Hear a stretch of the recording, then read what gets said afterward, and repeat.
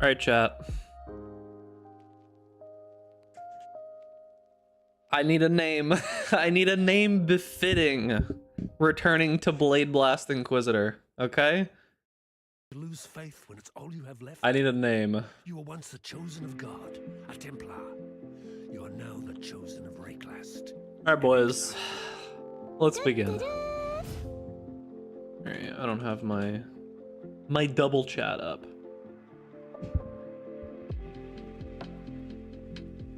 Oh, all right. Yes, Daddy. Big Jig Pat Ducklas, Big Jig Pat Ducklas, Big Jig Pat Ducklas, Big Jig Pat Ducklas, Big Jig Pat Ducklas. Thank you for the 7 months. Appreciate you. All right, so here's my name.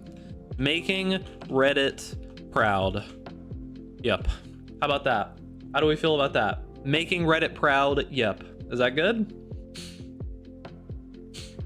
Does that work? What do we think? Goes a bugs? What up, my man?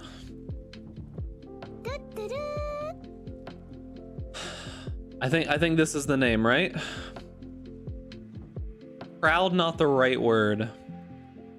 Making Reddit upset? Mauled? Really do your build and actually love me, but I have one question. How do you get your resistances capped on what build? Because almost always the resistances just come from the gear. Making Reddit angry?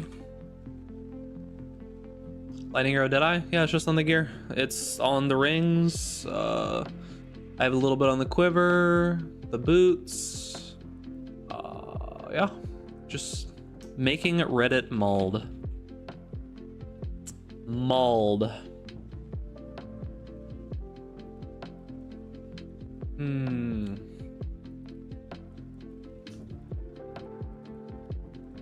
Gonna do max AoE cyclone memes with Rakti. Well, Reddit still molding. Ah, true, there we go. Reddit still molding. Yep. Oh, it doesn't fit.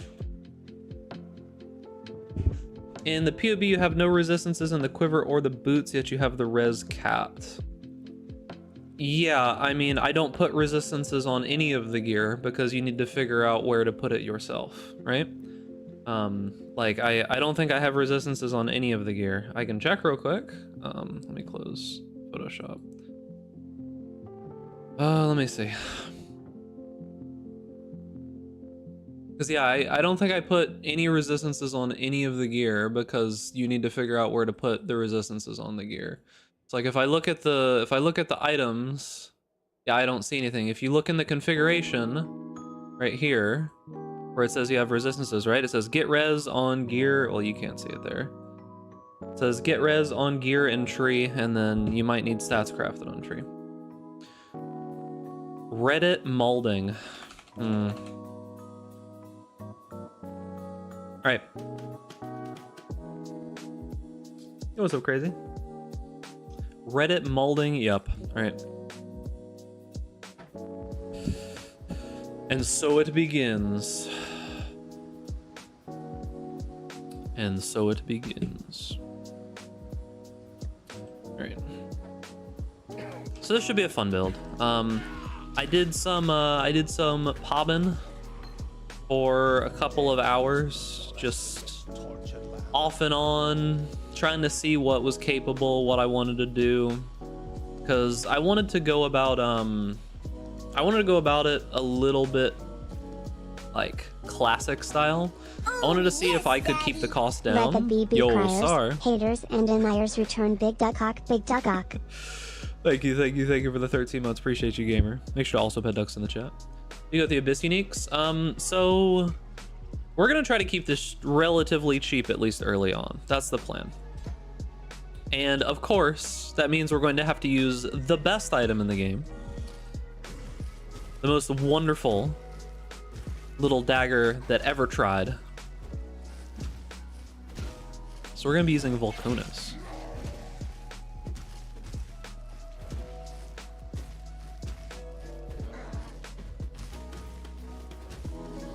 My beloved.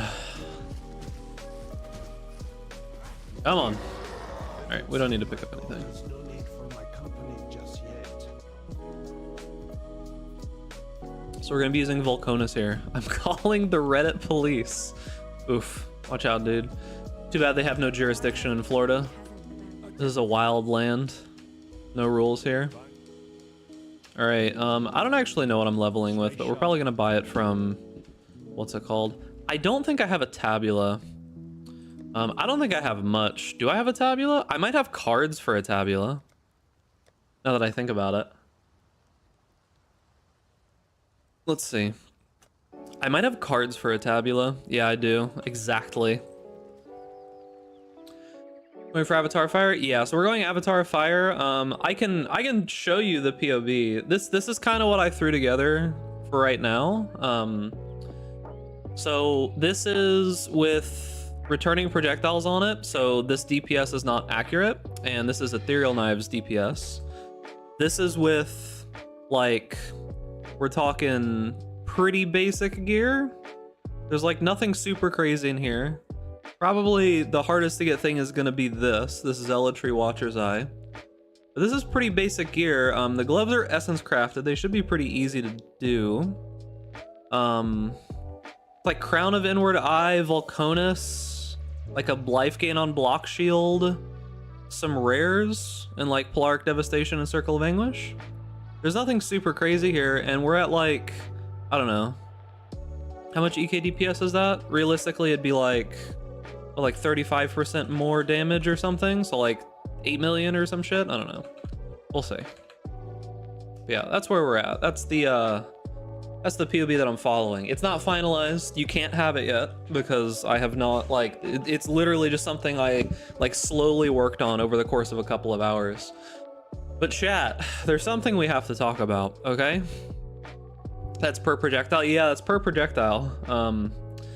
So chat, there's something we have to talk about, okay?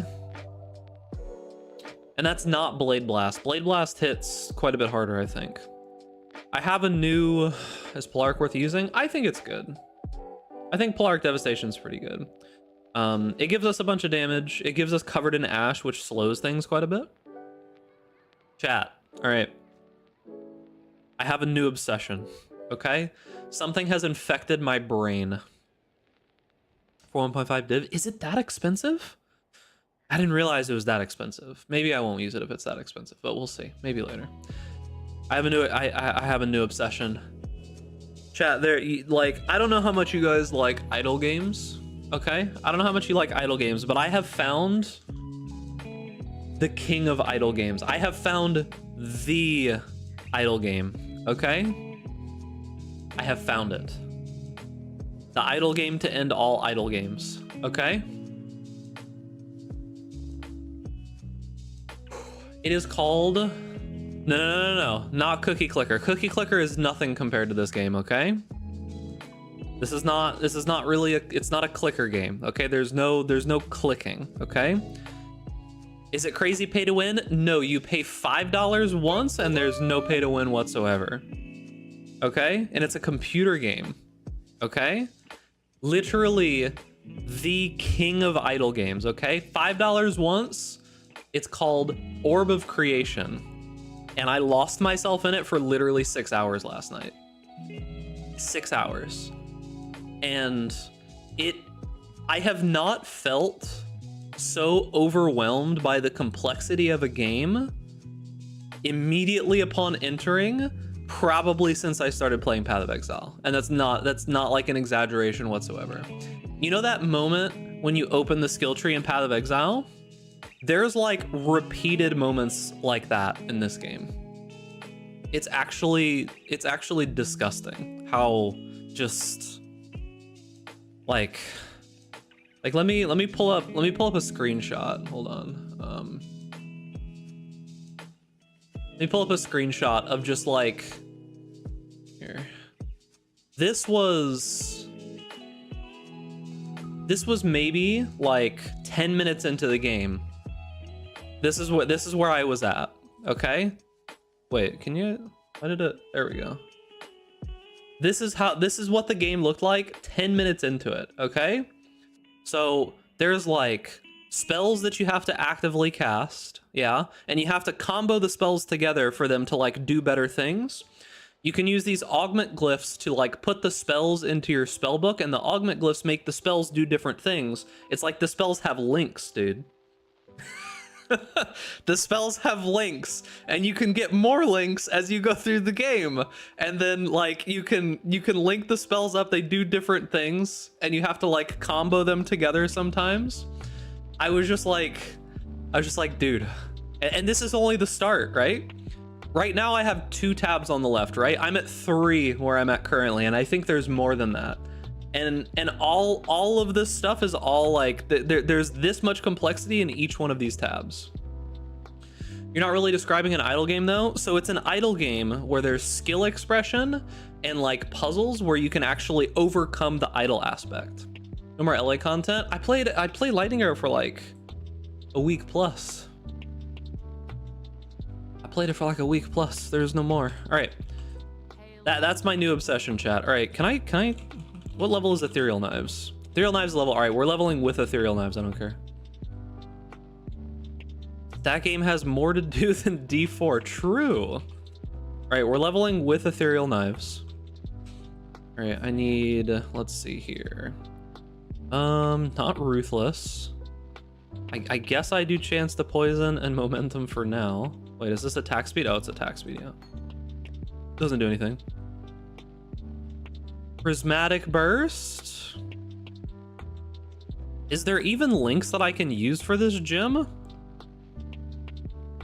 gonna need something to fix mana. EK is so mana hungry. Later on I'm gonna be Eldritch Battery, but early on I'm probably just gonna buy like Praxises or something.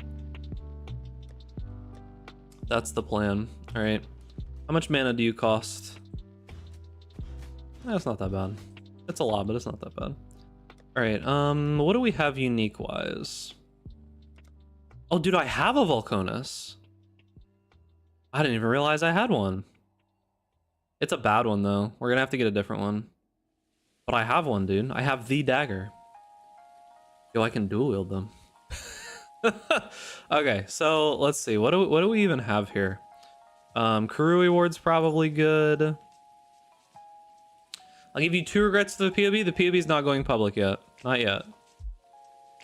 Not going public yet, because I have not done anything for that POB, okay? All right, we have Praxis. What else? Probably Tesalios. Is your phone charged in case the power goes out? So the hurricane's not really hitting me. It's going north of me, so I should be okay. Yeah, and it's an early access too, so I don't even know how deep the rabbit hole goes right now for that game, but pretty nuts, dude. Like actually pretty nuts. That's 2 attacks. So we're gonna use Hrim Sorrow for sure early on. Need another Praxis. Will I use 2 Praxis? I'm not sure. We'll see. Add. Add? What do you mean? I don't know what you mean. I don't see one. Did you get one? You shouldn't. Alright, yo, what's up, Anra? We're leveling. True. Oh, you know what I want? I didn't hit the add button. There shouldn't be an ad going right now. Doing an ad for that idle game? Oh, no, dude, I just fucking like it. For real. I just actually fucking like that game, dude. Like, I literally played it for like 6 hours last night. Like, I'm literally thinking about playing it like right now. Like, I'm like, man, I want to get back to playing that after I'm done streaming, because like I'm literally fucking obsessed with it. Gold Rim? Do I have a Gold Rim?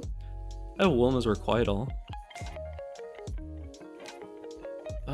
Okay, so what do I need? How much are 7 League Steps? Are those expensive right now? 58 Chaos. I got money. We might as well go fast. Right? Right, chat? You think anyone will vote for DeSantis? Oh, there'll be plenty of people that vote for DeSantis, but he's shown that he doesn't have the charisma to be the Republican nominee, so... Regardless of his policies or anything else, he just doesn't have the charisma. He doesn't have the stage presence. I just don't think he can do it. He just looks like too much of a loser on stage. 58 chaos.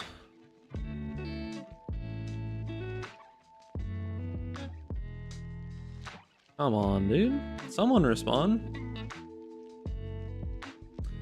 Come on, dude. 59 chaos. Yo, who needs resistance when I can go fast, dude? Yo, are none of these people really gonna respond? Is this price fixing or something? Why do these people all have so many of these? It has to be price fixing. There's like people that are selling like 8, 7 league steps. Like, what are you doing with your life, dude? How do you have 8 of those? Why? What do you farm that gets you 8 of those? I don't understand, dude.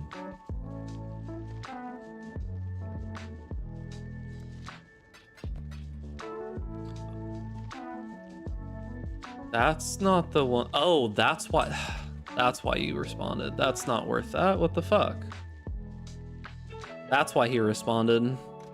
Imagine trying to oversell those like that. What the fuck, dude? They're not worth that much. They're not worth that much at all. You have to like lower the price massively when they have that enchant on them, dude. You can't just sell those for full price? Hello? Okay. Thrill Steel plus maximum zoomies with 7 league steps. You can remove enchants? Yeah, but I don't want to pay extra, dude. Fuck that. I'm not paying extra.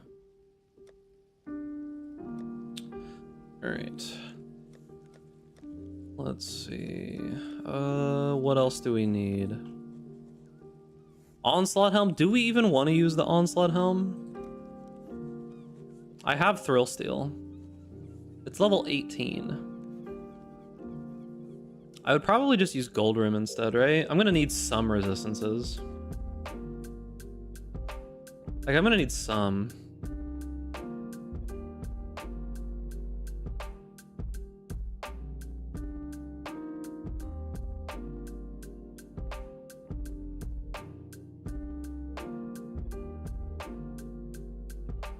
Big Ducks and Blade Blast together again at long last. It's been too long, honestly. What the hell?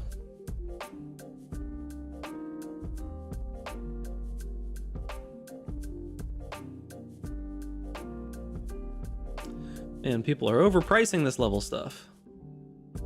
You don't need resistances if you kill fast enough. Listen, okay? I want to be able to like AFK in my brain sometimes while leveling. I want to see BV. I just don't know that like BV is worthwhile with Blade Blast, right? Like, you just go explodey stuff with Blade Vortex. Like, we will go Blade Vortex after this for sure. That is the plan. All right, what else do we need? Have the helmet. We're gonna use these gloves at 9. We'll use one of these rings. We'll use Karui Ward. I need some like leveling weapons. Do I need to get Axiom Perpetuums early on? Probably. Axiom Perpetuum.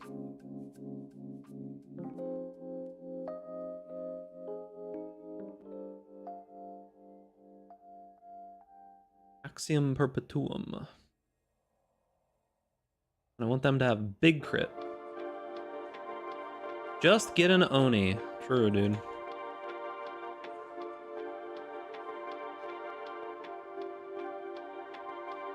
Thief's Torment? We're gonna be doing spells, so Thief's Torment won't work.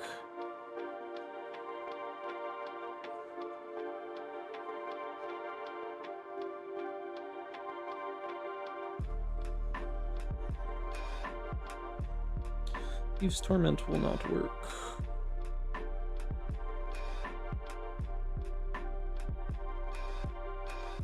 Just use life tap with that life regen ring. Oh, Kikizaru? Yeah, I could do that. Kikizaru? Yeah, I could just do life tap. That would probably work fine. Depends on the mana problems. We'll see how bad it gets. But that's probably the other ring that we'll use, yeah? That makes sense. We could even use 2 of these and just never die, essentially. Pretty good.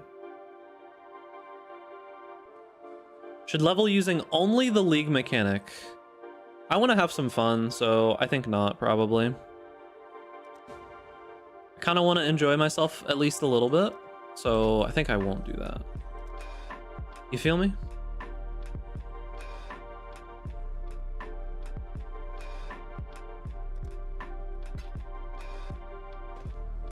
Okay. And these are getting expensive. League mechanic gives no XP. It gives consistent XP, okay? You can't lose any. I'm paying 9 chaos right now. I'm being scammed, dude. Yo, what? Huh? Why is he coming to me? What's happening right now, dude?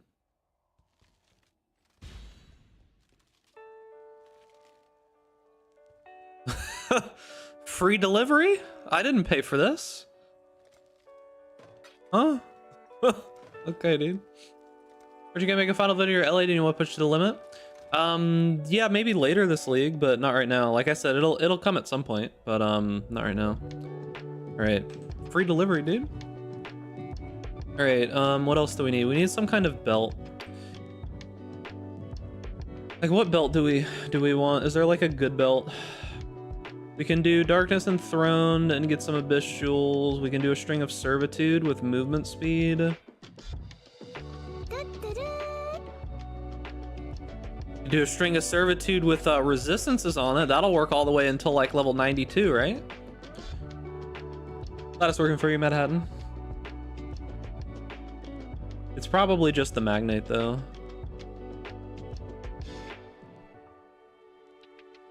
Probably just the Magnate. I was hoping at least one person in here would get that. I'm not explaining it though, so unlucky, dude. Are you going to leave your LA room intact? LA tune intact, yes, so shitters like me can tell when we're 80% delirium is viable? Sure, dude. Yo, why did it just show that? Why does it not show it on my thing? Wait, huh? I just got Valatorix, thank you for the prime. Oh, because it was converted. Interesting. It doesn't show it on my like filter for my activity feed when it converts, but thank you, appreciate you. You should have hit looks in the chat as well. All right, it's probably just the Magnate. All right, the Magnate. How much is the Magnate? Oh, not too bad actually. I will probably mess with the LA character sometime in the future, just not right now.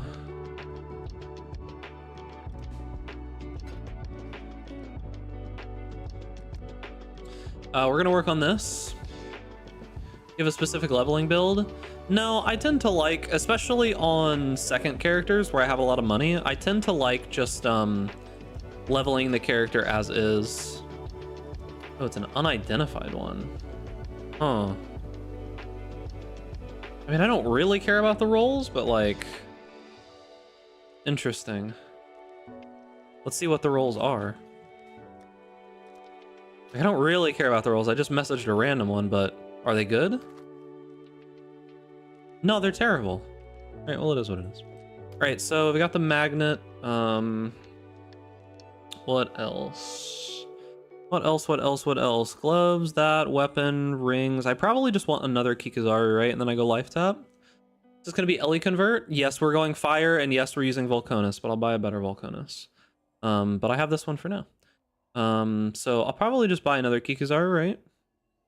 And then just use those. Kikizaru. We're going the classic, dude. All right. I don't really care about the mana regen on it, but I want a decent one. 3 cows.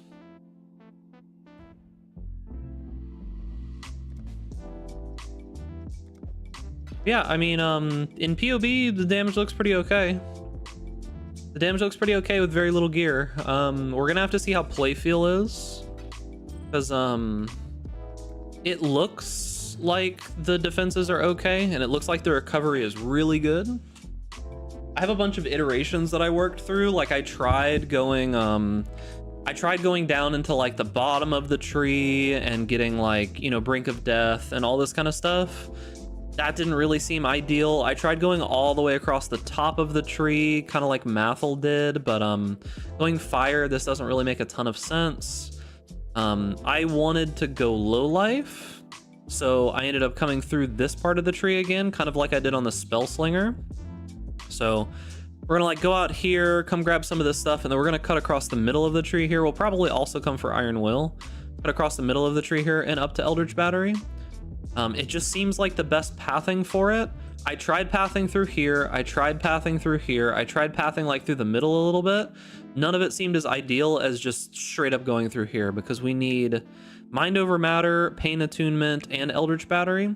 And coming all the way up to Eldritch Battery lets us get a little bit of ES Leech. It lets us get these nodes. We can get these nodes if we want to, because we're going to go hybrid, of course. This gets us an Energy Shield Mastery as well, which is super nice for Chaos damage. It makes us a lot tankier to Chaos, because that's going to be a problem for the build otherwise, because we're not going to be able to get a ton of Chaos res. So being able to get that Energy Shield Mastery will be nice, because these nodes are really good. Written in Blood is just really solid for the build in general. So yeah, is this gonna be dual wield? No, we're not gonna go dual wield. I don't think dual wield is worth it. You're giving up way too much. You're giving up way too much. I think you go shield, because like there's no other defensive layer that you can realistically go on this build besides like block. This block is like right there and it's easy. Okay, are there really no other support gems that we can buy for this spell? Like, is there nothing else? Is that it? Do we have to go chance the poison? I already have chance the poison. If I get the stat requirements, you need the travel stats, or are they prime tattoo real estate? So the thing about Inquisitor is that strength and int are pretty good to have. Yo, Looking Rake. forward to this build. Should be Appreciate fun. you, gamer. Should be fun. Yeah, thank you for the 11 months. Make sure to pet ducks in the chat as well. Strength and int are pretty important. However, you can use up all of the whatever stat is higher, you can use it up all the way down to them essentially hitting equal. After that, it's not really worth it in my opinion. Okay, so we're gonna want Pierce. We won't be able to use that for a while. We're gonna want added fire damage. Life tap isn't really gonna work super well early on. Oh yes, Daddy. But yeah, the Only thing about Gramps build time. yo, Wahoo. Canadian, thank you for the 26 months. Only Gramps build time. True, dude. But yeah, the thing about it is that like the Inquisitor gets Inquisitor has Righteous Providence, right? So it means that you get 50 strength and intelligence and 1% increased critical strike chance per point of strength or intelligence, whichever is lower, right? So the idea behind it is that like you can use up some tattoos, and I will use some tattoos, but it's only going to be on whichever stat is higher so that they stay relatively equal, right? Because I don't want to lose crit. Okay, let's see what else. We're going Ellie. Does Prismatic Burst work? Supports attacks. No, it doesn't. Okay. Summon Phantasm will work early. Added Lightning will work early. Crit Strikes will work early. Because we'll just go crit right off the bat. We're not going to need Fizz the Lightning. Probably take Added Cold. Okay, that's probably enough. What movement skill are we going to use? If we're using both of these weapons, we can't use Shield Charge, which kind of sucks, but it is what it is. I can just use like Dash or something, or Flame Dash, I guess. Shield Charge is probably going to be better though. I'm going to move really fast, so it doesn't really matter. I don't think. It probably doesn't matter too much. The attacks per second on Scepters got really heavily nerfed, so I don't know if I would want to use Leap Slam. I'll probably just use Flame Dash. I'm gonna move really fast. Like, my character is just going to walk fast, so it shouldn't be a big deal. Is there anything else before we begin? I don't think so, right? I think we got everything. I think we have everything that we want. We need a Quicksilver Flask, because I'm not going to do the quests. So we just want a random low-level Quicksilver Flask, probably 2 of them. This is like super low level, so we can actually make this into the, like, whatever, like the Giga leveling flask. So, what is this in here? That works. Not a deal, but it works. It's not often you can fit 3 link leaps and faster attacks momentum. Yeah, I mean, that's true, but... Okay. For leveling... what do we want? At the end of this flask's effect, probably? Probably just use when charges reach full, so we just don't have to think about it. What auras did you cook for this build? Just the standard ones that you'd use on an Inquisitor. There's nothing special there.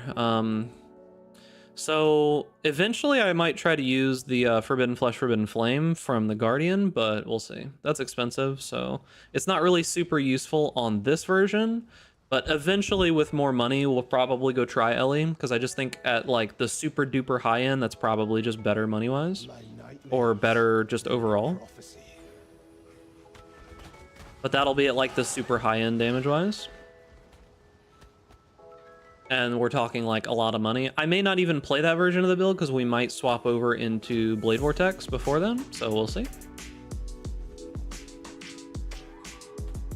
Because the goal eventually is to go like a big, giant, explodey Blade Vortex self-farming Legion build with like crazy amounts of AoE and such. But we'll see how much money that requires, because I have a suspicion that we'll probably need Headhunter for that. Not a Legion farming, 5-way farming. So I have a suspicion that we'll probably need Headhunter for that, so I'll probably need to farm that up. So we'll see. But it'll probably be like Zealotry, Herald of Ash, probably Zealotry, Herald of Ash, maybe Herald of Purity. I'll probably use like Haste or something on a we're gonna be Ethereal, or not Ethereal, we're gonna be whatever that node up here is, Eldritch Battery, so we'll be able to use a Blessing. We'll probably use Haste or something on a Blessing, whatever ends up being the best. Haste is probably pretty good because we'll need the cast speed for getting as many of the little things on the ground as possible.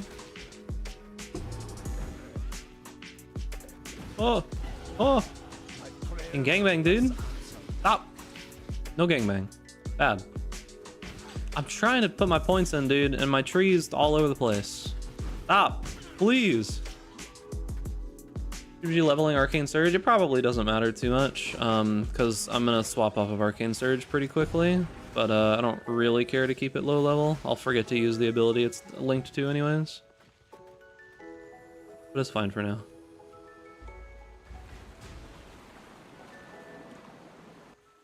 Listen, okay? I'm trying. I didn't sleep well last night. I was too busy thinking of the Orb of Creation. I was too busy thinking of the Orb of Creation.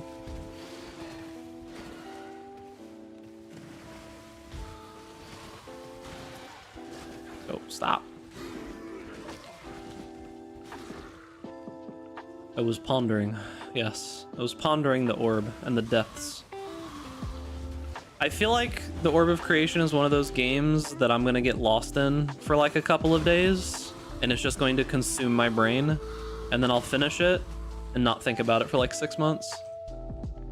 We tried the new keystones on the Atlas. A lot of them are disappointing, unfortunately. A lot of them are disappointing, unfortunately. I was a bit sad with some of them. Like the Maven Keystone has issues, like it takes time for the bosses to spawn, and like they don't count for all the stuff. I was pretty sad about that. I guess the Harvest Keystone is pretty decent, but I don't feel like dealing with that. The Vol Keystone ended up being trash. Who's surprised? The Expedition Keystone ended up pretty good. I liked that. That was pretty solid. But everything else, you know, can't all be winners, right? Can't all be winners, unfortunately. All right, what additional links can I use here? Pierce, Summon Phantasm, Rui Ward. Now it should go far.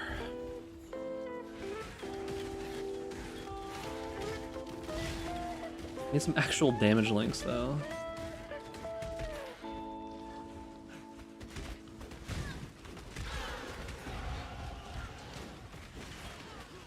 Yeah, I don't know. The Vol side zone ones felt like very much bait. Like I felt like I was just getting so hard baited by that. Oh yeah, the Tormented Spirit one seems kind of eh too, because like the AI acts really weird when you take it. I don't know, kind of strange, a bit weird. One thing that sucks right now is that like I can't actually convert my damage yet, and all I can take is minion damage or elemental damage, so that feels kind of bad.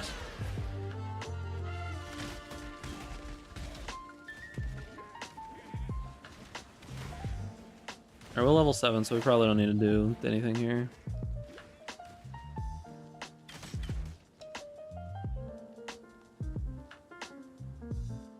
Alright. Need to get my POB up. See where I'm headed. You have to be in a group for the Tormented Spirit ones to be good. I mean, I guess, yeah, but it still feels kind of bad, right? Like, it still feels kind of bad.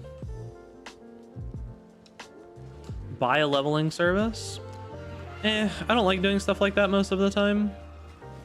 Like, at the super high level, if I don't want to just, like, grind out maps or something, I can buy 5 ways, that's fine, but actually learn a decent amount in the leveling process. And I don't like hard skipping it. Because you learn a decent amount about the skill just in this process of going through the game, right?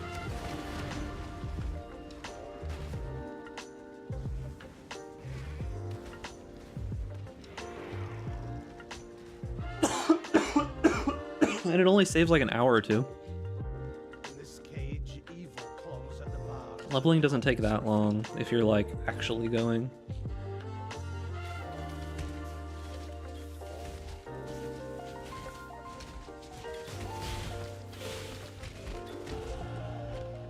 I'm just waiting to be able to use these gloves. One more level and then I can actually do damage. All right, so fire, Ellie, cold. I guess I can keep Arcane Surge there. Fire, and then crit. Right. All right, we ball. What do you think about all the YouTube vids coming out saying that PoE is ruining D4 for them? It's just one of those classic things where like one person makes a video and then a whole bunch of other people like leech content off of it. Or react to it, whatever you want to call it. It's just one of those things. Because what, DM made the video, Asmongold made a video about it, Try made a video about their videos. You know, it's just one of those, it's just one of those things. Those kinds of videos like tend to latch onto each other and give pretty good views most of the time, so people do it. I'm not super interested in it. I just want to consider Diablo 4 a fever dream, you know, and not really think about it anymore and just be like, well, I'm just gonna consider that a weird little dream that I had at one point. Asmon does good React videos, I agree. I think I do okay React stuff as well. These guys hurt. What the fuck? Why did those hurt so bad? Oh, I'm going the wrong way. I'm supposed to... I think I do decent on React stuff as well. Because the thing about it is that, like, you gotta actually add some shit to the video, right? All right, now we're gaming, right? Now we're gaming. But you gotta actually add something to the video. Like, you can't just like sit there and watch the entire video, say nothing, and be like, oh, that's cool. That's not reacting, right? That's not like being transformative. You know?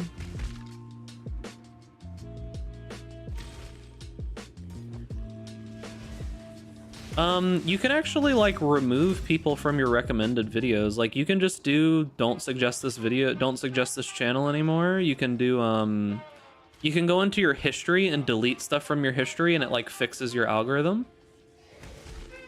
A lot of people don't know that, but like if I click on the wrong video and I realize later that I clicked on the wrong video and it fucks my algorithm, I just go in and I just like remove it from my history and it fixes it.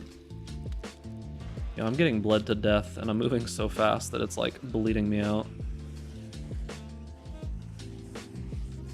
But yeah, you can like go in and fix the algorithm, because like sometimes, you know, you'll get clickbaited and you'll click a video and it'll just not be what you're expecting it to be, like at all. It'll just be some fucking weird shit, and then all of a sudden you're just getting flooded with that in your like sub feed, right? And then you're just like, what the fuck is all of this garbage? But if you go back and you remove the initial video, it goes away.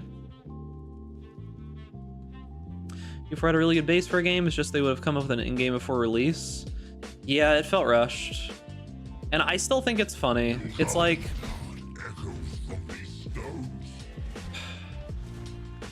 the craziest part about communities and gamers and just people in general is like, do people realize that content creators do this shit for a living? Like, just because we play video games doesn't mean we're not good at what we do, right? Like, good at making these like takes and assumptions and figuring this shit out, right? It took 2 or 3 days for most of the content creators to realize that there wasn't jack shit to do in Diablo 4, right?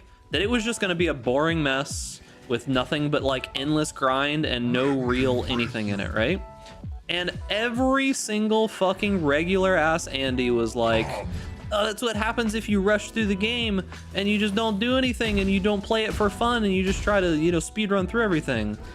And then like a month later, when everybody else gets there, they're just like, oh wow, yeah, the game has nothing. That's crazy. There's nothing to do. Just like I have no fucking mana and no portal scrolls. Look at this, dude. Aren't we having fun here? Can I like auto attack him to death? Oh, that's real slow. All right, let me beat him. There you go. Hit him in the face. Hit him in the face. Hit him in the face. Put summon Phantasm on. Can I put that on my basic attack? I don't think I can. I got no mana. Oh.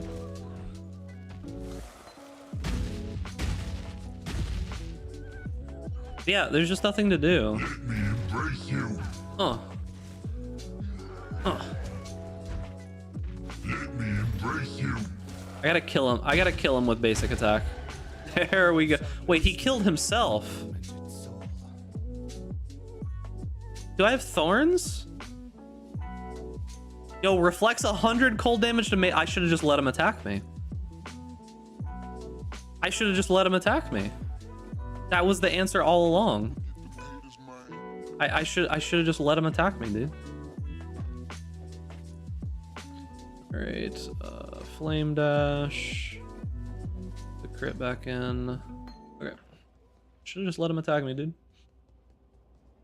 But yeah, it's like there's just nothing really to do at the end game. There's not really much complexity in the game whatsoever. So it's like, why play it? There's no reason to. Doesn't make sense. What's my crit chance? It's probably crazy already, right? 34% crit chance already. Wow, that's the shortest Prisoner's Gate I think I've ever seen.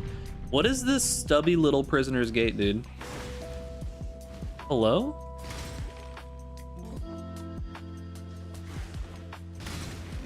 Well, the problem is like, why would you play Diablo 4 when it's a worse game than like Last Epoch? Last Epoch is like less than half the price and 10x the game. No size shaming. Now, most of the time I'll say it's not about the size of the boat, it's about the motion of the ocean, but when you're paying $70, you kind of want to get what you paid for, right? And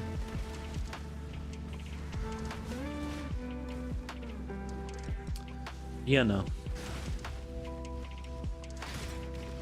I'm hopeful that like something can happen, but I just don't think, I say this with love, I just don't think the Diablo team and the Blizzard environment is capable of making a game better than like Path of Exile or Last Epoch, right?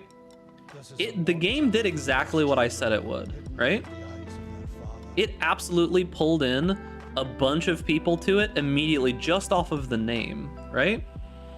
Like, it pulled in so many people off of just the name and nothing else.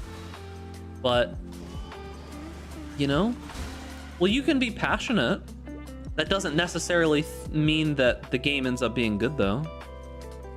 You have a leveling POV for this? No, I'm leveling as the build, which is the worst possible thing you can do most of the time, so I would not follow this. I'm not gonna have a public POV for this for at least like 2 or 3 days. It's just not gonna happen.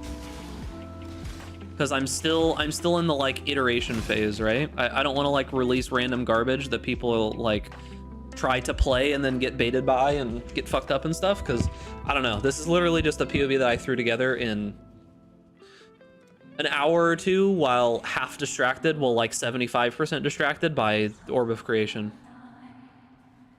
So yeah. But yeah, it's like, you can be passionate about something, absolutely. But like, when I see most of the lead devs, and not all of them, but most of them, when I see them talk about the game and their takes and stuff like that, like, you remember that one dev from Diablo who was like, how does making everyone start at the same playing field, or how does making everyone start with the same gear not make it competitive? And it's like, can you think about that for like 5 seconds before you just toss that random take into the wind, right?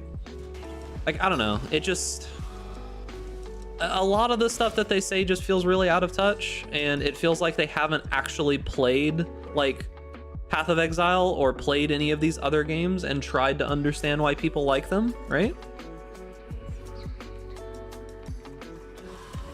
It's just, these games have lots of problems, right? Like, I think that Path of Exile still has a ton of issues. I think that Last Epoch still has a ton of issues. Grim Dawn, all those games, I think they have issues, but they're overcomeable issues, and the teams behind them are obviously like goal-oriented and directed towards something specific, and they want to just make good games, right? It just doesn't really feel like Diablo 4 is trying to do that. It just feels like they're just trying to make a game that people will buy and is like sufficient to be a Diablo game. I don't know. It's just like, it doesn't... Let me put it this way.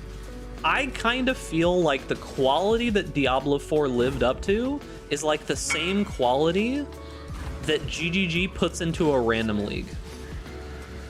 Does that make sense? That's what I feel like most of the time.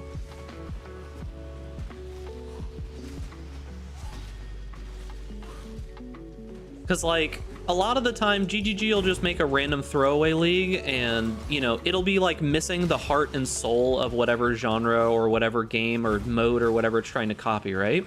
I really feel like that's just what Diablo 4 is. It's like a bad PoE league. Unironically, the whole game is what it feels like.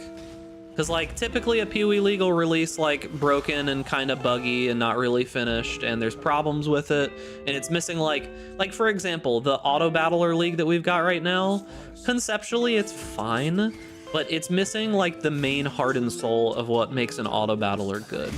The thing that makes an auto battler good, like the base play thing, like the base what's the word I'm looking for? There's a specific like set of words I'm looking for. Gameplay loop. The base gameplay loop of an auto battler is you get a random set of things that you start with, and then you're given random things as you go on, and you interpret out of that randomness some kind of comp, some kind of like set of items or set of units that allows you to perform better, right? That allows you to collect the team and build synergies and put stuff together, right? The problem with Trial of the Ancients is it doesn't have that. It's the same fights, they play out the same way, you always buy the same units, you always do the same things, and none of the there's no exploration, there's no multiple comps, there's no anything, right? Maybe you want to play TF. Yeah, like Teamfight Tactics is great. I'm super excited for set 9.5, right? Like the new Bilgewater stuff looks cool. The way that they're changing Demacia and all of that looks really solid. There's like lots of cool intricacies and stuff, right? But unfortunately, GGG kind of missed the mark on what makes a auto battler an auto battler. But that's not even really the biggest issue with it, right? Unironically, that's not even really the biggest issue with it. The actual biggest issue with it is the fact that the long-term gameplay loop is just fundamentally broken. Like, it's just fundamentally broken. And I was talking with a friend of mine. You guys know Mag, right? I've talked about Mag quite a few times. I had a talk with him last night, just kind of about the league mechanic in general, right?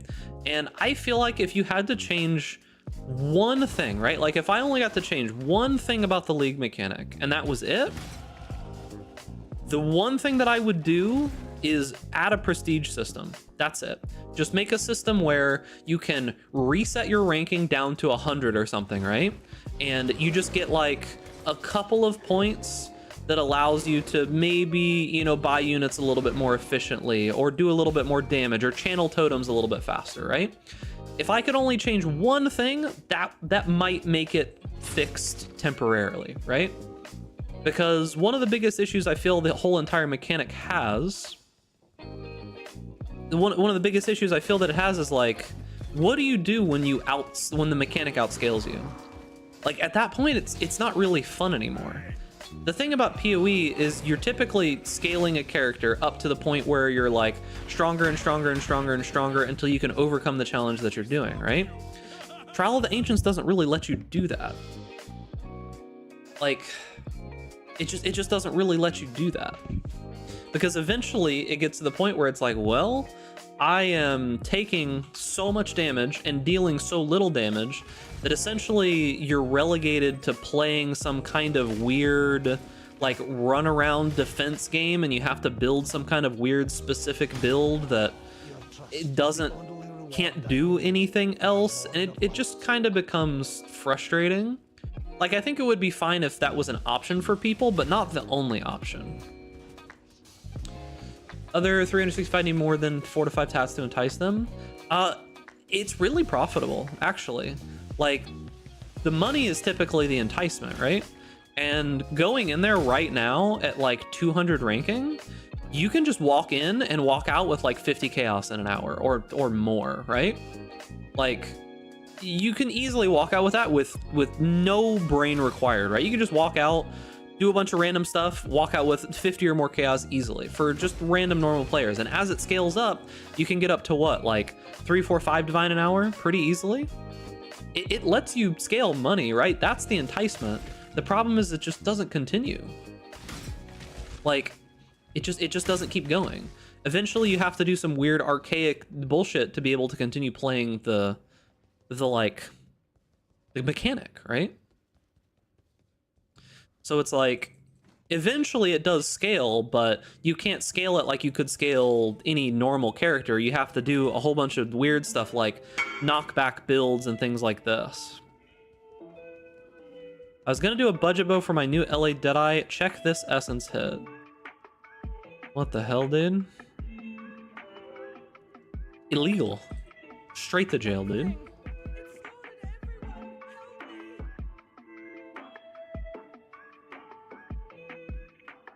Hold up. There we go.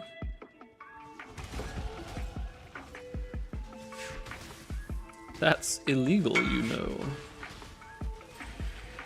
Yeah, that's like, that's a absolutely unethical, crazy essence hit. Like, that's ridiculous. I held out till after the loot bust before I was ranked 300. I got 2 Div and 2 Sephiroth cards. Does it give him jackpots at low level? Yeah, for sure. Like, it does definitely give you some jackpots, which feels good and stuff, you know? Like, definitely feels good. But it just doesn't really scale, right? Like, that whole everything just doesn't really scale properly. So yeah, I mean, that's kind of my like short fix for it, I guess. Just the issues that I feel it's encountering right now is it just needs something, right? Like it needs something, whatever that might be. I'm hopeful that the mechanic actually stays in, because I think tattoos are really cool. Even if we don't get the league mechanic, I want the tattoos. Like, I actually feel like the tattoos are a very PoE thing. Like, it is one of the more PoE things ever, right? Like, being able to change the nodes on your Atlas tree to something else, right? That's so PoE, and I like it a lot. But yeah, I think the base league mechanic definitely needs like an almost complete overhaul. So I hope the tattoos stay, but the fact that I hope that the tattoos stay make me think that they're not going to stay. You feel me?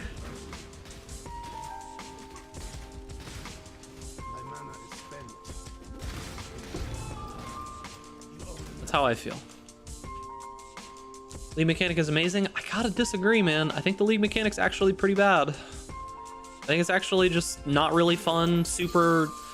It seems like as someone who plays auto battler games a decent amount, it just doesn't really... It's just not really there. Alright, I need a bigger mana flask.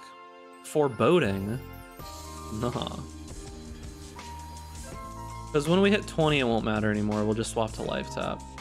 I think it's amazing, but it's enjoyable. Yeah, it's okay. But as someone who plays a lot of auto battlers, not for me. Okay, let's see here. I mean, our damage links are probably okay for right now. I just need life tap. That's like the one that I need to grab and start leveling.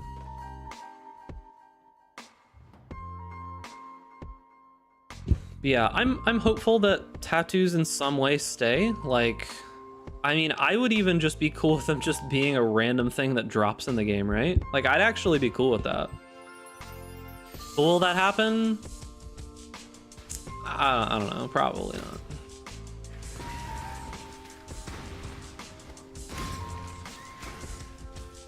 Probably not. When do we get Spellblade?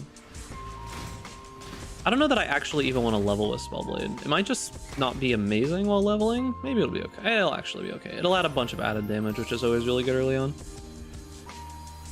But yeah, like a bunch of the generic tattoos are really nice. Yeah, like being able to just have a tiny bit more reservation efficiency randomly is pretty good. Being able to fix your stats. It puts this really big smoothing feeling on one of the more frustrating things in Path of Exile. It just smooths it out quite a bit. And that's like the Tetris, like the gear Jenga that you have to play, right? It smooths that out a lot. And I think that's a very welcomed thing in Path of Exile. It just makes things feel a lot better, yeah? Like, I could take or leave the rest of it, you know, like all the stuff having to do with, you know, 7 different passives added and you get like extra curse effect. I don't care about all that. Additional project, I don't care about all that. The random like big loyalty tattoos, don't really care about that. I don't care. Doesn't matter to me. All I really care about is like the omen effects. Having like the prophecy stuff back in the game is cool. having just some ability to modify your tree, because it does feel good to be able to replace stats with other stats, yeah? Like the fact that I can just take, say my build only needs 200 strength, but I have 350, and I don't need that other 150 strength. It's not really doing anything for me, right? It's just I had to take those travel nodes because there were other cool stuff on the tree that I wanted, right? And instead of having a whole bunch of just useless strength that is maybe not doing very much for my build, I can have reservation efficiency, or I can have like added damage or life regen or resistances or whatever else, right? It's just a feel good thing in my opinion, and I hope that it stays. But I won't be surprised when it's gone next league. Really hate the way we're very useless in terms of killing totems. I get that. I do feel like that gameplay style is less good early, but it's actually like the only way that you can play later on. As weird as it is. It's like the only way that you can realistically play the game later on is your units have to fight their units, and you kind of just like sneak around in the back and either disable their units or do the totems yourself. Those are like your options, right? So yeah.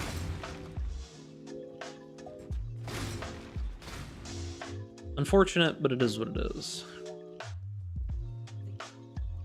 Cool. We're not 20 yet. 2 levels. Sneaky, sneaky.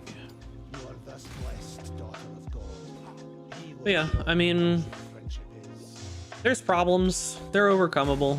That's the main thing to think about. It's not like an insurmountable problem. It's something that could be fixed. But I'm just hoping the next league that we get is supposed to be the big one. Like the next PoE league that we get is supposed to be the big one. So I would not be super upset if they completely abandoned fixing this league mechanic so that we could have like a big giant banger of a holiday league. Because this is supposed to be like the yearly big Atlas change league coming up next, you know? That's what this is supposed to be. So we shall see. Feel it might be better to have a complete auto battler without main character. Yeah, but the problem there is that like that's just something that doesn't really work in PoE. For sure we get a big league.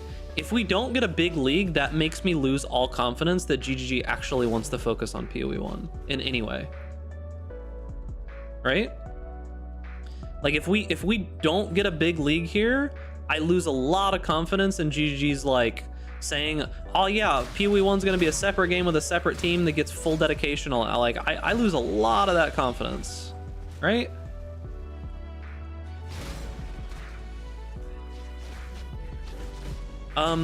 I said it before, Falcony, but I think my take is probably still going to be true on the endgame stuff.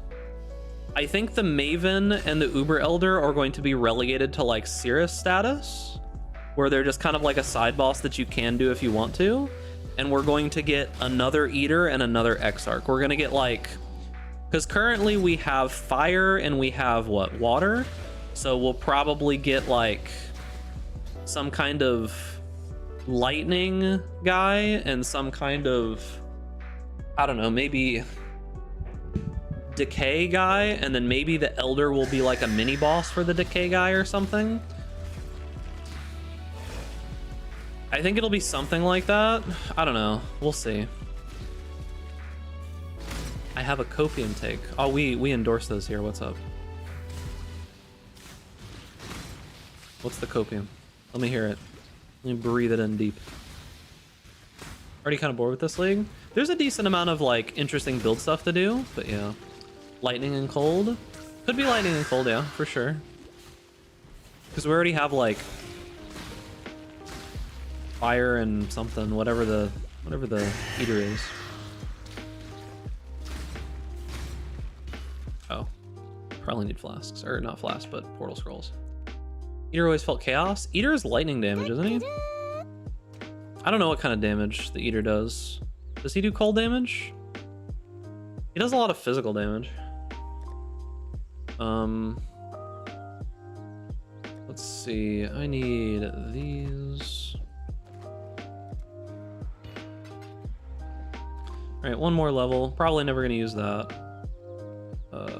Flasks. I want like an onslaught flask or something. Do I not have one? Great. These are all level 83, so I'm basically gonna have to run them white, which is fine.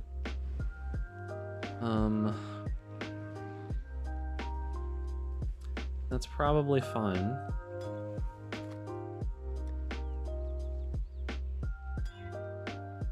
I can't even use these until level 27 anyways. Okay, whatever.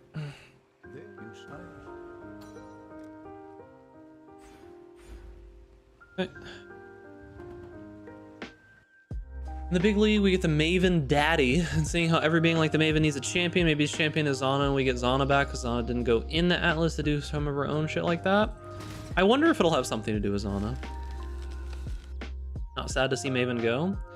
I don't think the memory game is that bad. I think there's like much larger offenders when it comes to random endgame bullshit. Like we can have a talk about Cirrus Storms, dude. Like, Cirrus Storms can fuck off. Straight up. Alright, so we should be able to just do life tap now. What do we do for life tap? Lightning, cold. It's probably swap out cold, yeah, because we already have cold damage there. So we probably swap out added cold. We're never going to have the dexterity to keep leveling it anyways. So it should be fine. I think Cirrus is a really good fight. I think the only thing that Cirrus does wrong is the storms and the intermission phases. I think those are bad. I think the Cirrus Uber version is actually one of the more bullshit ones. It's overcomeable at least, but I do think that it's pretty bullshit, and that kind of makes me sad. All right, so we should reserve more mana on our aura, or auras on our mana. What do we want to run? Do we just want to run Herald of Purity and what? Purity's probably fine. Let's do that now. Purity is good, and maybe Vitality for the rest of our mana, and just fill it up, right? Because that's the only thing we really care about at this point, is just like recovering our life. So Purity, Herald of Purity, and then I need to like recolor these. Vitality. Eater is lightning and cold. Okay, I trust. I'm gonna quality these. Very important. Okay. I already have Herald of Ash. I'm just trying to use the rest of my mana. So probably just fill up the rest of our mana until we have just enough to be able to use a movement skill, which is like 10 mana, and that's all we care about, right?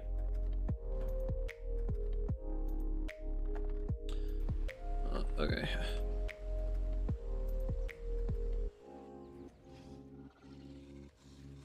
Yeah, I think that Cirrus is actually a pretty well-designed fight, besides those two little things.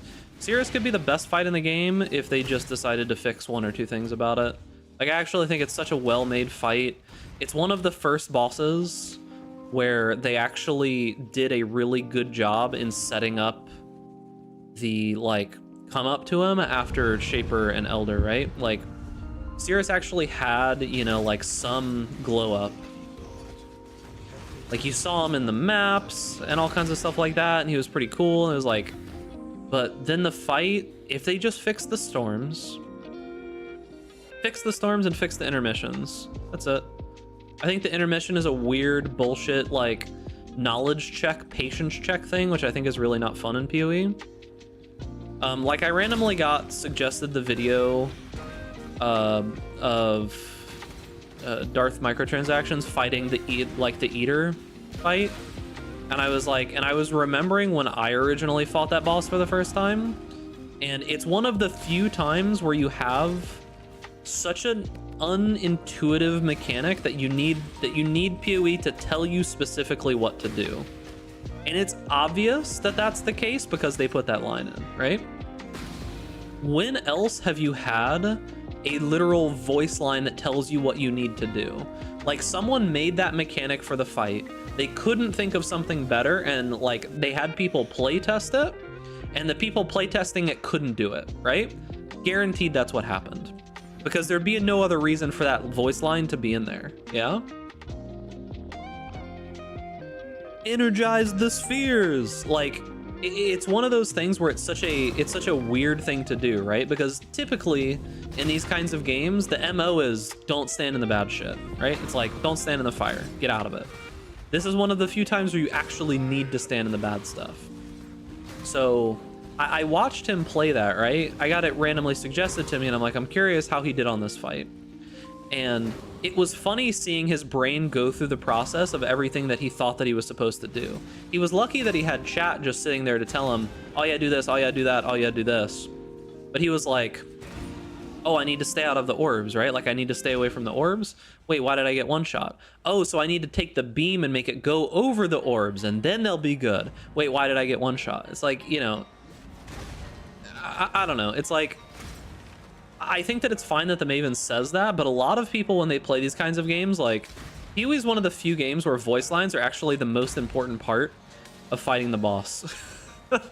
Like, the boss fights are not very deaf player friendly, if I'm gonna be honest.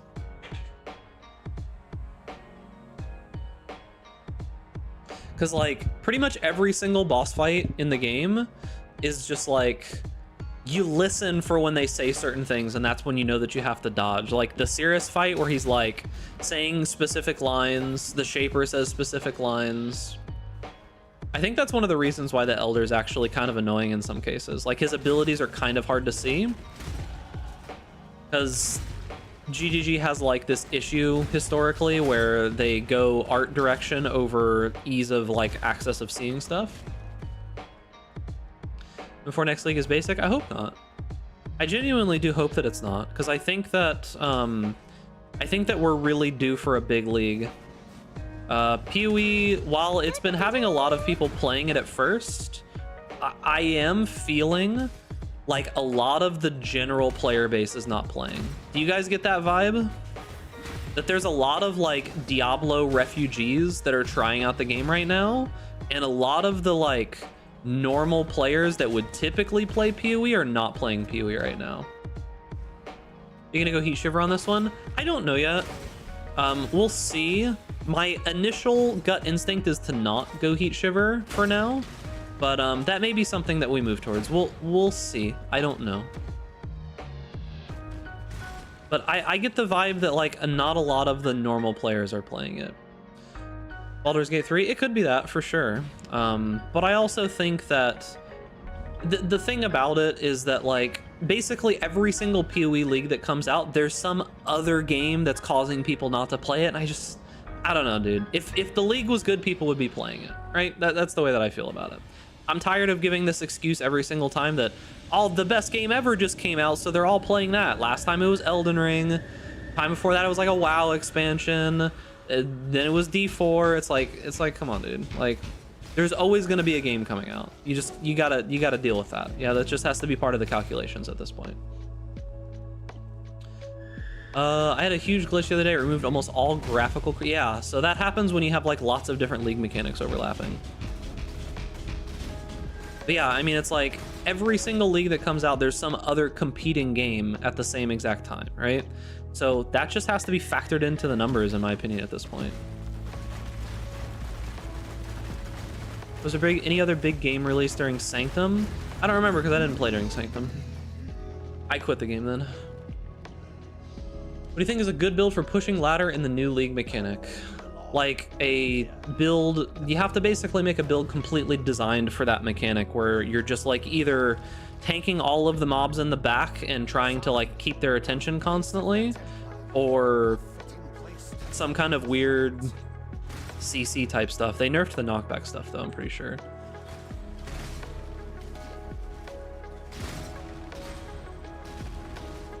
I think Sanctum just wasn't done. I think they just weren't finished with the league mechanic and released like the rest of it a week later because they couldn't get it done.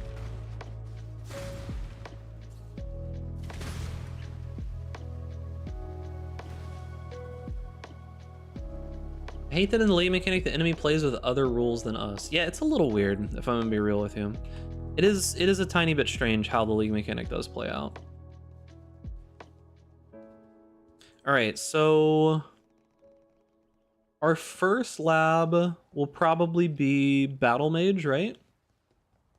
Are you building this with Fulcrum or a 3-2 crafted staff? I'm not doing either of those things. We are going Volcanus and Spellblade. Spellblade doesn't work with 2 hands. Okay.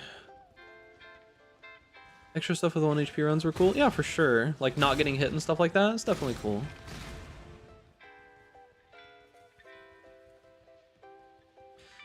But yeah, I mean, I think Sanctum coming back as like a quote-unquote fixed version is definitely good. All right, we'll get that. It's funny that like... It's funny that the Inquisitor essentially lost an entire ascendancy point because of a mastery on the tree. Oh, yes, Daddy. Like... D4 bad? Yo, D4 bad based. Thank you, Rogerio, for the 17 months. Make sure that you pet ducks in the chat. It's kind of sad that the Inquisitor lost an entire ascendancy point because of one mastery on the tree, dude. This mastery, hits have 25% chance to treat enemy monster elemental resist values as inverted, is just like... It's just better than the whole entire ignore resistances node. It's actually kind of sad. Like, there's still a lot of good things that the Inquisitor does, but it's just like, that node in particular, it just kind of makes me sad, dude. Just kind of makes me sad. Miss Volcanus being a tier 1 unique? I mean, I don't want it being that rare. I'd rather it just not be rare, you know? Like, that way you can get a better one easier. Yo, wait, can I really not go through those? You can leap slam through these. Why couldn't I go through there? Okay.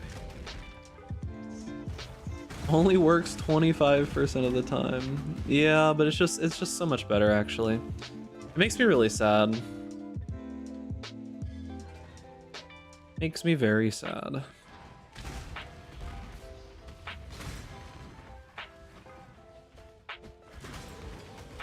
I have a question, chat.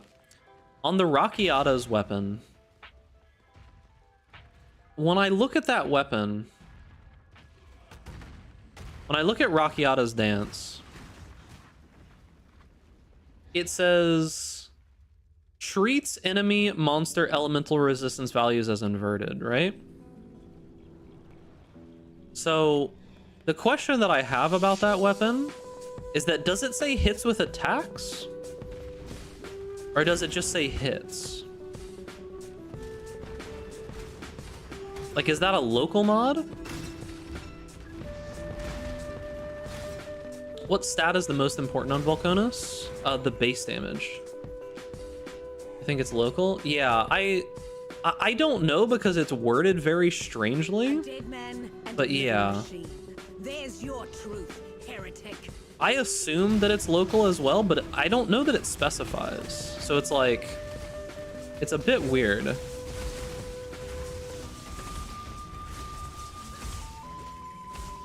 Enough of this. Cause like, when I saw a picture of it or whatever, the wiki doesn't have like the same wording on it. I don't know, it's very strange to me. Remember people giga farming Volcanus Day 2 and Elder Guardians getting absolutely stomped by paper characters? Yeah, for sure. For sure. What do I care about here? Do I take Zealotry? Well, I don't care about Zealotry yet. Probably just grab like LE weakness or something for more single target damage. Yeah. I think the Guardian maybe has some possibilities there, but yeah, the changes to the Chieftain after seeing what Toa's Chosen does just kind of makes me sad. Is TR Pathfinder Ballista a cheap bosser? I don't know how good that build is at bossing, but it's pretty solid, right? It's pretty solid, right? All right, so we can probably just scale. We have 100% conversion. We can probably stop doing added lightning. Like, added lightning's probably not better now. We just need to go like a normal gem. But which one do we go? Like one of these support gems.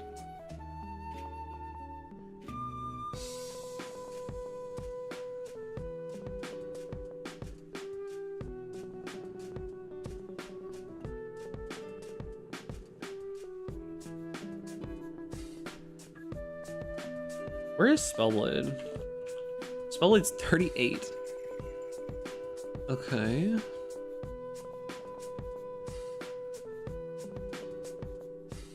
We do Fire Pin. Returning projectiles is also 38.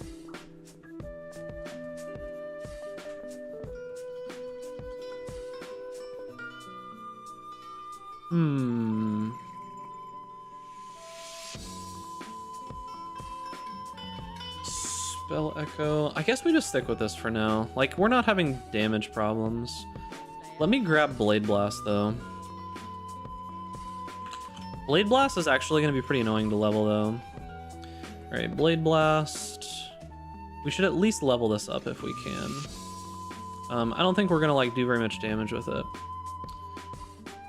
Fire Trap's on my only option for a cheap bosser. Off the top of my head, I don't really know what builds to go with for bossing right now. Like, I don't exactly know what build you would go. It depends on how you want to do bossing. Like, are you wanting ZHP bossing? Hex Blast Mine? Yeah, Hex Blast Mines is probably good. Like, what are you wanting to do? Are you wanting, like, a build that's just going to, like, insta-kill bosses and you don't have to think about anything?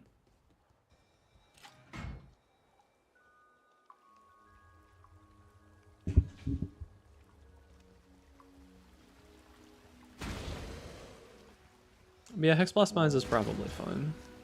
If you can stomach the Mines playstyle, I know a lot of people don't like it.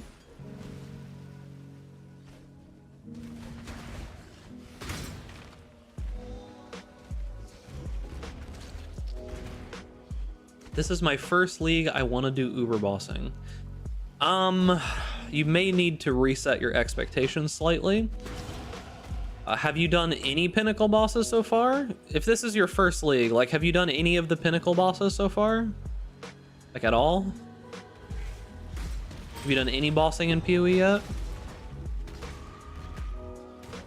Because Uber bosses are aspirational content that's not really meant to be defeated. Uber bosses are... You can, like, cheese them with super ZHP builds. I've gotten to yellow maps recently. I would set your expectations at doing normal pinnacle bosses this league. Uber bosses are probably outside of your reach, I would assume. Uber bosses are not easy.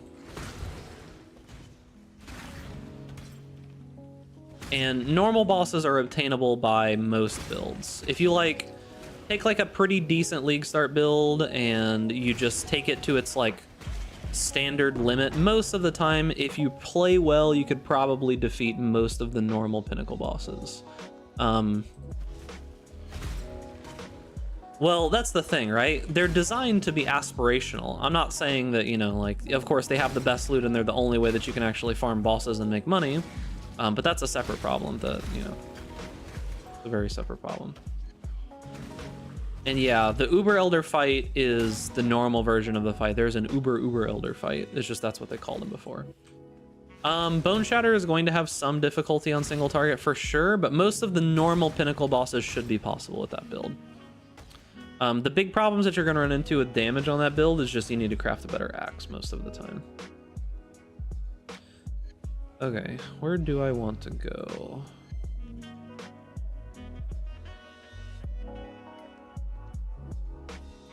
Probably up towards aura and crit stuff. I can just go crit immediately. But yeah, Bone Shatter should be able to do most of the bosses. It's just that is the one weak part of that build is the single target damage. Pretty much everybody tells you that in most of the guides and such, is that the single target is the problem with that build.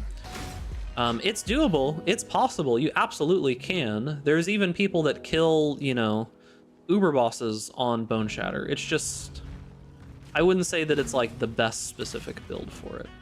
Just chicken. Chip, chip, chip, chip, chip. Yo, what's up, Graxy? Graxy_TV is rating with 9 invaders. What's up, brother? How'd your stream go? Hopefully you had a good time. Yeah, I mean, I would focus on just getting the normal pinnacle bosses down. Like, this league, just focus on getting the quest bosses down for, like, your watchstones, your void stones. Just focus on that for this league, right? I think trying to do much more than that, you might set yourself up for failure. Recently got my hands on a good 600 PDPSX. That'll probably maybe be able to get you through like Eater and Exarch, like the first 2 pinnacle bosses. You're probably gonna need more than that though later on for sure. But yeah, I mean, just focus on upgrading the axe, making sure that your like build is all good and together, that you're covering all your bases. Blasting away as usual, yeah, man.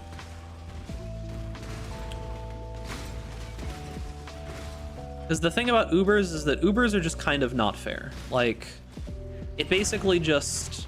If you want an idea on how the Uber bosses work, the Uber bosses essentially just have, like, what is it? Is it 70% damage reduction? It's 70%, right, chat? Uber bosses just have, like, 70% damage reduction. They overwhelmed all of the, like, they overloaded all of the crazy mechanics of the fight and made them more difficult. And, yeah. What's the point of the destructive play notable? It's not giving extra Maven progress, just to get more bosses in the map. I was kind of disappointed with that notable, to be honest with you, because there's not really a ton of ways to, like, interact with it. It basically just pumps a bunch of normal bosses that you can't witness and stuff like that into the map, which, I mean, is fine, but altars are probably still just better at this point.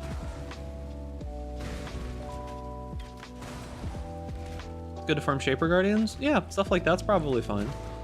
So it's good for just pushing more normal bosses into the map, but you're not gonna be able to do any like weird shenanigans where you potentially get an entire, you know, 10-man thing all at once. I thought that that was the intended play with that, right? I thought that's what was going to happen, but alas. Can we reset map progress if I want to play another build? You don't want to reset map progress with another build, right?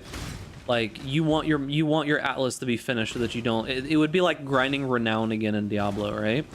Like, the second build should be something that has, like, a different purpose, right? There's so much more to the end game than just doing maps. There's so much more that's available there. There's so much more depth there.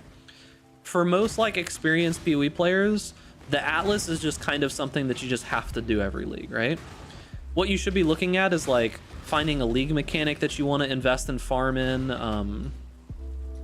Every character has a unique Atlas. If you're talking about the Atlas passive tree, right? This is the Atlas, yeah?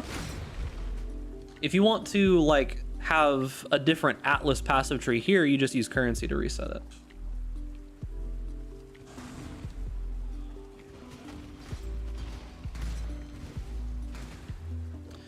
Ward, what word worth it over Mark passive? Wind Ward. No, Wind Ward is bad. You don't want Wind Ward. The problem with Wind Ward is that it's going to remove your stacks, and you don't want that. You want to keep the stacks because you want the Tailwind buff.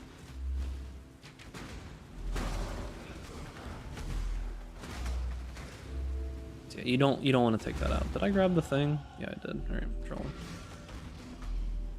Wind Ward's not great. Okay, that. We're just watching a 25-minute delay. Ah, yes, that's quite delayed. Very much so delayed. Really lost on how to make profit. I'm currently on T7 to T8 maps. I invested a lot in expeditions, so I don't know what else to invest in. Don't worry about making profits at T7 to T8 maps. Like, just take the currency that you do find and work on slowly improving your build with like gear and things that you find on the ground for now, and try to get up into tier 16 maps. That's what I would suggest.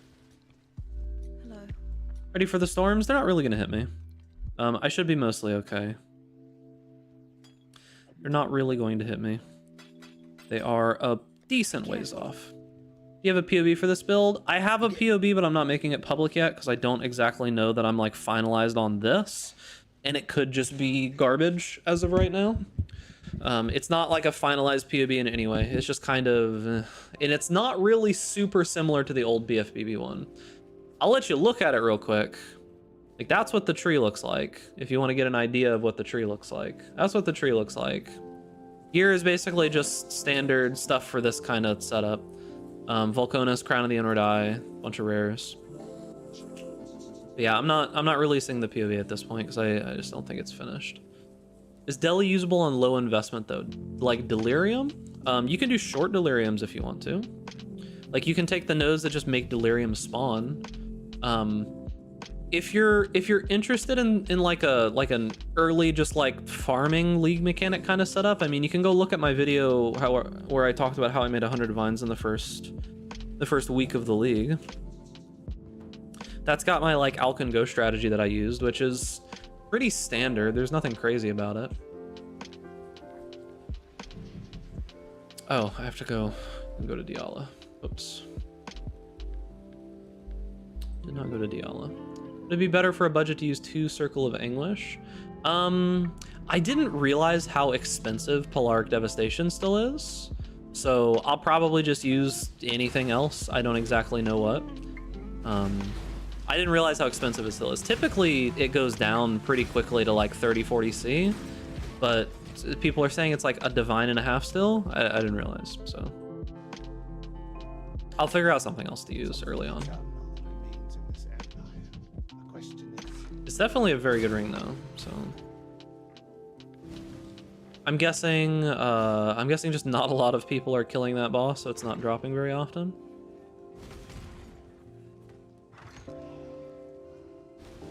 More EA players this league? Maybe. Covered in Ash is a very powerful mechanic. Gives more fire damage taken and less movement speed, so it's pretty good. A lot of people are playing Ignite. Yeah, maybe.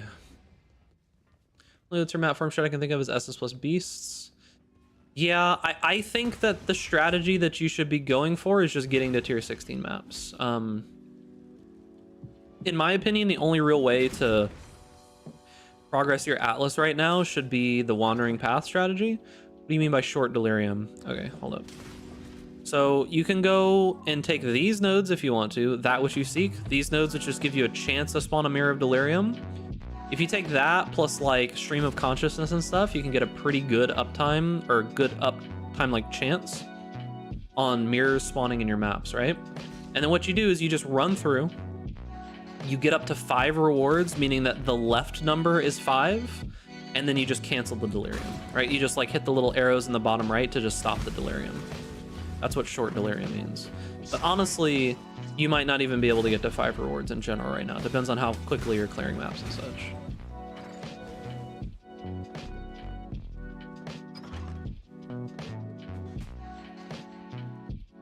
But I'm not really super... I don't know that you should super invest in that. Like, it's okay for sure. In my opinion, if you're not in tier 16 maps, that should be your only focus.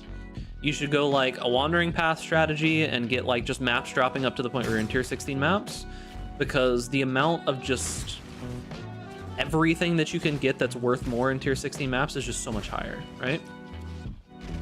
Why not just run the deli until it runs out? There's not really any reason. It makes you clear the map slower. You don't really get anything from it. Like the extra whatever that you get from clearing more than that is typically not worth it. It's just the rewards that have the vast majority of the actual money in it for normal mapping. Like if you're wanting to focus on splinters or something, that's fine, but it depends on how expensive splinters are in general in the league.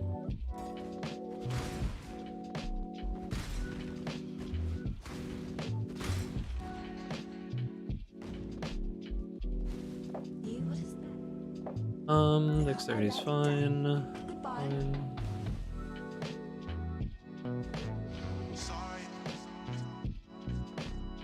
Why fight?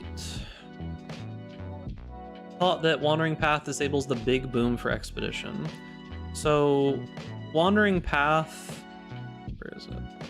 It says notable Atlas passive skills grant nothing. These are keystones. They're not notables.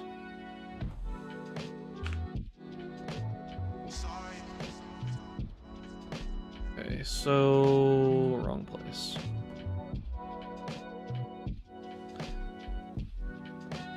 I know that might be pretty confusing, but that is what it is. Yeah, you can do Wandering Path early on and just focus on getting your map completion and then transition into whatever you want to do later. Work in IT and people pronounce Wi-Fi as Y-Wife? Huh? I've never heard that in my life. I worked in IT for a decent amount of time and I never heard that. That must be a new thing. Yeah, man, for sure. I mean, the thing about it is, right, is like, when you go to somewhere like the Pee-wee Discord or something like that, you're going to just get a random smattering of some people who are good at explaining stuff and some people who have no fucking clue what they're talking about and are just going to give you random information. It's definitely going to be a lot better if you just have an experienced player who has a lot of knowledge about the game, who like is half of their job is explaining to people who don't know the game how to play the game, just answering specific questions for you. I mean, kind of makes sense.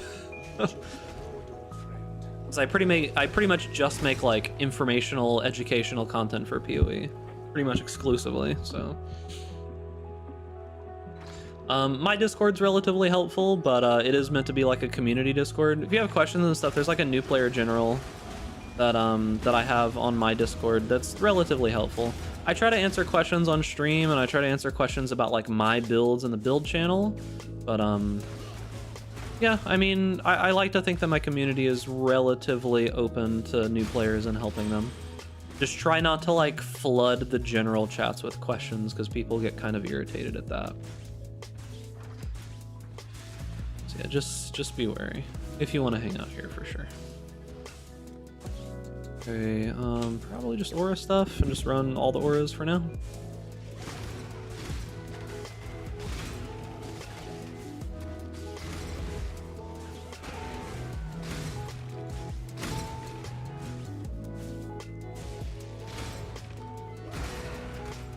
Okay. Oh man. Honestly, chat, I'm gonna be real with you. All I can think about is Orb of Creation. It's like a hunger. It's like an itch in the back of my brain. It's like you must continue to peer into the depths of the orb. Continue creating reality. First ever league playing PoE, I used your Purifying Flame Mine, Sabo. I missed that build, honestly. That was a cool build. What happened that killed that build? I can't remember. There was something specific that kind of killed it. It was the mines change, right? It was where they made it to where it like reserved. Or no. It was Tremor Rod, right? Tremor Rod being broken, but not broken. I think that was what killed it, yeah. Go with God. They still haven't admitted that they broke that, have they? They still haven't admitted to that, have they? That pisses me off so much whenever I think about it. Them saying that nothing ever changed when it's so obviously changed. Like something happened. I don't know what happened, and maybe they don't know what happened. But yeah, it definitely changed. They tried to pull that one on Vixens this league. Yeah. It makes you wonder how often stuff like that happens that we just don't hear about because no one's messing with the mechanic, right? Is Ice Shot, Vol Ice Shot a good bosser? Good is a strong word for that. It's better at bossing. It's probably one of the better like bow bossing builds, I would guess, of like the league start variety. But I wouldn't call it like a bossing build. It's just better at bossing than like Lightning Arrow would be. So you could play that and you could probably get some bosses down for sure. But it's gonna be harder on that build than maybe some other ones.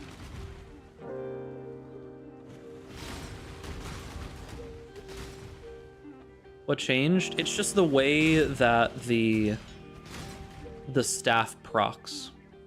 Why isn't Hierophant used more? It's used a decent amount, but the problem with Hierophant is just that mana in general is not really a great mechanic to scale off of right now.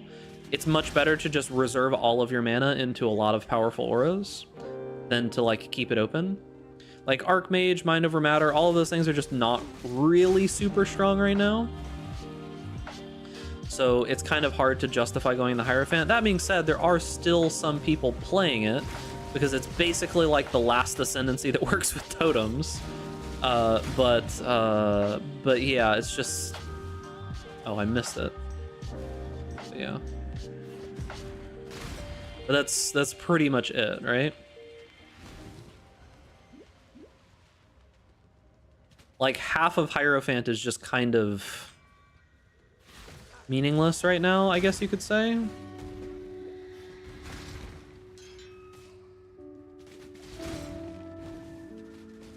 Like, you can still use it, and it still works for stuff other than totems. There are some, like, use cases and such. Your conviction But it's drives mainly you, totems. heretic. But have you thought what it might drive others to do in return? Your devotion damns us, heretic! Damn, I need returning projectiles for that to work. Your devotion damns us, heretic! How many times are you gonna say that? One more time. Brands? Do people even go Hierophant for brands though most of the time? There's like one brand build that works, and I don't think... Do you go Hierophant? I don't even know. Damn you!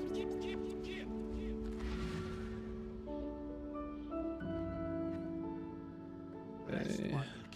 Mistress of suffering. Alright, do we want anything here? Probably not. Shockwave Totem. There is nothing else. There you go. Yeah, Armor Brand is basically like the one that currently works, right?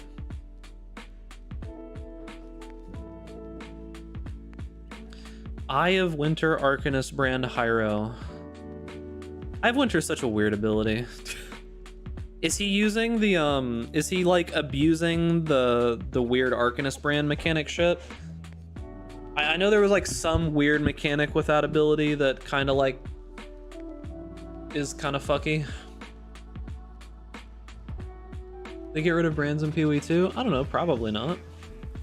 I don't see why they would.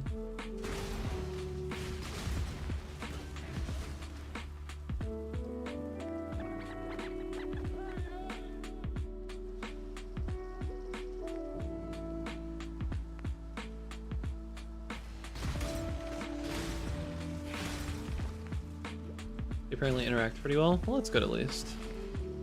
Created with Nemus and Prod speed to get everything to come back to right in front of you like Steel last league. Oh, that's pretty good. Interesting.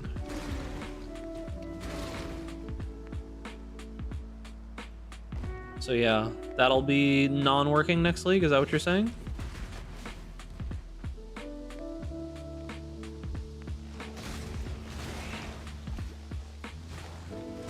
Good, dude.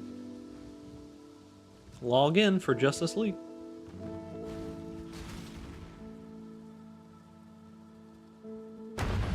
I kind of want to play Poison Splitting Steel. I kind of want to play a Poison Splitting Steel Pathfinder this league.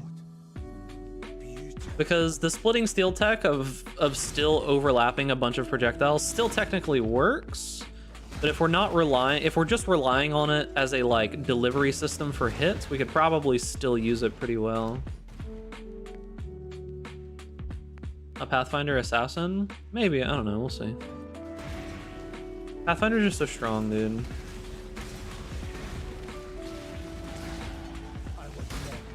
Like, Flash stuff is just so strong. No MTX fashion, this game looks goofy. Yo, you don't like my homeless rugby player aesthetic? Come on, dude.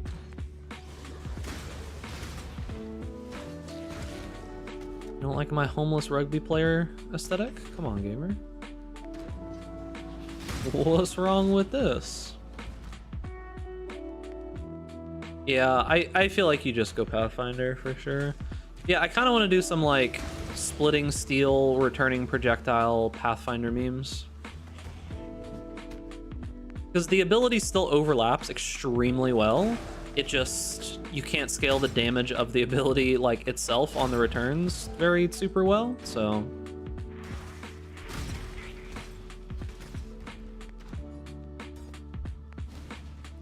Curious to see if we can get it working.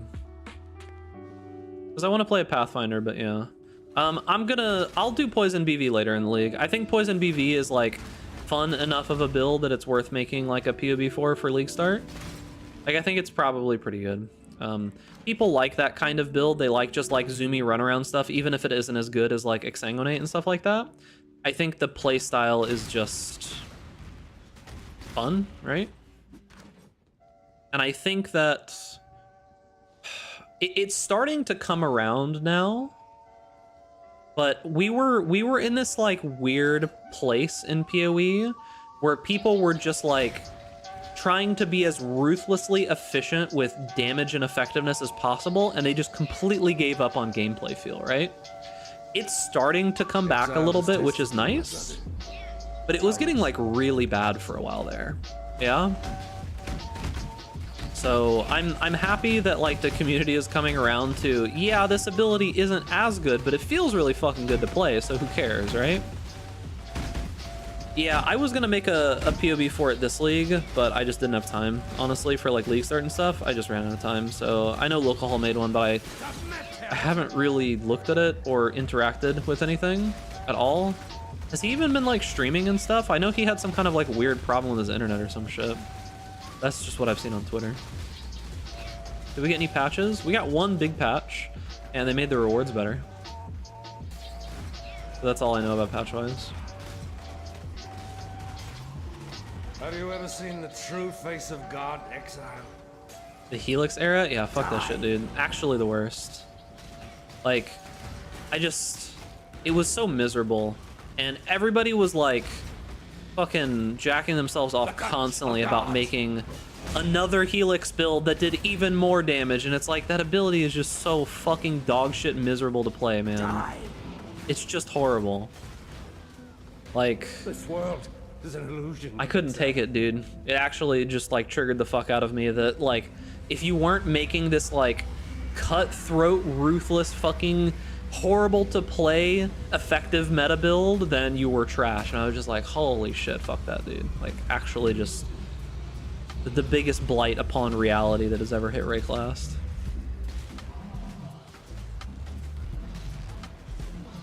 Oh, yes, Daddy. Yo, Big Chuckles. Big Pat Douglas, Big Pat Douglas. Appreciate you, gamer. Thank you for the 22 months. And thank you for paying Duckles in the chat.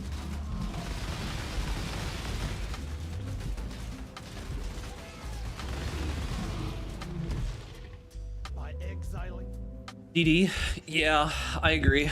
Detonate Dead is a very not fun build to play. It's actually so miserable. Like, I don't know. If I'm just gonna play the same cancerous like meta stuff that feels horrible to play, why would I not just play something like Lightning Arrow every league and have fun instead, and then play something else afterwards, right? I made a multi-Warcry Scion to just yell for the monster's manager using Corrupting Cry. That's cool, dude. Thinking about Hexblast Sabo? The Hexblast Mines build? It looks good. I don't know very much about that build. I don't know how super well it scales into the crazy endgame, but it looks pretty good. Yeah, I mean, at this point, I basically just feel like I'm gonna play some kind of bow build every single, like, start of league. It's just way too good. Like, I'll probably switch it up and play, you know, like, Ice Shot here, Lightning Arrow there, something else if some other cool, like, bow tech or something comes out. I'll probably, like, swap between, because it's pretty much just... You take the blueprint for Ellie bow and just put it on something. I don't really want to play CF Champ, to be honest with you. And the same build overall, just has some key transitions. Yeah, for sure. I don't know very much about it.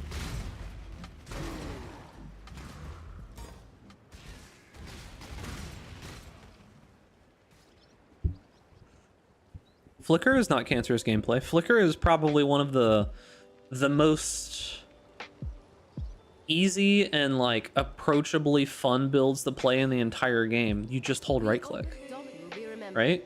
The problem with Flicker is that it has like some issues where you can kind of just like go off the rails, but that's basically like the fun of it. Yeah, Cancer is playing a ability that feels terrible, looks terrible, but is highly effective in its damage and clear and stuff. But like Flicker Strike, you just hold right click and you clear the entire map most of the time. You know, it's pretty good. I like that. Feels good to me.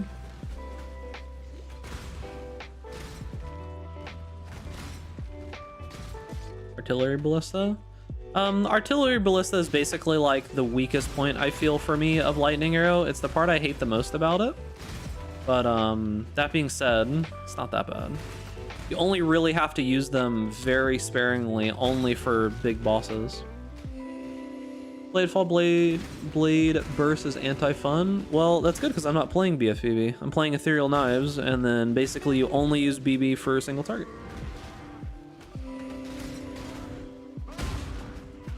And Ethereal Knives feels really good, dude.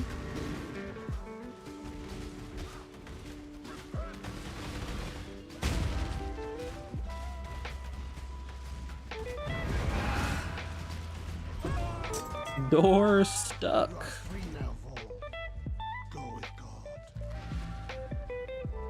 Still wake up with a cold sweat thinking back when I had to play BFBB. See, when I played BFBB, okay?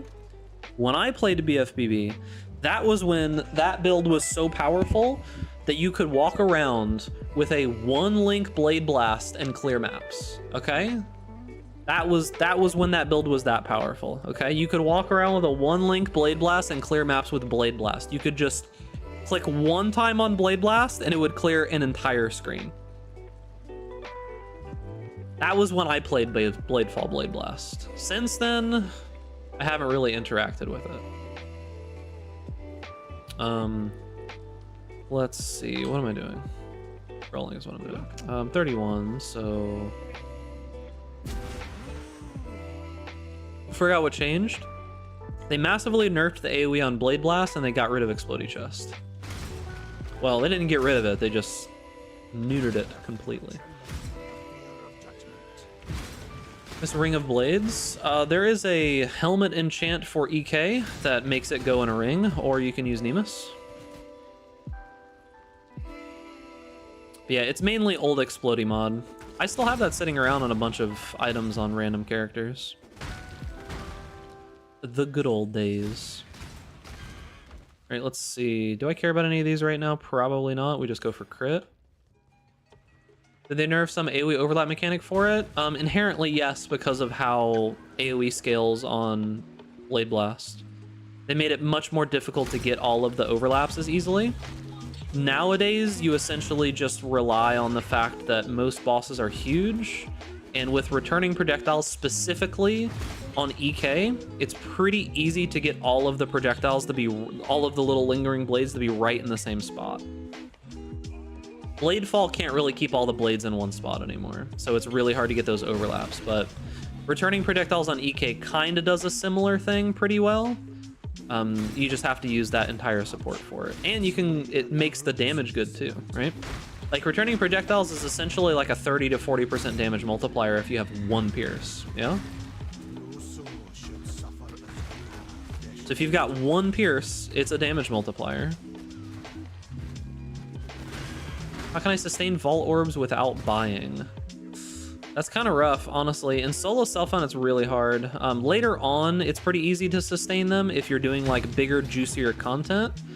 But honestly, you shouldn't try to sustain them without buying. Just go buy them. Like, I know you may not want to do that, but if you're playing in Trade League, just use the fact that you're playing in Trade League and just go buy them. Like, just buy like 40 chaos worth, right? If you want to get them yourself, honestly, it's mechanics that give you lots of raw currency. Things like Heist, things like Expedition, things like Legion. Stuff like that. It's just stuff that, like, generates lots of raw currency.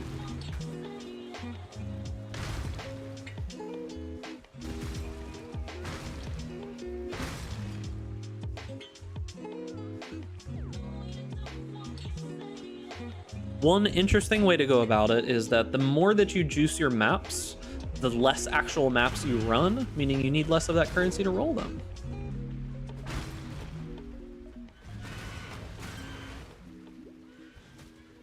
How much damage are you getting from your weapon? Right now, probably a lot. It's probably most of my damage, because I'm just running like these, you know, crit, cast, added LE weapons right now. But, I probably should do first lab.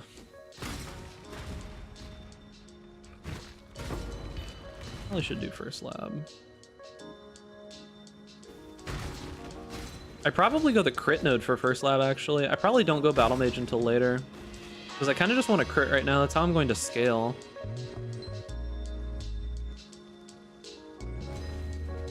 Did I go the wrong way? What's the best bosser this league? I mean, what kind of bossing? Are you wanting like effective bossing for boss farming? It's probably like ice traps or something like that. Like ZHP ice traps or something.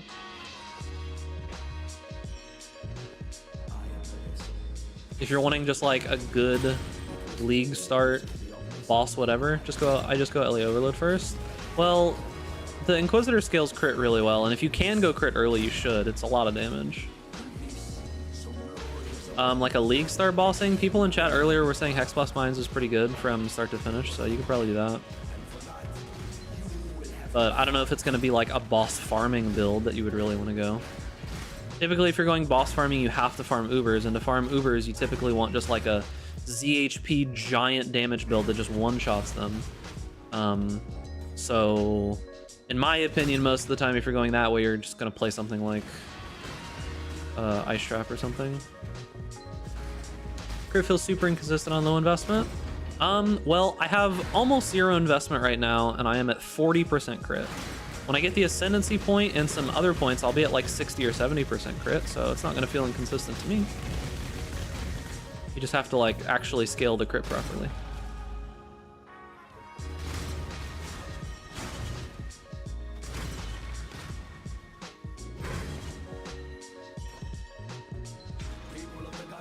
You guys just say early, mid, endgame, didn't really specify when that is. It's going to be different. It's one of those things where you can't really... There's not like a hard defining term. In my mind, if we're talking about like mapping, right? We're talking like early mapping, I would say like white maps, yellow maps.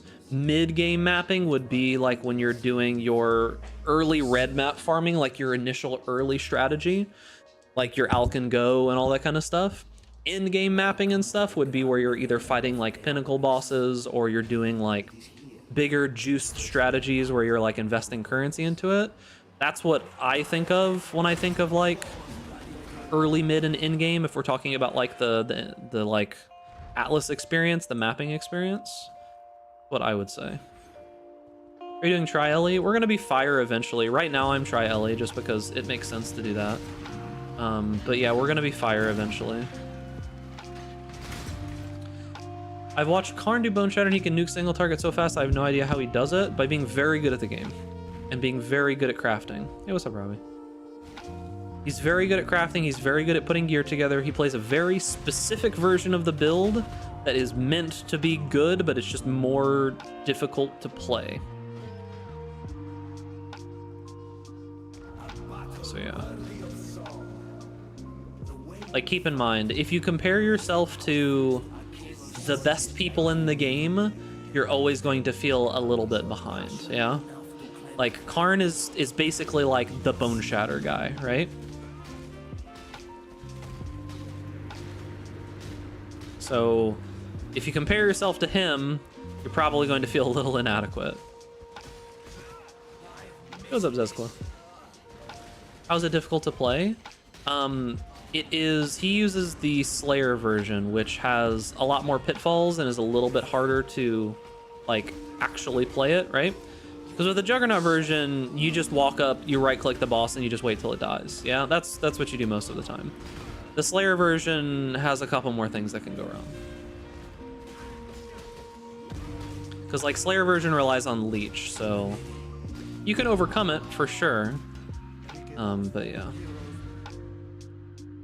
Not trying to farm bosses with lightning or just clear for currency. What build would be best for Uber farming next?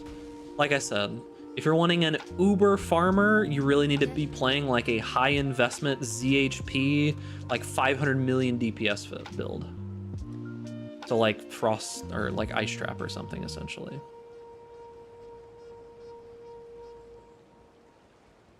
Okay.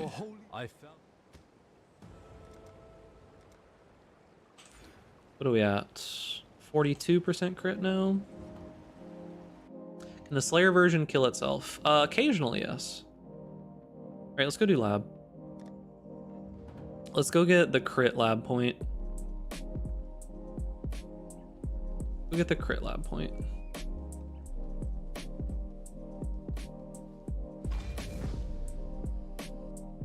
So yeah, the way that I always say it is that for most people, the Juggernaut is going to be the more approachable version of the build. It's just going to be more straightforward, has less pitfalls, and it has an ease of access. In the mid game and like the mid levels of gearing, it's going to be worse than the Slayer when it comes to just output, raw output, but it's going to be easier to pilot and a little bit easier to gear. At the super duper like 20-30 divines vested high end game stuff, the Juggernaut's actually better, right? It is a better build. It's just you gotta do like duration stacking, weird crazy shit to be able to get it up to that point, right? Because that's the point where you're trying to stack just ridiculous amounts of trauma and stuff. So you're using like a lot of pretty expensive gear. You can scale it pretty high damage wise. It just takes some ramp time. Time to die to lab? No, dude, I got 2 Kikazarus. I should be fine, right? What's up, Kabaka? How's it going, gamer? Surely I'll be fine with 2 in terms of damage. Yeah, like you can scale the damage really, really high on Juggernaut. It's just, you gotta spend a fuck ton of money. Like we're talking 20, 30, 40 to 9, right?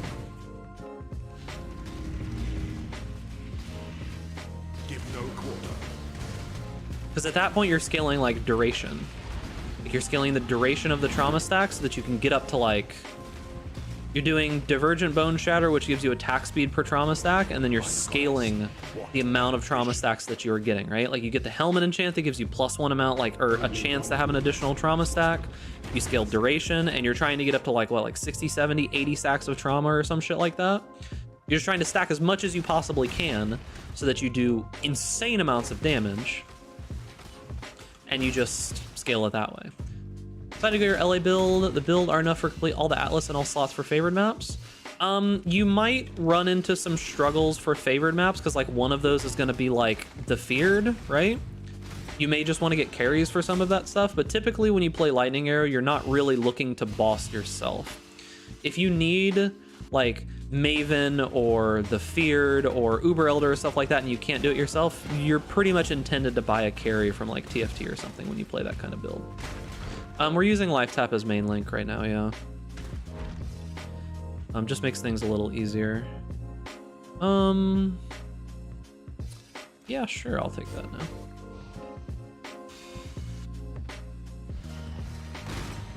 Later will be Eldritch Battery, but for right now, yeah. What kind of build is this? I don't know what it's gonna be at this point. It'll probably be able to do a little bit of everything. Depends on how far we push it. Must admit, I gave up on LA, not for me. LA is a pretty one-button build. Like, you press like your ballista like 3 or 4 times on a boss or something. I can do Uber Elder, but Maven I need to carry. Yeah, for sure. Mr. Streamer, how do I finish that for Shockwave Totems? How does Shockwave Totems scale its damage? Do you do like gained of and spell levels? Like how are you scaling your damage? You've got 1 open prefix and a suffix that you need to clear. Gem level? I don't know what kind of other stats that it does. Like my assumption would be that you're trying to get the final prefix on that. Convert the damage to cold and then scale the gem level. So I'm assuming that you need to get some kind of prefix on that. You do like prefixes can't be changed and do some kind of roll. I don't know what's guaranteed. Like if you have to do like, I don't know if you have to do like multi-mod, cannot roll attacks, etc., etc. I don't know that build, right? So keep in mind, I'm speaking from ignorance here. I'm just going off of like my knowledge of how to craft in the game.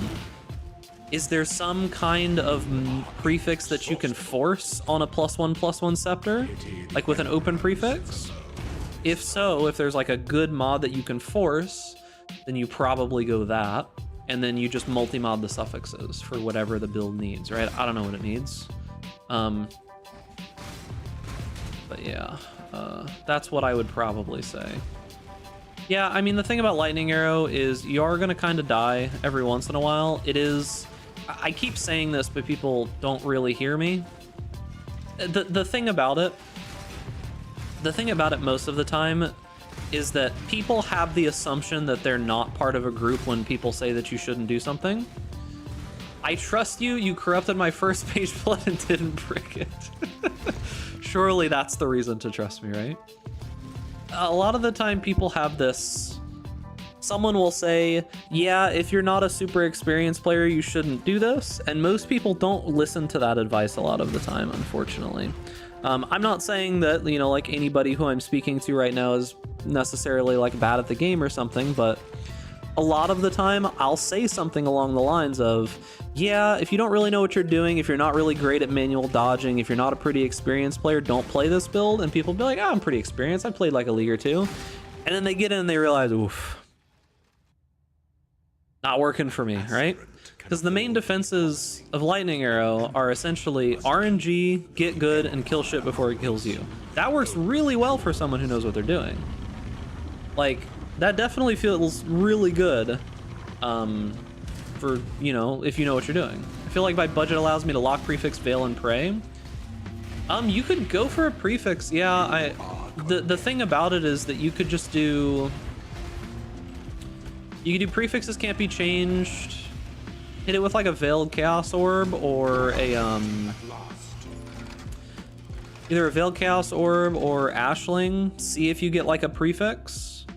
You could go that route, yeah. I don't know that it's the ideal route, because you could randomly get some garbage suffixes on there that you'd have to clear off afterwards anyways. I think we're gonna go crit. Actually, unironically, think we're just gonna go Righteous Providence first, and then through this, and then get Battle Mage last.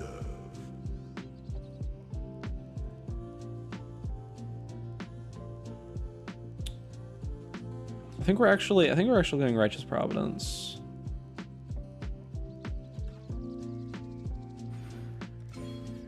How much crit are we at now? We're at 54% crit. It's pretty good.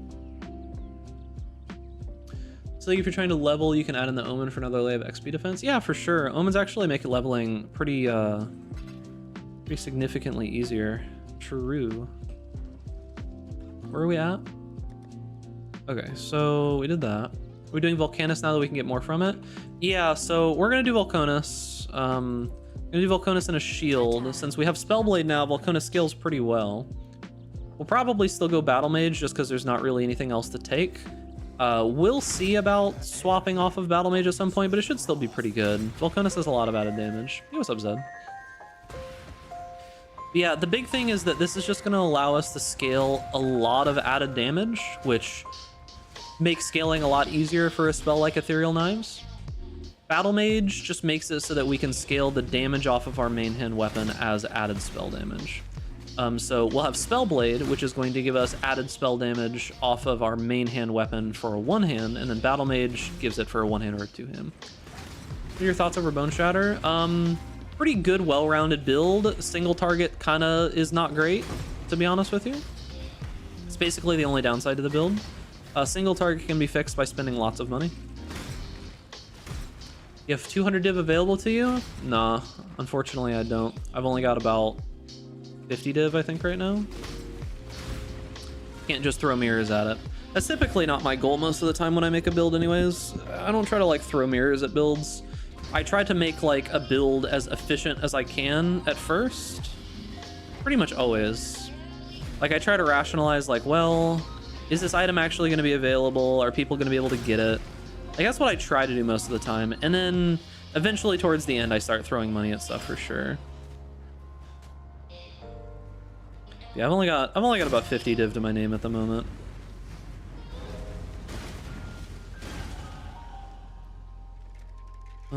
Okay, where are we? I should be able to just survive even with stuff hitting me, right? We want to go crit. Okay, now I can't survive. We want to go crit, so I could probably go across already. I could come down here, but it's not worth going towards Avatar of Fire until I can actually use Volcanus. We probably just go this way. Come up through here, grab this crit, come across here, come up here, go for Eldritch Battery. Probably the play, yeah? I think that's the play, yeah? Yeah, okay.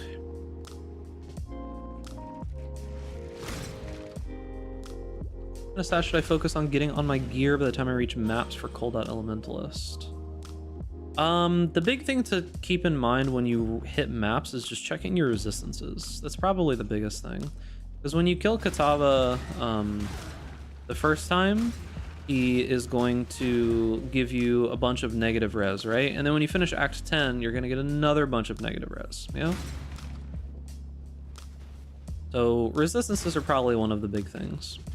Cold Dot Elementalist is going to have this little lull period in the middle where it's not going to feel as good unless you buy some gear for it and get like some pretty decent stuff off the trade website. That being said, pretty decent stuff is like a chaos or two, 5 chaos maybe per piece. So it's not going to be super expensive. But if you try to just go with whatever gear you find on the ground, you might run into some slight issues in the mid game with that. Like once you get the spell suppression together and once you get all that kind of stuff together for the Cold Dot Ellie, it starts feeling pretty good. Just don't skimp on the spell suppression for sure. As always, when it comes to scaling your currency, it's really just about being willing to spend currency on making currency. Did you lose res before Katava in the days of campaign difficulties? You lost, the whole idea is that you lost res whenever you finished whatever the current difficulty was. So back in the good old days, there used to be 4 difficulties. Back when there were only 2 acts, there were 4 difficulties. Normal, cruel, merciless, and ruthless. Those were the 4 difficulties. And you would lose resistances on each of the difficulties. I think the resistance difficulties only happened on the first 3. I can't remember. It's been so fucking long since the ruthless difficulty, to be honest with you. But you used to lose it because then there were 3 acts, right? We had Piety was the final boss for quite a while. And then they add Dominus, and Dominus was the final boss for a while. And then they added Act 4 with Malachi. That was a whole patch. And then Malachi was the final boss, right? And then there were 3 difficulties still where you had to kill Malachi each time. And then we got Acts 5 through 10 all at once. That all came in one patch, and then they removed all of the difficulties. Okay.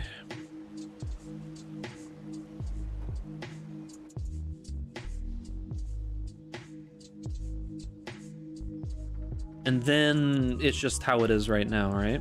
Man, that was years ago, and we still have that set up. What other aura can we use? We can probably drop Purity for Zealotry at this point since we're scaling crit. It's probably fine, yeah?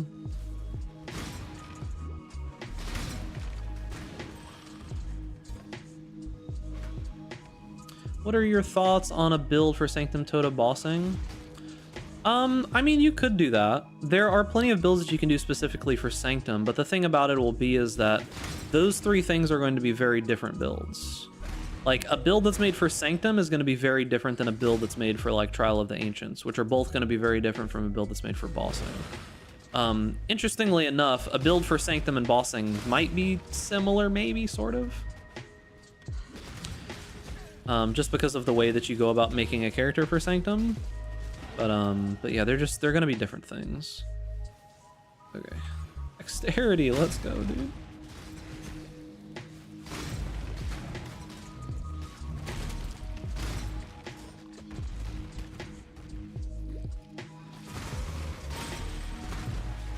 The Sanctum, you only really care about resolve, right?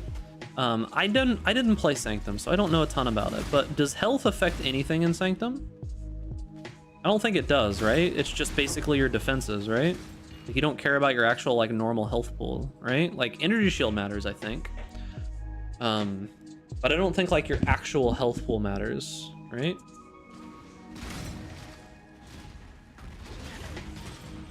No, but you can be killed?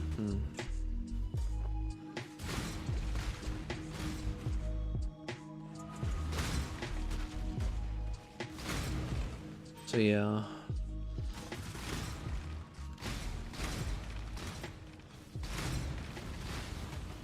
And hold dexterity.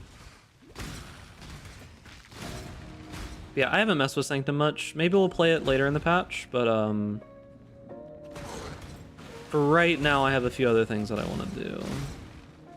It's gonna be a Volcanus build? Yeah, that's the plan. We got it waiting in our inventory. Yeah, that's the plan. We're gonna go with full Conus because it should just be a pretty simple way to scale a bunch of damage with the new Spellblade. You're very fast. It's my boots. 7 leagues up. Paid money to be fast. Got plenty of it. Might as well invest in making the campaign take half as long. Not gonna be half as long.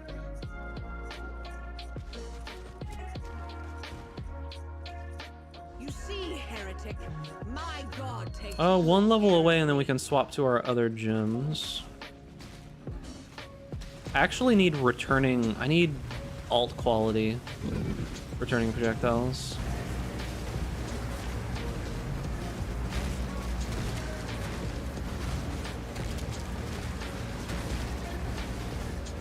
I need the 1 pierce.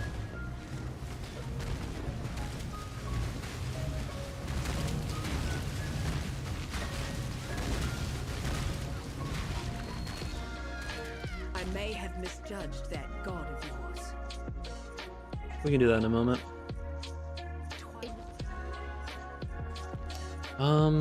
If we swapped a Spellblade, we lose a lot of our crit, so we probably don't do Spellblade while leveling. We'll do that later.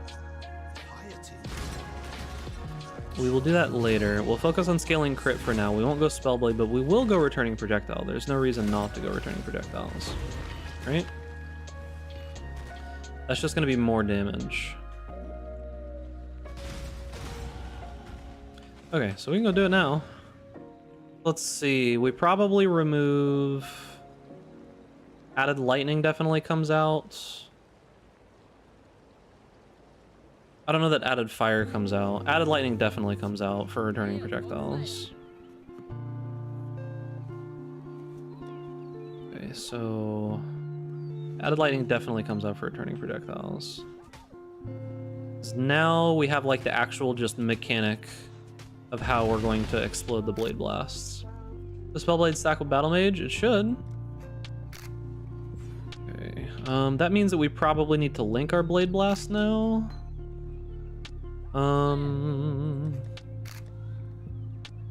Blade Blast, we probably just want crit chance.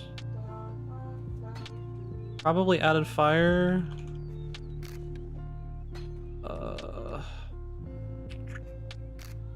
Ellie Focus?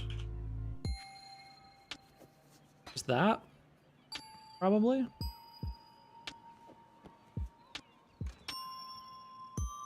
This is weird. What are these jingles?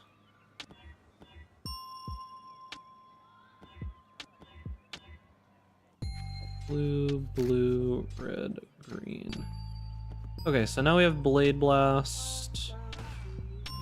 So we'll do a bunch of these, and then we'll go boom, boom, boom in the boss's face. Be decent. It's not going to be amazing just yet, but it should still be good. I know 1,000 ribbons. I don't know. I didn't really care to do too much memes. I bought like the important stuff and kind of just decided to keep on keeping them. You know?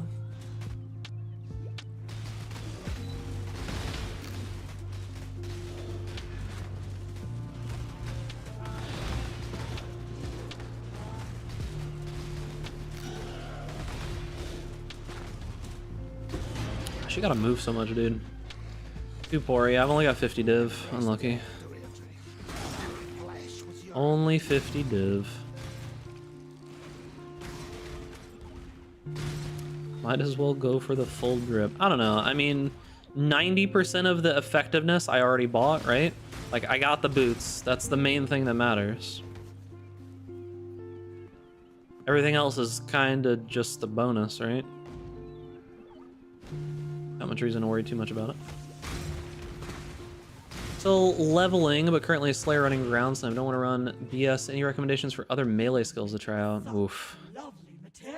There is a reason why people are basically saying that Bone Shatter is like the only viable melee. There's not really a lot of other melee builds that are great right now, if I'm gonna be real with you. Just not a lot of other melee builds that are great right now. We're kind of in this weird spot where Bone Shatter is pretty okay.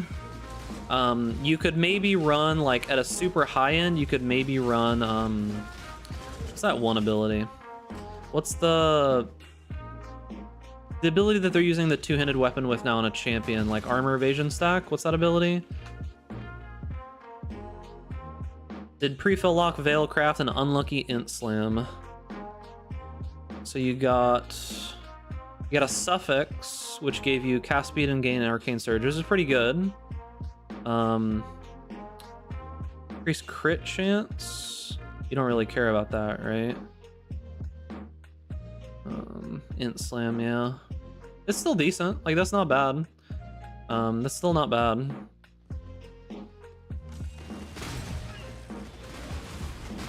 But yeah, I don't know what ability they're using right now, but I think there's like one other like sort of melee-ish ability that people are trying to use, but I don't know what it is. Where are your pants? I left them at home. Back in the Templar headquarters. Unfortunately, I think the Templar headquarters burned down, so we can't get our pants anymore. They probably burned in the fire, so we're just gonna be without. Oh, why you run, dude?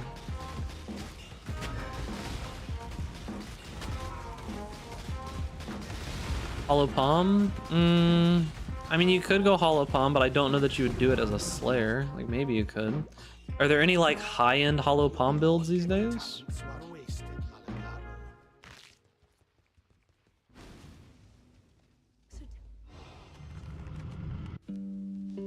I actually find myself admiring you in this moment, Templar. You and I will create the most beautiful of nightmares together. Rather the hallmark of God, isn't it? Let me show you what a real god can do. Now, exile!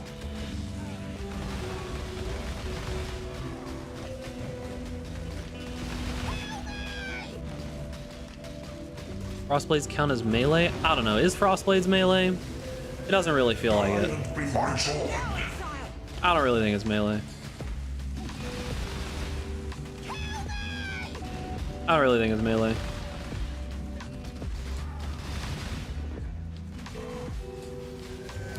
Saw one on YouTube by FastAF, but I know his reputation for builds. The thing about, okay, so here's the thing. The thing about Fast as Fuck with their builds, he has two kinds of builds. He has meme builds and he has like super duper, or they have meme builds and they have like super duper expensive builds. Most of the time their builds are good as long as they're not like trying to lie about what they are, right? Accept the gift of immortality. Frostblades works right now. I just don't know that it's like a super effective build, right?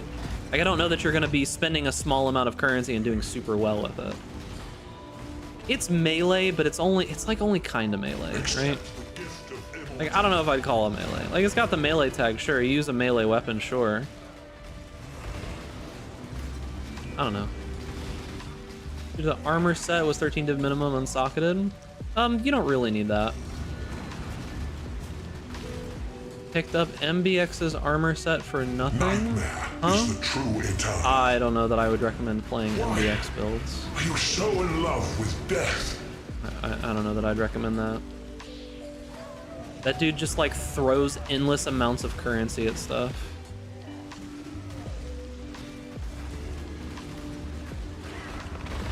Like, he says so himself that he's just like not really great at like crafting or making builds and stuff like that, and he just throws endless currency at shit. I don't know that I would follow his builds.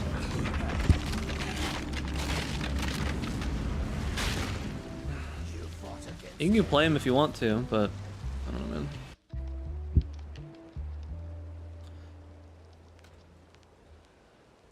You don't need Hiri's Ire chest piece for Lightning Arrow to work. You can just buy a random 6-link for 5 chaos.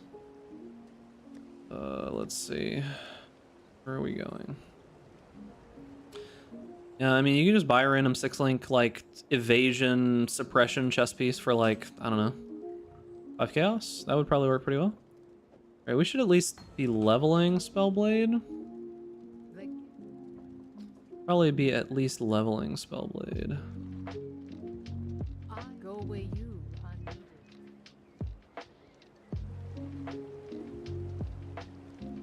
Let's level Spellblade. Okay, we need 2 of them because we're going to be leveling 2 of them.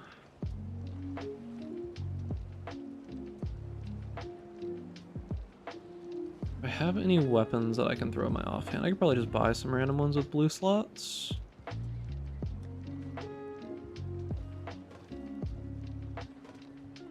Heard how people are mad you can only walk for 20 minutes in direction Starfield before invisible wall. Only walk for 20 minutes. Would you really, like, how often are you gonna walk for 20 minutes in one direction? Like, I don't know how you play the game, but is that big of a deal? When you're getting on a planet? Like, I don't know, how often are you gonna walk for 20 minutes in one direction? Does that matter that much? That seems like a really long time of walking in one direction.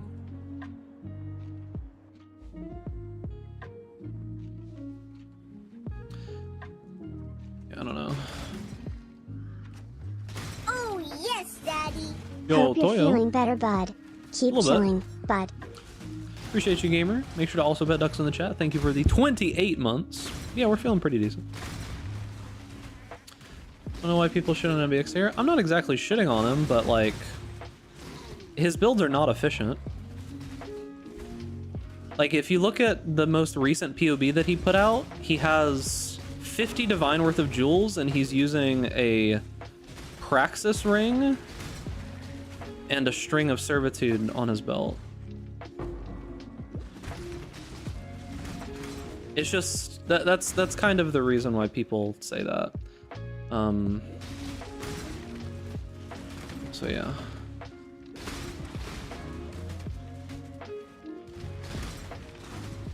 His builds are just not currency efficient. Like, he just throws endless amounts of money at them. And if that's what you want to do, that's fine. Like, he just throws endless amounts of money at a concept, right? I don't think he advertises builds as budget builds, does he? No, but like, typically in PoE, a good build is something that is like an effective use of currency. Like, there was an example that happened last league where he threw like hundreds of divines at a bleed bow build and couldn't do bosses with his version of it, and then someone made one that cost like a tenth of it and was like 10 times better. Like, someone made an entire video just showing how bad his build was and made one that was like 10x better for like almost no price. That's the issue.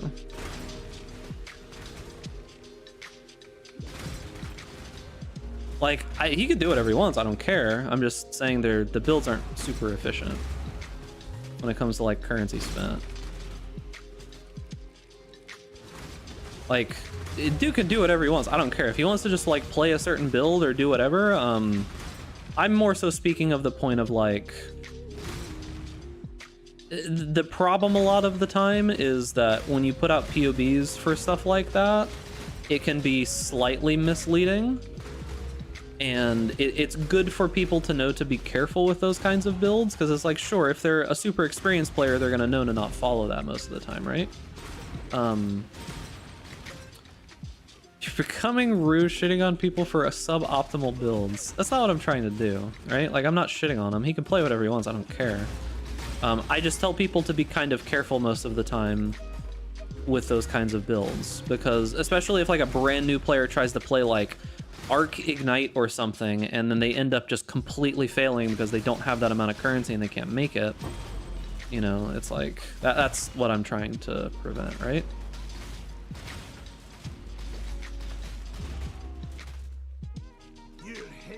Well, the PoE community is kind of in its like, kind of in its shit talk phase right now. It's just kind of becoming normal, right? I do think his builds are pretty inefficient most of the time. I think he can do whatever he wants. I don't really care in that regard, but I mean, like, it is pretty funny to see like a POB that has 50 divine worth of alt quality gems, and then he's using Praxis.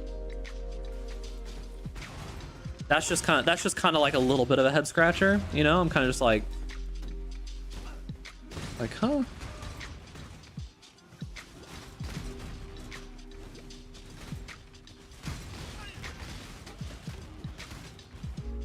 Because people just like randomly jump into builds, they see a video that looks cool and they're just like, oh, I want to play that, and they don't think anything past it. And yeah, those people are still at fault there, but you know, you gotta I think there's like some level, to some degree, to be careful about, like as a content creator sometimes.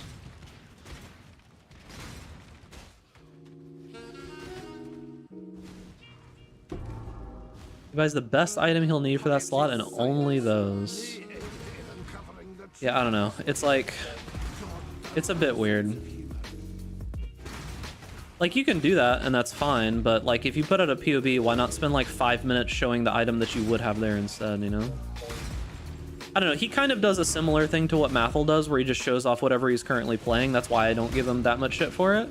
Because he's like, this is what my character is, this is what I play, and it is what it is, I don't care. It's not like he's going out of his way most of the time to make, like, crazy build guides and stuff. That's not really what he's trying to do, so I don't really care that much. It's not like he's saying, you know, this is the best build, new players should play it, blah, blah, blah, blah, blah, whatever. None of that's happening, so I don't really think it matters too much. But in my opinion, like, besides it just being kind of an example of, like, you know, some stuff that you can do for fun, you just probably can find much more efficient builds, you know?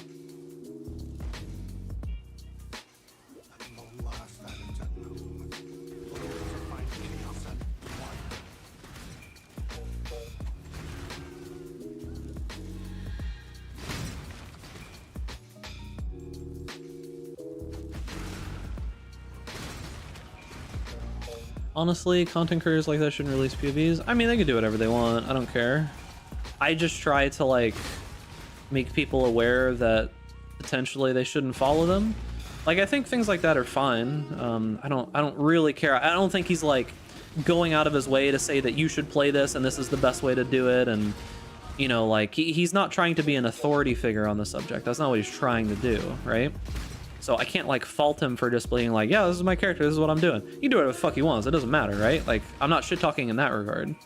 But the thing is that there will be people that will come in and be like, oh, I saw this build by MBX that I want to play. Should I play it? And I have to be like, be careful, you know?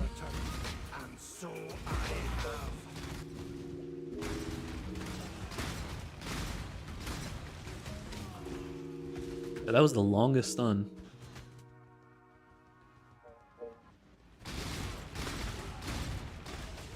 Yeah, I just, you know, just be slightly careful.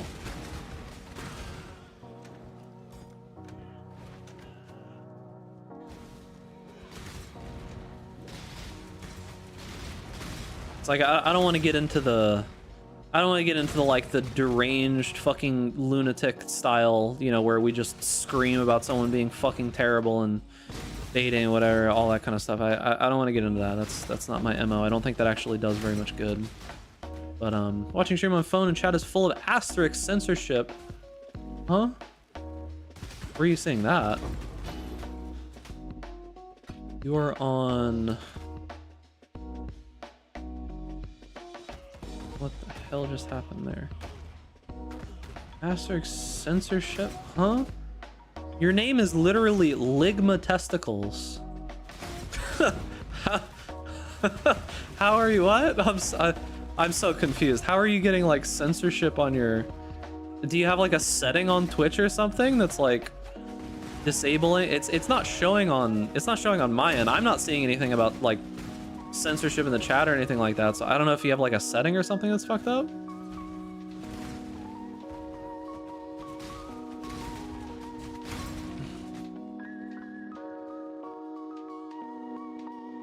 That's super weird. Yeah, because you're in Twitch chat, so I don't know. That's a little strange that's doing that. I have no idea why.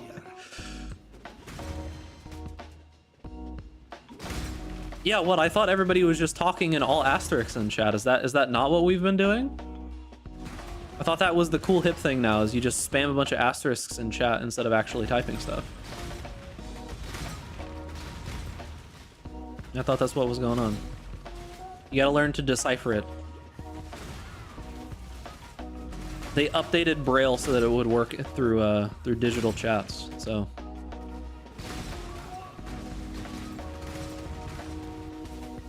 Did they take away the crafting bench flask usage enchants? No, those still exist.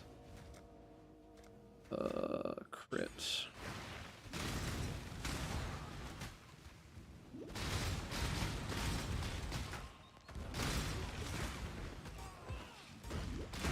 Returning projectiles is actually so good, dude.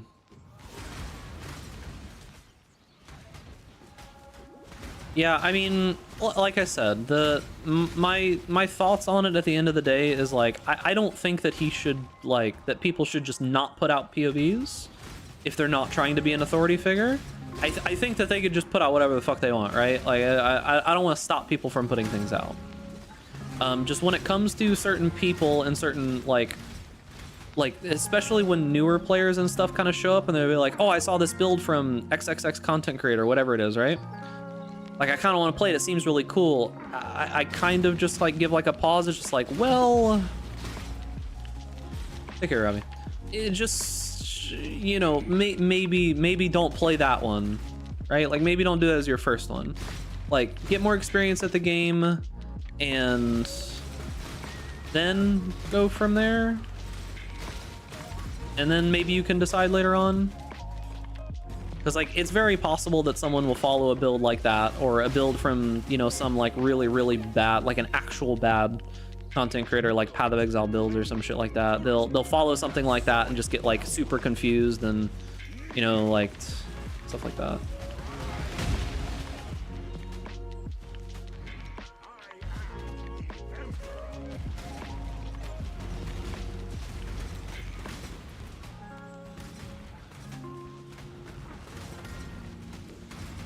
Sure, there is some responsibility on the person consuming the content as well to do their due diligence and stuff, but it's pretty easy for like an unskilled or unknowledgeable player to not really understand what they're looking at, see something that looks cool and think that they should do it. That make sense? Because like the problem a lot of the time is that if people don't listen to videos, they don't listen to what people say, right? Like, it doesn't matter what you say, which is unfortunate, but the truth. It doesn't matter what the fuck you say. Like, how many times in this chat have, like, in my videos, in my chat, and whatever, anywhere, right? I've said, yeah, you should probably not play Lightning Arrow if you're a new player. I literally say it at, like, the beginning of almost every single video, right? Say, like, yeah, if you're a new player, just don't fucking play this build. And people don't listen. They just don't, right? So, what do? You know?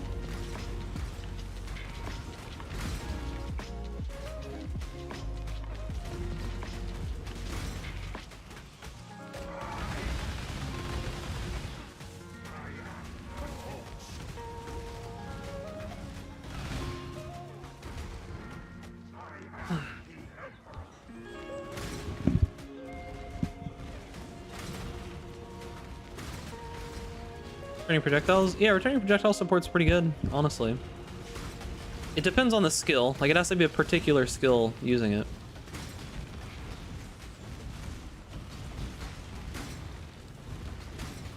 Yeah, it seems pretty good to me.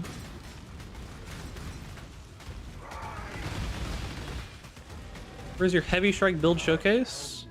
Like 5 leagues ago.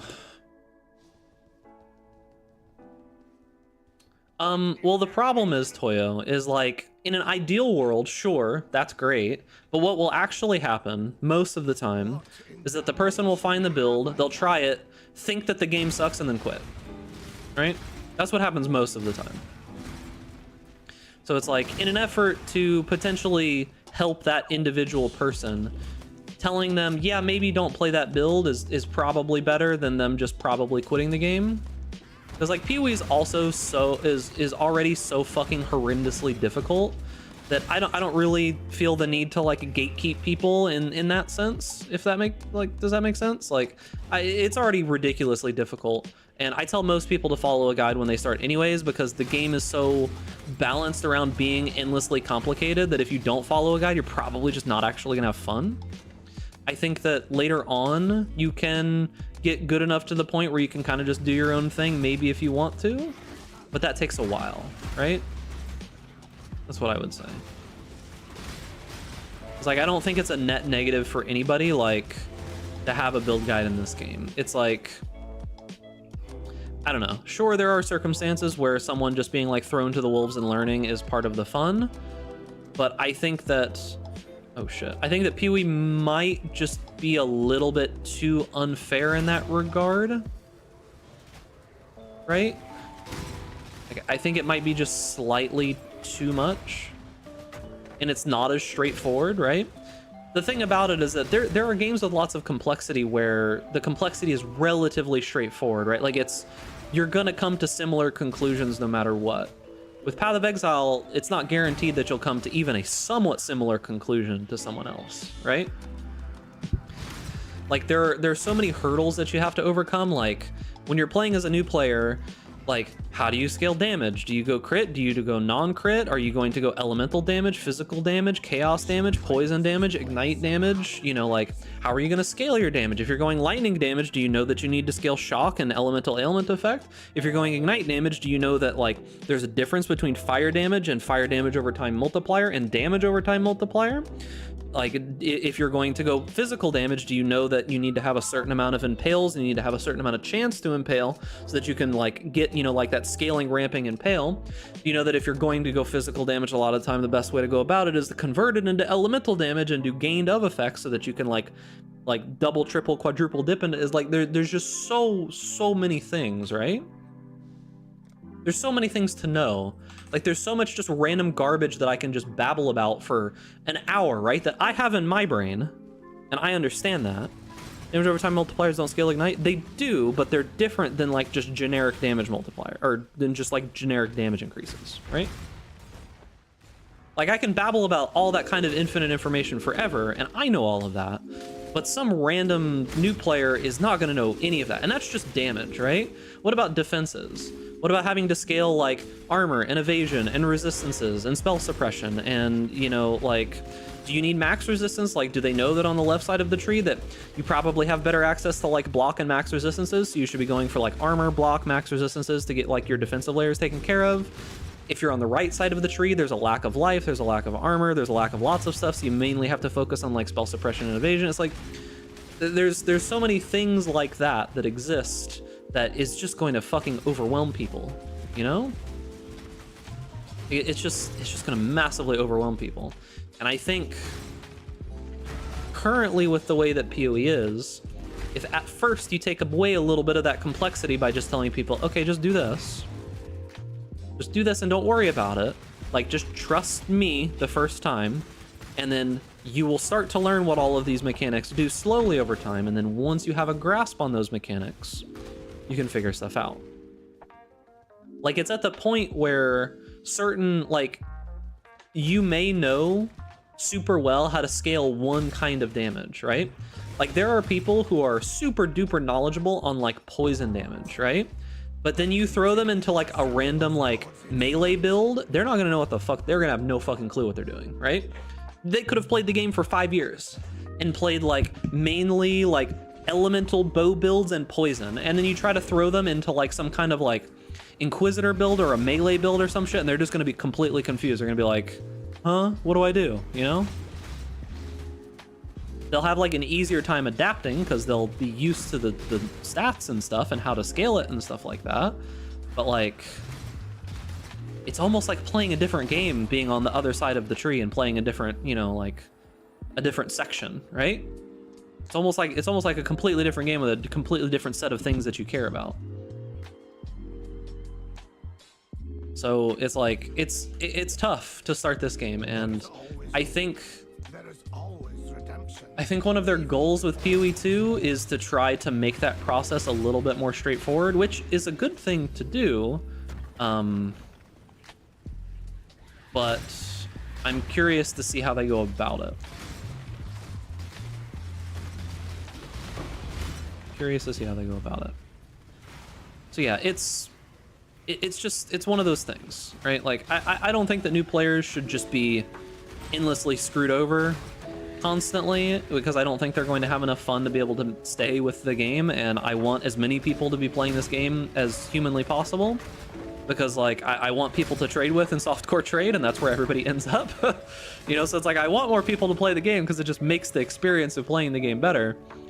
And to some extent, I think there needs to be a little bit of that, like, thrown to the wolves, but maybe not for builds, right? Maybe not for builds.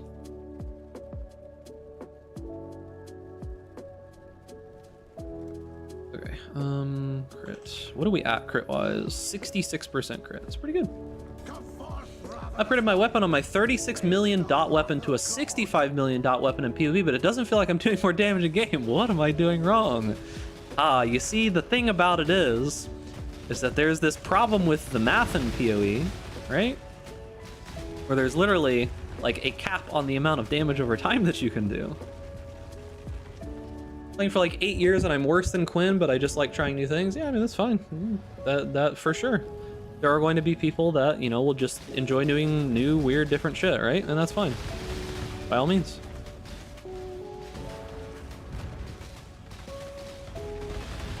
That's crazy that the game never tells you this. Yeah, it's funny how that works, huh?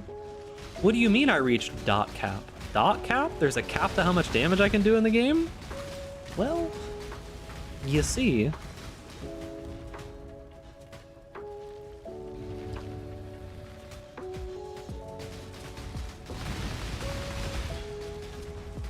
Well, the thing is that I'm not putting like I'm not really putting a lot of responsibility on the person making the random build, right? Like that's not really what I'm trying to do. If the person is attempting to be an authority, I do put the responsibility on them, right? If the person is attempting to be an authority, right? They're attempting to be someone who is saying, hey, I'm good at the game and you should listen to what I say, right? If the person is doing that, then yes, I think the responsibility is on them, right? And that's just, I just feel that's how it is. But if the person is not attempting to be an authority, like I don't think someone like Mouthful is trying to be an authority. Does that make sense? I don't think he's trying to be an authority. He knows a fuck ton about the game. He's very good at it, and he'll give some pointers and stuff. I don't think he's trying to be the guy that's like, hey, you need to do this. This is the best way to do this. This is the best way to do this. Mouthful's literally just like, yeah, so I kind of wanted to play this cool idea of a build and it looks pretty fun and I'm gonna play it. Here you go, right? So that's my thought process on it, right? If you're making guides, if you're making things where you're telling people that they should listen to you, then you have a responsibility to make sure that you give those people proper information. If you don't, then you get backlash, right? And that's just kind of how it works. Regardless of whether or not you should, you will. But if you're just trying to be like, hey, I'm just playing some fun shit and just throwing some stuff together, just do whatever you want, dude. But for those people, like, there was a point in time, maybe like years ago at this point, that I would have told somebody, well, be a little careful with Mouthful builds because he kind of tends to go glass cannon. That's not the case anymore. Mouthful builds are actually relatively well-rounded now, right? And that's because Mouthful always plays what's most efficient for softcore. And nowadays, you can make pretty well-rounded, efficient builds in softcore without, you know, like sacrificing every single amount of your defensive layers because they suck, right? There's actually pretty good defensive layers now. And Mouthful just kind of plays good, efficient builds, right? Like he just builds them kind of well, does something that works pretty well. He will not play like, he's not someone like Rue who will go for just whatever is the ruthlessly most efficient way to do the mechanic. He'll give up sometimes on just like, he just kind of wants to play a cool idea, or he kind of just wants to do this or do that, right? Which I respect. I like that a lot more than just going for whatever the most ruthlessly efficient way to do it is, right? But yeah. Remember when the only defenses were dodge and spell dodge? Yes, because you could like put 4 points on the tree and just have a bunch of dodge and be good, right? In my second attempt getting into it, feels like a great game, looks like a great game, and most certainly ticks most, if not all, of the boxes I have for game, but it's hard to find a way through the initial bubble of I don't know shit, and even build guides seem a bit confusing. So here's the thing. With PoE, there are different qualities of build guides that people will put out. There are different qualities of build guides that people will put out, right? Like there are going to be people like Zizarin or like myself who put out like very super handholdy guides, right? Like we're talking act by act, where to put points in, when to put them in, how to progress here, what to do here, when to do this, how to craft this, how to do this, how to make this item, whether you should get this item. There are going to be people that'll do things like that, right? There's also going to be content creators that will put out very well optimized builds, super highly optimized builds, and they'll give you one POB, no notes, and a video that just says, hey, these things are good. So those are going to be, there's a ton of that second one, right? There's actually very few of the first one, but there's a ton of the second one. So the problem that you might run into is that there will be a lot of the best builds in the game, right? The absolute most efficient and best performing builds in the entire game that'll have something like the second thing that I talked about, where it's just gonna be a random POB thrown together with some gear and maybe a video saying this is why I did this or this is why I did this, right? And there may not be a lot of videos on those kinds of builds that have like fully fleshed out level by level, gear by gear type POBs, right? Because those kind of POBs are really hard to make, and there's only a couple like builds in the game at any given time that works that way, right? So it is just kind of a struggle just because of how difficult and complex this game is, right? It's very interesting sometimes. Like, it's a good little reminder for yourself, especially as a content creator sometimes, to go look at someone who is good at video games, see them genuinely try Path of Exile for the first time, and notice what they do, right? Because like someone like DM, like Darth Microtransactions, right? He's pretty good at ARPGs, right? Like, he's pretty good at Diablo 4. He played relatively well. And then you like look at the build that he made in PoE and like looked at the choices that he made and looked at like his tree and things like that. And you have to think that a lot of the time that's like significantly above average for what you're going to do, right? Like, that's just significantly above average for the random person just jumping into the game and playing, right? Like, he's doing super well because he has lots of experience playing games like this, and he's seems relatively intelligent and like understands that kind of thing, right? But I would not suggest that you play anything like what he plays. I wouldn't suggest playing his build. I don't think his build is that great. Like, it's honestly pretty bad in my opinion. Like, it's very, very inefficient and you shouldn't do most of that, but it's working for him because he's a very, very good player, right? Like, he's above average when it comes to like, you know, like ARPG players, right? Like, he's killing Eater, he's killing Exarch. That's really good, right? But his build is not good. Not at all. And that's not any slight against him. I think he did really well for his first time just jumping into some shit and doing something. I think he did super well, right? But that's the thing about PoE, is it's just such a ridiculously, horrifically complex game that like you need people who literally devote like a month straight to one build to find the actual best version of it, right? That's just what happens. We're talking about DM Darth Microtransactions. He's the guy that Asmongold signal boosted a while back for Diablo 4 that has been popping off content wise. He started playing PoE recently.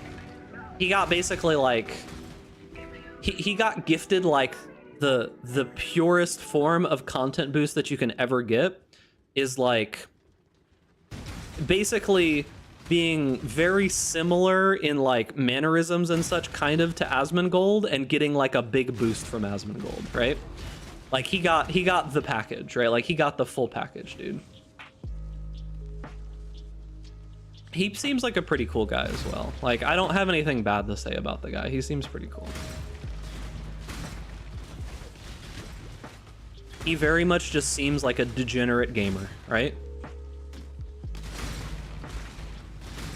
He's upset because everything he wanted in D4 is in PoE, so he's getting giga boosted now based on the, yeah. It's rough, right? Because the thing about PoE, right? Everything you want in an ARPG is in PoE. But there might just, I don't know, PoE is a weird beast. It's like everything that you would ever want is here, but then because you get everything that you want, it starts to like get frustrating in some ways. He's 1,000,000% more palatable than Asmongold. Sure, I think Asmongold's fine, but Asmongold caters to a specific kind of audience and he's just being himself, right? Yeah, it does end up being a lot for a lot of people. Just learning the difference between more damage and increased damage is big because nothing makes it clear. Yeah, like the difference between, did you know that increased damage done on your character is different from an enemy taking increased damage. Like an enemy taking increased damage is similar to a more multiplier. It's similar to a more damage done. But if you have too many sources of an enemy taking increased damage, it actually gets less and less and less effective as you go, right? They can only take so much increased damage over time. Whereas your character just getting a more damage multiplier is just a multiplicative, like, change math to your character's damage, right? So like, there's just so much shit in this game, dude. It's just so complicated. There's so many things. And like, it's just so much.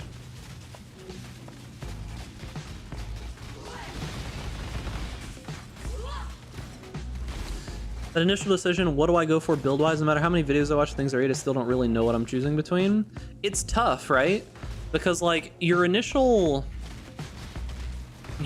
gut instinct when you're choosing a build is like, I want to go something that's fun, right? Like that's definitely like the initial choosing of the build is like, you want to go something that's fun. Yeah? But the problem is, is that one of the worst qualities of PoE is that there's kind of this sliding scale, right? There's kind of this sliding scale. It's a 3-part scale. Is fun, effectiveness, and cost. And you can only really have 2 ever in PoE, okay? So you can have low cost and effective, but typically the build's not fun. You can have a fun build that is effective, but the cost that's gonna be astronomical, right? So it's definitely like a choose 2, because the choose 3 builds get hit with the nerf hammer every league. So that's kind of the problem with PoE, right? Is that like those choose 3 builds get absolutely obliterated every single league, and they don't work for more than 1 league, right? So that's kind of this weird conundrum. So it's like, if you want to play a good build in PoE, especially as a new player, it might not be that fun. That's kind of the problem I feel when new players are trying to come into the game, is that a lot of the best builds for effectiveness for new players are just not fun, right? So it's kind of a big problem, and I wish that it was addressed a little bit more. I wish there were at least just a couple builds that had all 3 and they could just stay. But that just doesn't seem to be the way that GGG likes balancing these days. And I understand it. I get it. But it is unfortunate for the new player experience.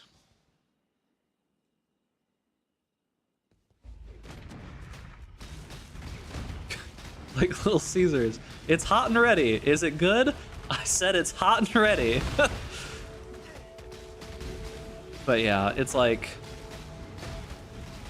Bone Zone's hella fun. Bone Zone's pretty decent, but Bone Zone has the melee. It's still painfully melee. It is still painfully melee, right? Painfully melee.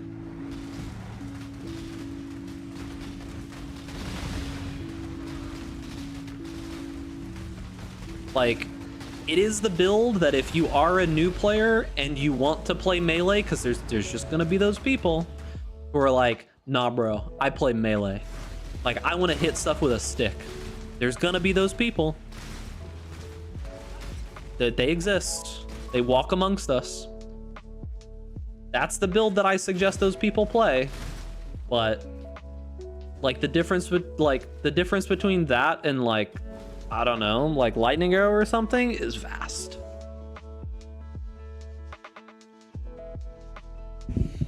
Right? The difference in just effectiveness of that build in Softcore Trade and Lightning Arrow is vast. It's an, like, you cannot see the other side, right? Full Dot, Poison, Ballisto, Ellie Arrow. So all three are relatively worked through POV guides. Ellie Arrow. Elementalist? Or when you say Ellie Arrow, are you talking about EA Ballistas? Did Zizarin put out a Lightning Arrow guide? I don't know. I didn't look at his guides this league, to be honest with you. Okay, so here's the thing. How do you know if you'll enjoy. You can't really know. I can give you what I think is like my opinion. One of the best things, honestly, one of the biggest reasons why I think content creators are like, it's good to find a content creator that you just generally agree with and then just follow what they do, is because you'll notice that if you agree with a lot of the things that a content creator says in general, you typically are probably going to like a lot of the same things that they like, right? Like, I think there is a relatively big case that a lot of you, if you like idle games, will like this fucking Orb of Creation game that I'm playing recently, okay? That shit is so fun if you like that kind of thing, yeah? So if you find a content creator that says a lot of things that you probably agree with, you'll probably like it. In my opinion, when I look at all of those builds, let me look at them. Cold Dot, here's the thing about Cold Dot, okay? Cold Dot is an effective build. It is a lot of buttons. PoE is a very complex game with lots of things that you need to do. And the problem that you're going to run into with Cold Dot in particular is that because you need to press all of those buttons, it's going to take up some of your like brain space of actually just playing the game. It does have the benefit of the fact that you put those dots on the ground and then you don't do anything else, right? Like, your damage is not limited to, you know, only when you're attacking. So it's a give take, right? It's a very big give take. Cold Dot is also significantly more effective in Trade League. It's also not super high damage. It's okay damage, it's consistent damage, but it's not super high damage. Poison Arrow Ballista from Palstron, it is a ballista build. You will not be doing the damage yourself, right? The damage will be done by your ballistas. That is a good thing most of the time because it allows you to just sit there and focus on actually playing the game, right? You pop the ballistas down, you let them do the work for you, and you focus on dodging, and you focus on doing the mechanics of the boss, and don't worry about anything else. Very effective for new players, but you're not actually doing the damage. Something else is doing the damage for you, right? That's the downside of it, the playstyle. But very effective in general. Elementalist, same, what is it? Not Ellie Hit. Explosive Arrow Ballista, right? Same exact problems, and actually has a little bit more problems, which is the fact that there's a delay to the damage that happens, but a very effective build in general, right? So it's like, there's upsides and there's downsides to all of these things, right? So then there's a build like Lightning Arrow, right? Lightning Arrow, super fast, absurdly fast build, amazing clear, easy gear pathing. It's squishy as fuck if you don't know what you're doing. Like, if you are not an experienced player and you stand in something bad, you're dead. That's all it is. Dying isn't that big of a deal in softcore, but it's gonna feel bad if you're not too experienced at doing like manual dodge stuff, because you might find this one Giga Chad rare mob that is just pushing your shit in, and he kills you 6 times in a row and you lose your map and there's nothing you could do about it because you don't know how to fight him, right? It could happen. But that other 95% of the time is gonna be fucking amazing on Lightning Arrow and it's gonna feel great. But you're gonna have those really bad experiences where you absolutely just get shit on and there's nothing you could really do about it because you just don't know the way to deal with it, right? Like, it's just how it's gonna go. So it's like, there's upsides, there's downsides. I'm gonna take that 95% of the time is good and just get my shit pushed in randomly sometimes by some Giga Chad arch nemesis mob that just beats my ass. I'm gonna take that pretty much every single time, you know? It's just, to me, that's just gonna be a lot more fun. Otherwise, I could play a build that won't have that effect. It won't get wrecked by some random arch nemesis mod, but it's gonna be like 20-30% slower and less clear and less effective for the entire time that I'm playing it. So it depends, you know? It's like, what do you want? Do you want a significantly more consistent experience where you will have a solid, consistent experience all the way through without any like super low lows, but you're never really gonna meet those like crazy highs? Like, you're not gonna get that? Just, you know, it depends. If you're the kind of person that absolutely fucking hates dying You don't want to die, ever. You just want to be a tank. And you want to survive, even if it makes you go slower. You just want to always survive. You never want to die. Dying is for losers, right? You can play something like Pox's Righteous Fire, right? You play something like that. He's got a guy that'll literally handhold you from step 1 to step 100, all the way through, right? Giga Chad for LA is usually some crit resist thing with a few strong damage mods. No, you know what the Giga Chad fucking mob is for Lightning Arrow? It's those goddamn motherfucking Abyss mobs that go invisible constantly every time you run away from them, and they hit you once, and there's nothing that you can do about it before before you can damage them. Those are the mobs that can like fuck off, honestly. It's those motherfucking Abyss mobs, dude. Those mobs. They're like the big giant, I don't even know what they are. They look like big demon looking things, and they have 2 big spike hands. Those things go at Mach speed, and they go invisible if you run away from them. Well, they don't go invisible, they go invulnerable if you run away from them. If you get one of those mobs and it gets either cyclical damage reduction or like Soul Eater or some kind of crazy mod on it, right? Like temporarily enrages or stuff like that. You get one of those mobs and they just have that bad mod. It's an evasion build. So if you just are at your point in your evasion entropy where you're gonna get hit and he hits you, he's probably just gonna one-shot you. There's nothing you can do about it, right?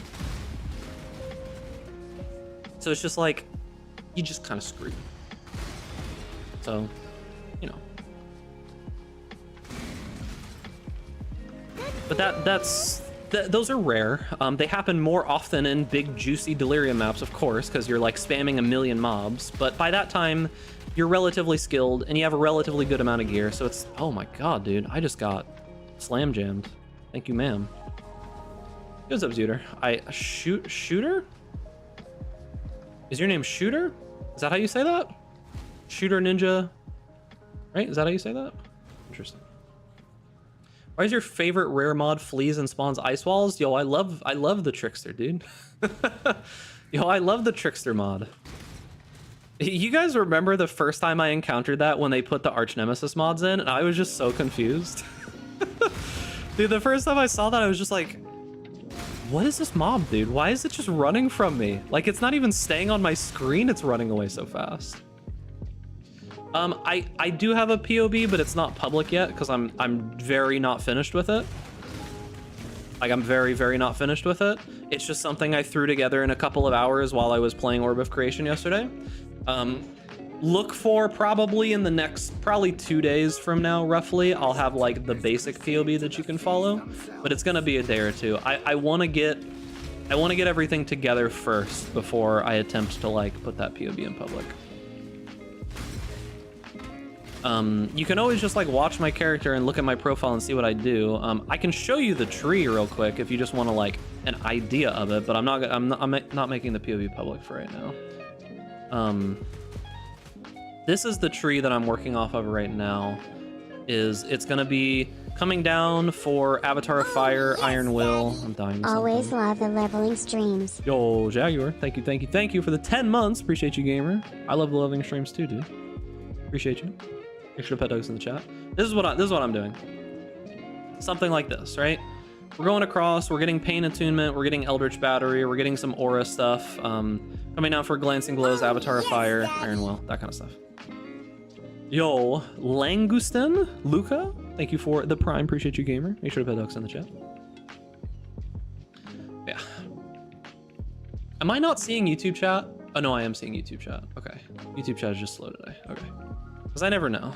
Like, I never know if I'm seeing YouTube chat or not. Am I seeing all of YouTube chat? I just want to make sure.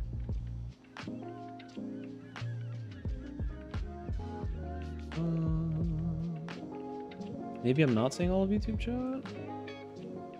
YouTube chat is just slow. But I do need to probably restart this because fucking YouTube chat, dude. Just in case. I don't know why. It always like fucks up. I wish I just had like a better solution for this shit, for this like multi-chat experience thing. I just wish I had a better solution, but unfortunately I do not.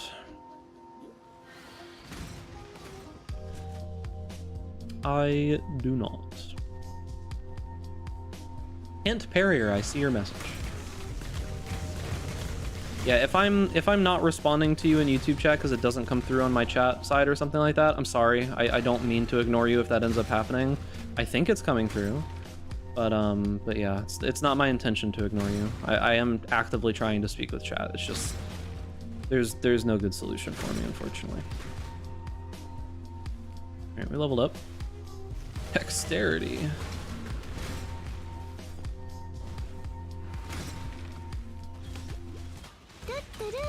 You are Tonky, dude.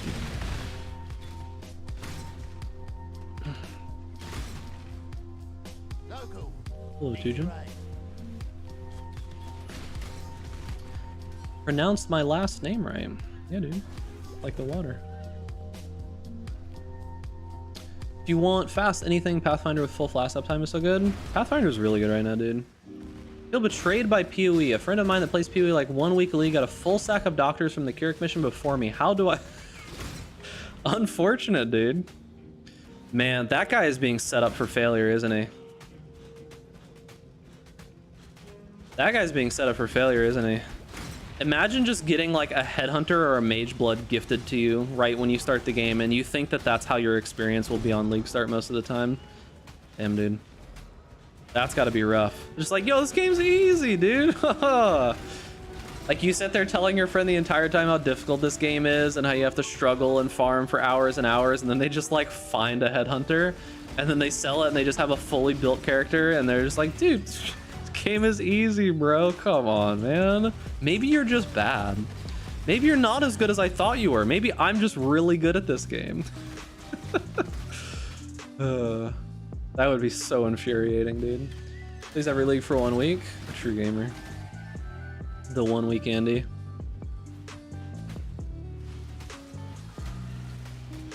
The 1 week Andy.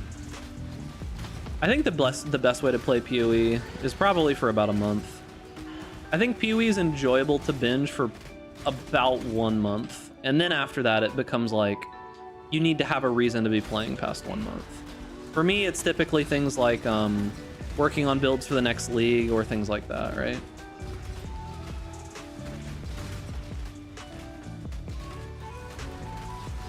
Yeah, I think the game is best played when you take a break for a while, for sure.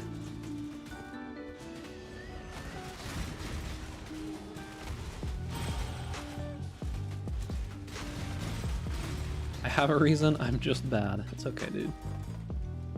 Honestly, everybody's kind of bad at PoE in one way or another. Unless your name is Ben, and then you're not bad at PoE in any way.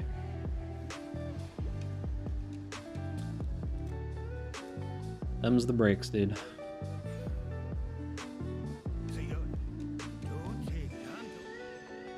Are summoners still good? About that. There are summoner builds that are good. But if you played like specters or something, and that's what you're looking for, you will be very disappointed. And I'm sorry, but you will be very disappointed, unfortunately. There are a couple summoner builds that are okay, but summoners have just gotten repeated nerfs over and over and over and over and over and over again in what I thought was prepping them for the new PoE 2 gem system. But now that we are not going to be getting the new PoE 2 gem system in PoE 1, I have suspicions that we will see some pretty consistent minion buffs over the next however many patches. Dux, doesn't it feel weird that we have so many skill gems and most are bad? So strong. Yes, and I think it's one of the things that lots of people are upset with, and it's one of the, like, the main criticisms that I levy on GGG. It's not something I think they'll change, but it felt really bad to see like 100 lines of random small numerical changes for Ruthless on the Ascendancies. It felt really bad to see that. And then there's like 40 skills in PoE that could just use a small numerical change and they would be like somewhat playable, and they've just sat and rotted for years. So that felt kind of bad. Because I think that's all that people are really looking for a lot of the time, is just some small numerical changes to some abilities that are maybe underperforming, and just give them a little something, you know, just a little bit. Like, why don't we give sweep like a little bit more AoE, a little bit more damage? Man, they must be really fucking embarrassed or some shit about the cleave buff, huh? Now that I think about it, they did that with cleave, even though it was a meme what they did to cleave, right? But still, people meme the fuck out of them for that. They must still be they must still be salty about cleave. That has to be the reason they're not doing it. Surely. Look at the recent interview they did. They were asked this exact question about buffing underused skills. They replied that none of the skills left are numerical and they would have to rework them to buff them. See, I kind of disagree. There's a lot of skills that were good because the numbers were good. And they just nerfed the numbers on them and they're bad now. I don't know, man. I kind of disagree.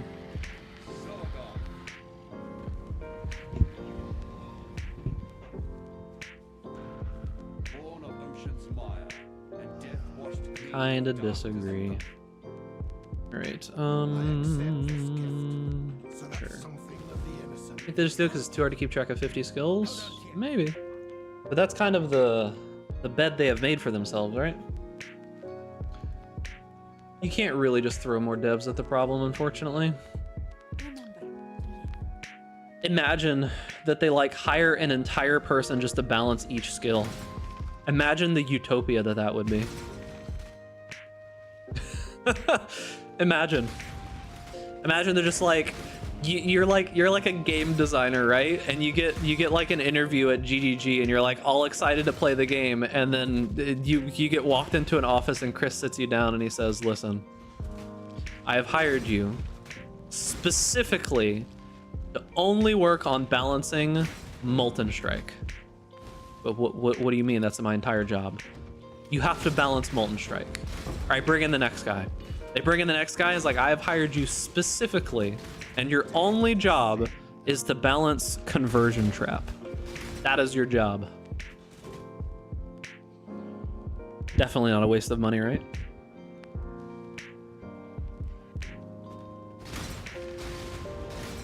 One dev per skill. That's the true way to balance it, right? Surely. That guy has a lot of work. Yeah. F for the guy who gets any minion gem, because he's gonna be like, hey, I've made some changes to the Spectre gem and I think these are... You can't buff the Spectre gem, John. That's not okay. That's not how we do things here at GGG. Are you sure that you're a team player buffing the Spectre gem? I think not.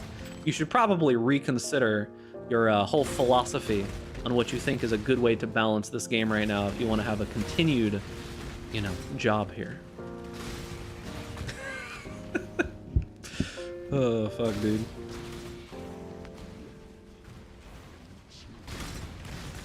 Poor Spectres, man. Poor Spectres, dude. Poor fucking Spectres, dude. The most abused skill gem in PoE history, I feel, by the devs.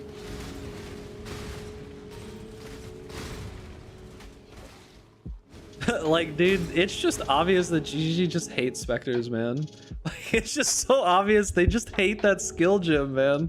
They absolutely despise it. Oh, it's just like, you like, okay, okay.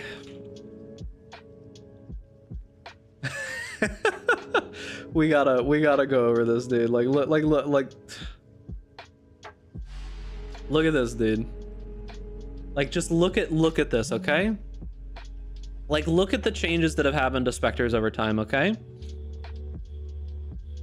So originally, they changed Spectres to where they actually save when you're, like, logged out and stuff. It's like, oh, man, dude, crazy. You know? Then they set the level of raised Spectres. Rather than limiting the level of the corpses you can raise as Spectres, they set the level of the Spectres that you're possibly going to be able to have, right? Because previously, you used to be able to, like, scale Spectres into the sky and get, like, the maximum level zone of Spectres and just have them forever, okay? So they changed that. So they made it so you couldn't scale them super high. And then in 3.10, raised specters are now level 31 at gym level 1 up to level 76 at gym level 20, previously level 80. So they removed 4 levels off of the specters. And keep in mind, levels include like damage and base stats and base health and all that kind of stuff, right? So they removed 4 levels from the specter gym in 3.10. Then they gave it alt quality and heist, and in the 3.13, they took another 2 levels off of the gym, okay? And then they removed accuracy from the minions as well. So they nerfed the level of the gym again, and then they removed accuracy from them again, okay? Then they made some change in like 3.17, and they said, you know, they're now safe to your character and they can be desecrated. This is a good quality of life change. And then in 3.19, they're like, well, turns out 72 is just not low enough, dude. We need to make the monsters level 70. I want you to keep in mind that a level 70 monster is a tier 3 map monster, okay? A level 70 monster is a tier 3 map monster, okay? Level 70 monster gym at level 20, okay? And at level 25, they lowered it to 76. You know, it's like, I get it. I understand that you hate specters. I really do. But it's like at what point is beating a dead horse just, doesn't it get old just making that skill gem terrible? Like, doesn't it get old, man? Like poor specters, dude. Literally, they made Kay quit the game. These changes just made Kay quit the game. Like, unironically, they just decided that they didn't want her to play the game anymore, and they're just like, nah, we're just going to target nerf this skill gem until it is unusable. And literally now the only use for specters is when there's a random new mob introduced in a league mechanic that's like giga busted and overpowered that can be abused, and then they either remove it or they nerf it the next league. Poor specters, dude. Rest in pieces.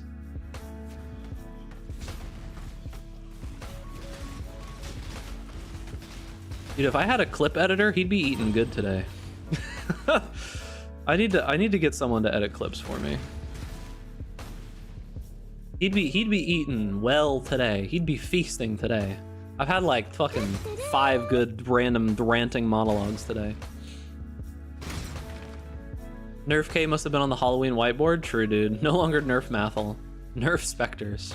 I really hope that some of that damage is undone, because I think all of the minion nerfs have been because of the new gym system that we were going to be getting in PoE 2, which is now a separate game. I think that's kind of the reason that they were doing it, because you gotta imagine that if you're playing minions and you're able to just have like 8, 10 6 links or whatever, it kind of makes sense that the minions themselves need to be a bit weaker, right? Because you're just gonna have like infinite 6 links. So you can have essentially like 4 or 5 main skills. But yeah, I wonder, dude. They would have started the buffs already? Maybe, yeah. They might have, yeah. I guess we shall see. We shall see.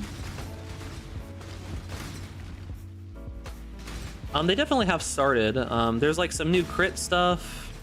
There is the Guardian changes. We'll see, but yeah. We'll have to see how it goes in the future, because I don't think the current changes are enough to really effectively do very much. I don't think it's enough to like actually fix any of the problems that minions are currently facing.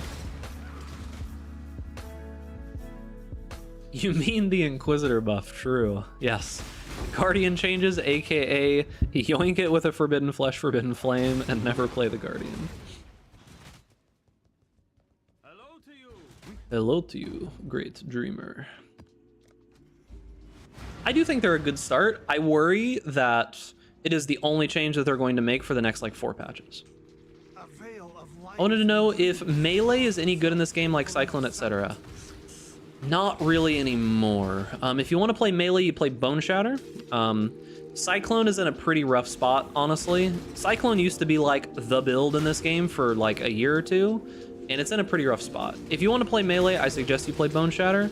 I have a guide for Bone Shatter Juggernaut that should be able to get you through most of what you're going to do. I would be careful with Cyclone. Cyclone's a really hard ability to scale right now. Like, it's really hard to get enough damage to be effective on that ability. So be very careful with Cyclone, especially if you see this like YouTube channel called Path of Exile Builds. Don't follow a single build from that channel. He's a front for RMT, which is real money trading. All of his builds are either like stolen or suck, and the idea behind them is to push you towards RMTing. What's a solid totem build with minimal button mashing? I think Shockwave's probably the totem build. Shockwave is probably the totem build right now. So yeah, just be careful, because Path of Exile builds is definitely they're not good builds at all. I know one other person that was in the chat the other day got baited by their like Fire Cyclone Berserker or some shit like that. Terrible fucking build, don't play that. Like, absolutely not. Wait, what hit me? I didn't even see anything that hit me. Hello? Yo, he cheated, dude. He cheated, dude. Couldn't have been me. How much resistances do I have? Oh, my resistances are actually pretty decent. I just have 1500 life. Really want to play good Divine Ire build? Okay, here's the problem with Divine Ire. It's a channeling ability. Channeling abilities typically suck. Most of the time, the way that you play a channeling ability is with totems. And guess what else kind of sucks right now? Spell totems are also not very good. So yeah, Fine is kind of in a rough spot if I'm gonna be real with you. Problem with channeling abilities is that, like, to get the most effective damage out of them most of the time, you need to like stand still and channel them for a long duration, and guess what happens when you stand still and channel for a long duration in PoE? You die. Best bosser? In what regard? Like, uber boss farmer? Probably something like, I don't know, like Ice Trap. That's a ZHP farming build though. If you're talking like just like a good, well-rounded bossing character, I don't know, like Hexblast Mine seems to be okay. If you want to play Bone Shatter, I have a guide for Bone Shatter. You go to my YouTube channel, look for the most recent video that says Bone Shatter Juggernaut, and you can follow that.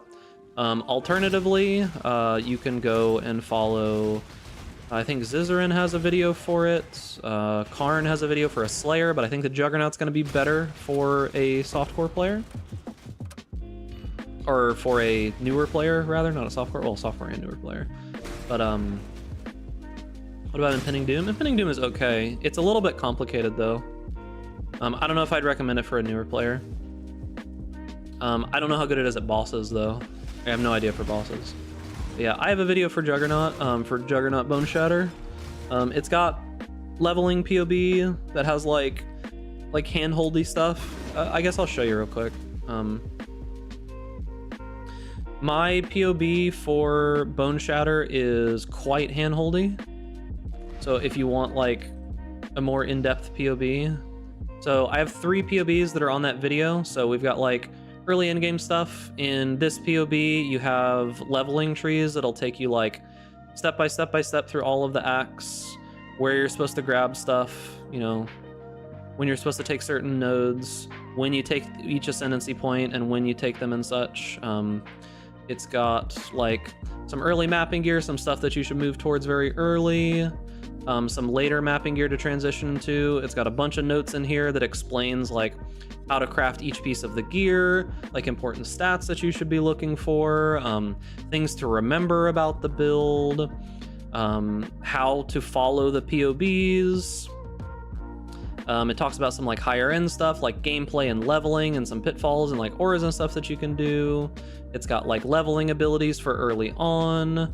And then later on, it has a medium set of gear, which is going to be the spell suppression set of gear, which is a little bit more expensive. A higher end tree that's got some more stuff in it. Notes that are specific to this set of gear, like it has crafting notes specifically on this medium set of gear. Like these are all separate crafting notes that are for these pieces of gear. Same thing with the third one, like the fourth vow one. It's got different skills, different items, different notes for how to craft all of these pieces of gear, different tree, all that kind of stuff. So should be pretty decent, hopefully.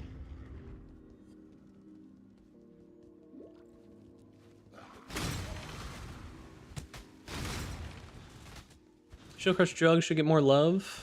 The problem with Shield Crush is that the damage output is just so low.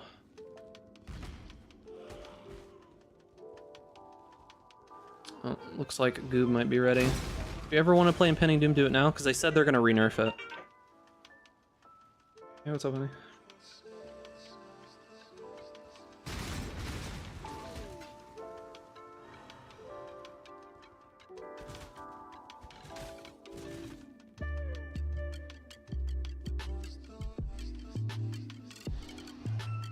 They confirmed that Impending Doom is being re-nerfed. The Vixen's gloves are being re-nerfed next patch. Because they got changed, and it was an intended change this league. And that is going to actually go through next league. They didn't talk about it or didn't say anything, so they undid the change because a lot of people got essentially baited into playing it. But they confirmed that they're doing it, like they're making the change next league. Okay, so I gotta go pick up Goob from work, which means I'll be gone for about 15 minutes. I will be back. We'll stream for a little bit longer. I'm going to finish the campaign today. But we will be gone for about 15 minutes or so. So if you're watching the VOD or something, just skip ahead to whenever it is. I'll be back in a moment. Don't go anywhere. We will be back. So we'll be right back about 15 minutes, boys. Gonna go pick up Goob from work.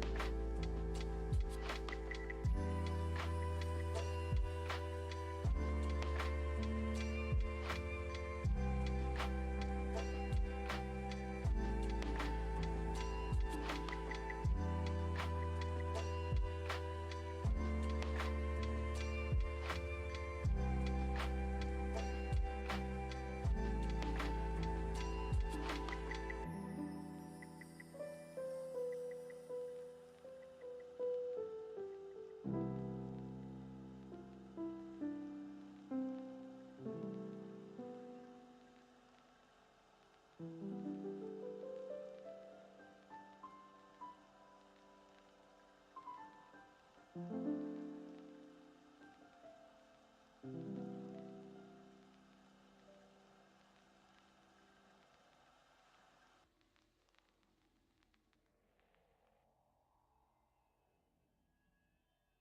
are you doing, man? We gonna kick a beat or what? We're gonna kick the beat. We're gonna kick the Yo, ill we'll beat. drop.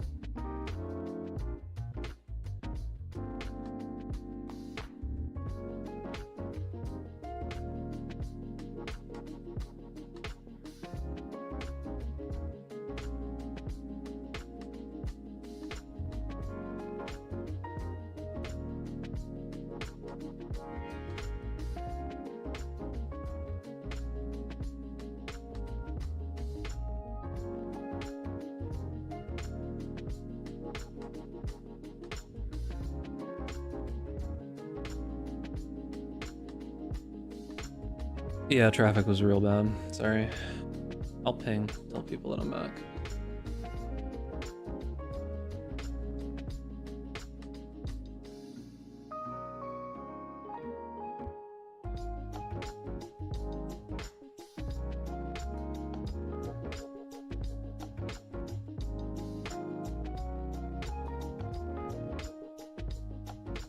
Okay, sorry about that. Yeah, traffic was real bad. Alright, where are we at? The hurricane is north of me, but yeah, it was quite windy and quite bad and stuff outside still, because the hurricane's gonna hit here in the next day or so. So yeah, alright, we're back. Okay, where were we at?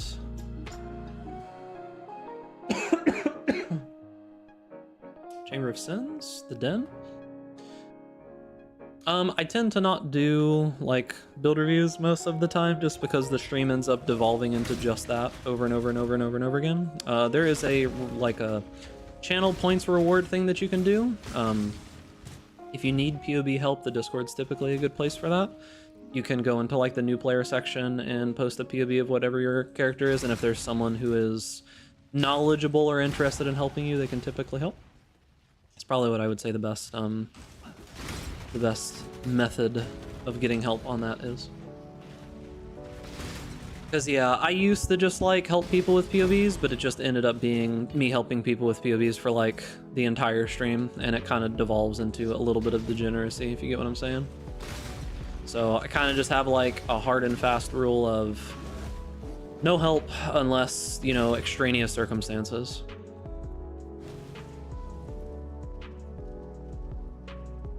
So yeah, I can maybe give you like advice or something if you have like specific questions and things. I'd be happy to answer those, but you know, like what build are you playing and what are you having issues with?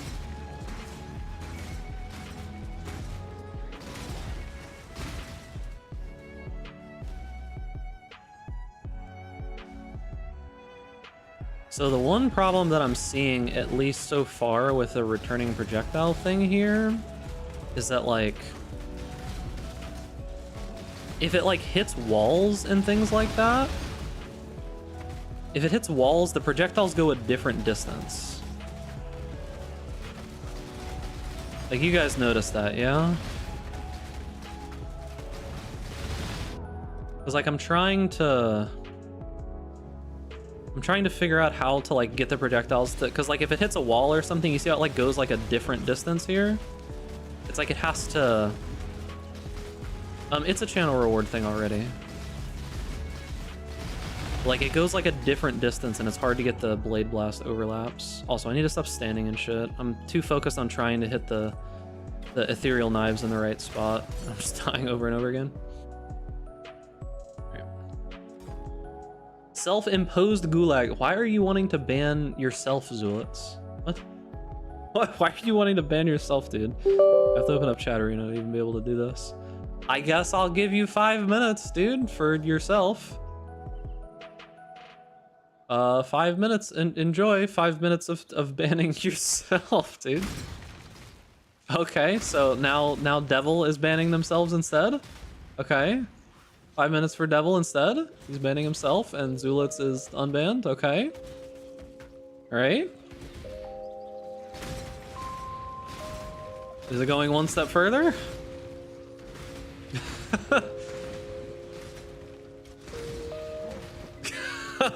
Okay. All right. So it's revert. Okay. So now everyone is banned. All right. All right. Goodbye. We'll see all 3 of you in 5 minutes. Nuclear winter. Alright, goodbye. It was nice knowing you all. We'll see you in 5 minutes.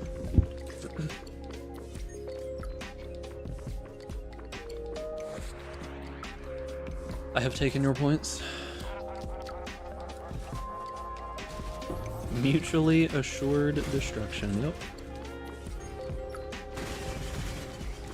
Yeah, you gotta be careful with those reverse Unos, because someone might just come in and be like, huh? The first one is always fine, right? But then you gotta be careful because it's like, do you really want to play with fire? Are you willing to set yourself ablaze just to make sure that the other person goes down with the ship as well? It's like, there's a chance.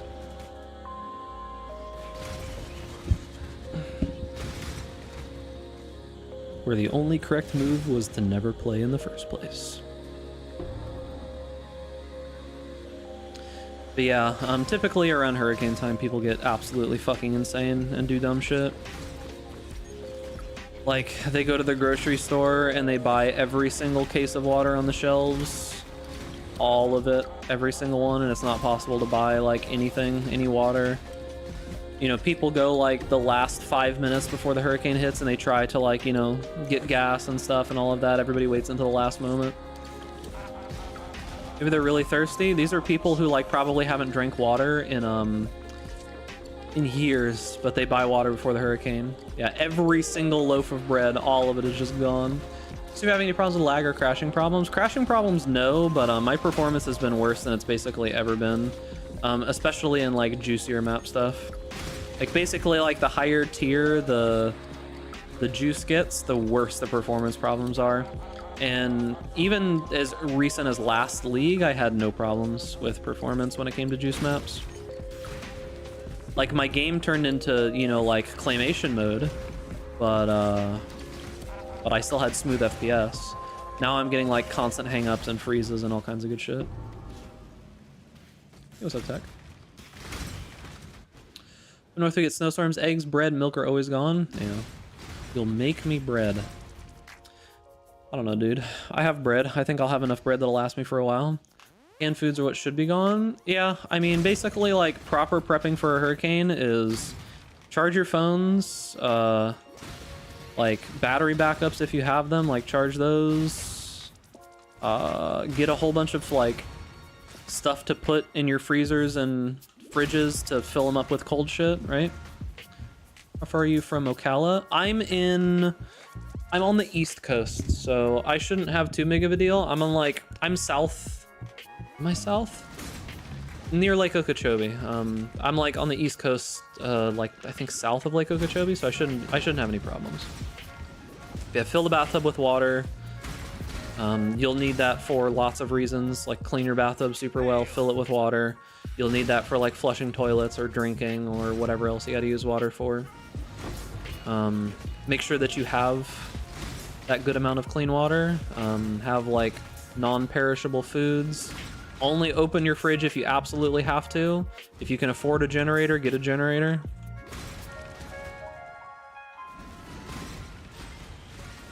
If it's over a category 4, leave. You know, the simple stuff. The best mini mill that doesn't use Animate Guardian. You want permanent minions or not? Because most permanent minion builds use Animate Guardians. If you're wanting like a minion build that doesn't rely on permanent minions, it's probably going to be Summon Raging Spirits. Sister is in Dunlon has 45 chickens. I should be good, dude. Hurricane's not even really going to hit here as far as we're aware. So I should be fine. It crashes lag, and if I do get into a map after 5-minute waits, nothing loads. I haven't had anything like that, so I'm not exactly sure what's going on with you. Okay, so looks like it's gonna be right here, I think. Oh no, this is way too easy. Okay, so it's gonna be all the way up here to the left. So it should just be like way the fuck up here to the left. I like the nuclear option. Hey, just beat Cortex for the first time. I got Nebulous. Any suggestion on what to build with it, or is it a bad drop? It's not necessarily a bad drop, but the builds that use Nebulous are like very super high-end crazy builds that I don't know that someone would be able to build around super easily. So, in my opinion, you probably just toss it in your stash tab or try to sell it if it's worth something. I'm not sure if it's worth anything right now.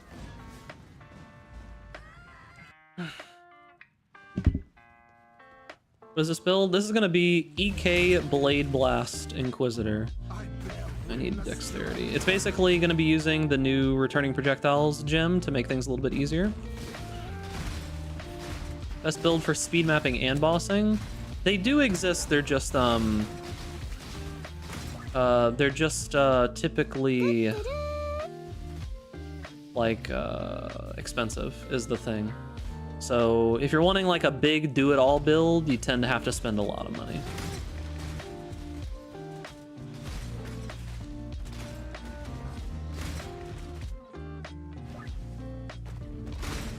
As for what that build is, there's a lot of like crazy, high powerful, expensive builds. Like you can do some random weird aura stack stuff. You can do that kind of thing. Plenty of them exist. You just gotta choose which one you would like. Like you could do a super high expensive tornado shot Omni, you know, like Deadeye or some shit like that. You could do that if you want to. You could probably do some kind of aura stack stuff.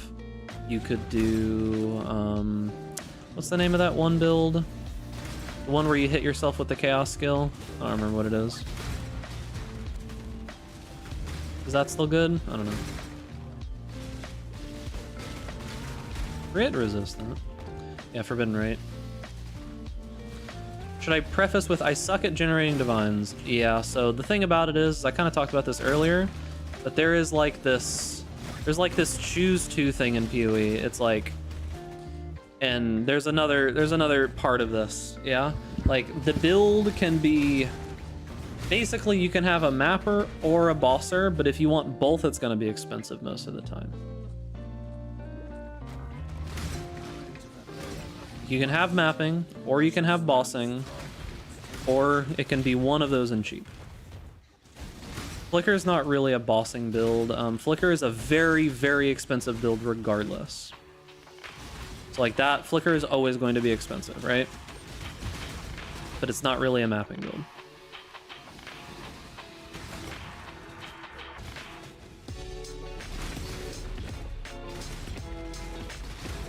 Or it's not really a bossing build, sorry, it is a mapping build.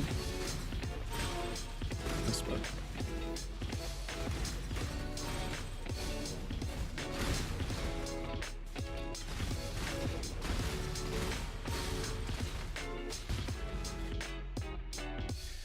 But yeah, that's basically what it comes to, is that it's always just going to be expensive, you know?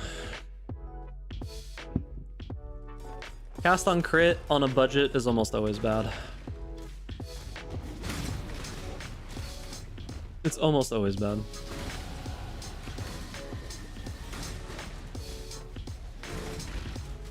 That's a build that is hungry for money. Hungry for currency and upgrades.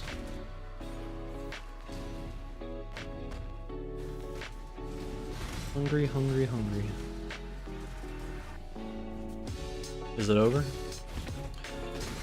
Only if the fish jumps. Yes, nuclear winter is over.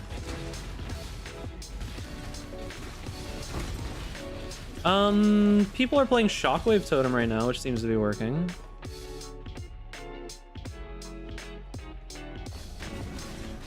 But besides that and Ballistas, not really much else, you know?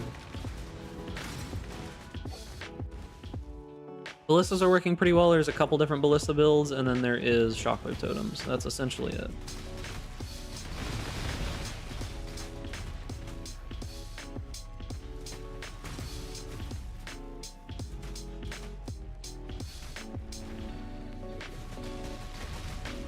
There's some other stuff, but they're typically not super well-rounded. Like very highly specialized type builds. Well, that's the risk that you run.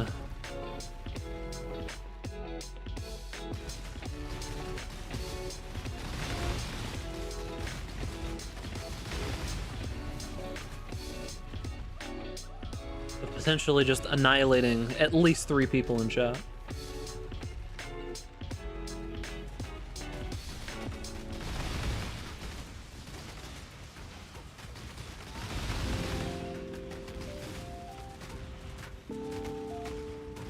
Yeah, like, used to, years ago, you could play, like, brain-dead minion builds with nothing in them, but I just don't really think that's the case very much anymore. There's lots of, like, random bullshit you gotta deal with.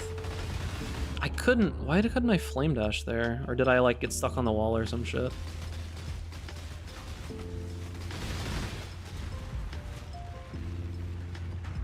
Probably got stuck on the wall or something.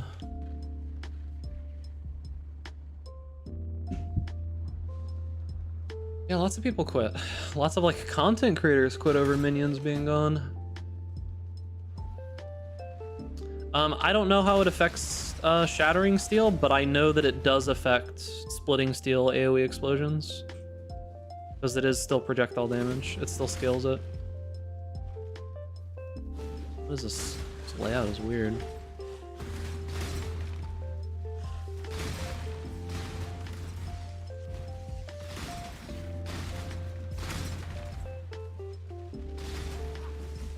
What, you mean you don't like babysitting a bunch of very like delicate minions that die very easily and are super hard to resummon? You don't enjoy that? Like honestly, I wouldn't even care if specters could just be the way that they're supposed to be in PoE 2. I wouldn't even care. Like I would play specters, right? The most annoying thing about specters is them just dying and there's no way for you to resummon them easily. Like, how can we not have the technology yet where you can just have like a set specter and just summon it? I don't know, man. Like, it says that it's going to be possible in PoE 2, but can't we just have like a little book, like a little tab where we can set our specters and then, you know, there's like a little cooldown on using the summon specter skill and we just resummon our same specters? Like, I don't know. Seems pretty straightforward to me. Because yeah, it's like all of those extra little things combined just makes minions just an annoying playstyle. Because it's like, if I could have my specters, right? And even if they were like not super tanky and I could just resummon them occasionally without having to desecrate for specifically those corpses, make sure that I found the right corpses before I accidentally spawned the wrong ones and then fucked up my entire like ability to summon my, you know, my specters and have to go like grab them again randomly or some shit. It's like, all of that is just such a nightmare of like quality of life issues that it's like, why would I ever want to interact with any of that?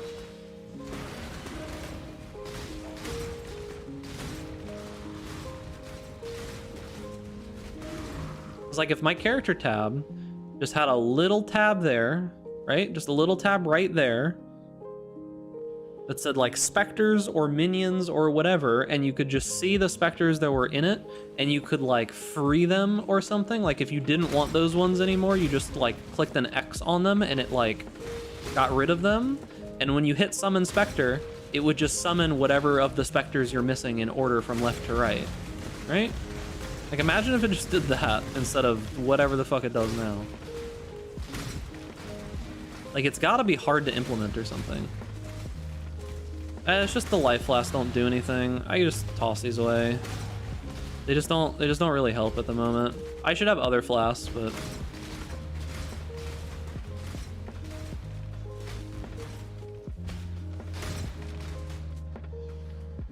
yeah, they're basically just doing nothing. I should be using the trader right now, is what I should be doing. And then I just have permanent these two flasks. But I'm lazy. And I basically have permanent uptime on them anyways, whenever I'm clearing stuff, so it's okay. Let's see. Is going Eldritch Battery right now even do anything? Probably not. This is gonna be kind of a nightmare. This is like a very enclosed area, and I don't do a lot of single target damage yet.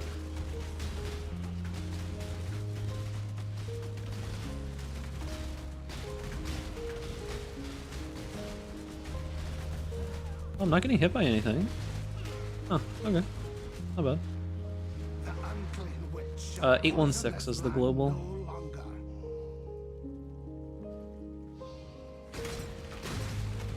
You're wanting the in-game chat?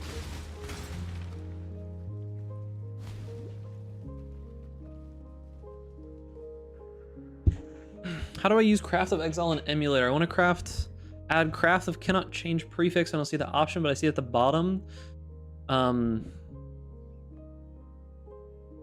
So you go here, go to emulator, you go create item, whatever, glove, strength, sure, ancient gauntlets, proceed. You go to suffixes, you go down to crafted, you find prefixes cannot be changed, right, is what you want. and then you hit the plus sign, and then it adds it. That's the same way with everything else. If you want to craft on your own item, you just the plus, yeah. There you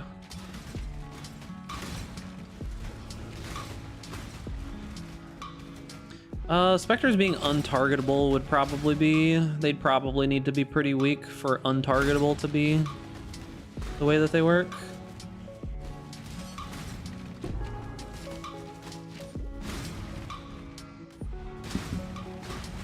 Anything that's untargetable has, like, I don't know.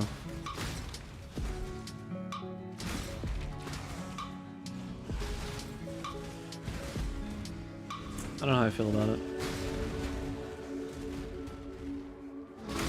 What other aura can I use at this point? I could probably just straight up add in Zealotry at this point, yeah? Like, I could probably just equip that right now with no other changes, and it probably works fine.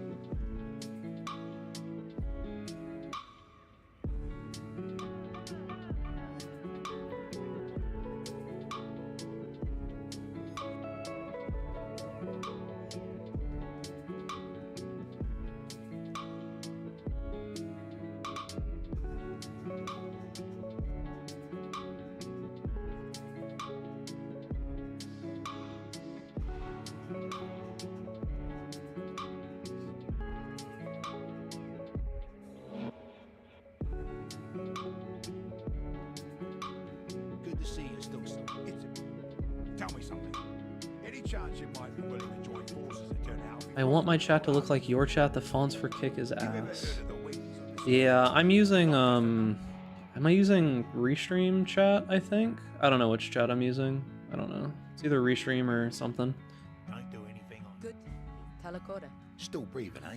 Through Inspired Learning, the LA build and Wilds of Fun. That's Headhunter for you. It's basically just like a little itty bitty mini tiny Headhunter. Turns out it feels pretty good. What was I doing? Grabbing something.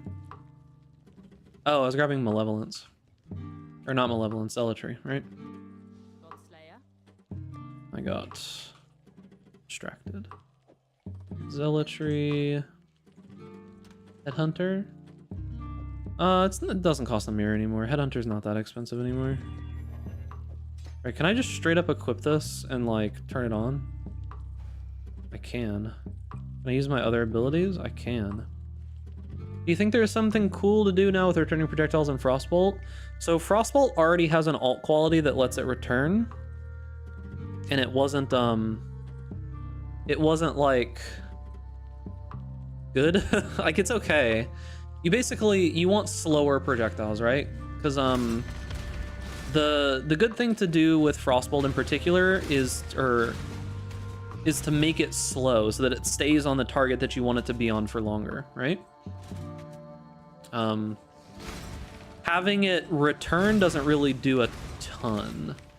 You just want them to be slow. There's one of the alt qualities makes it so that it is slower, which is the one that you want.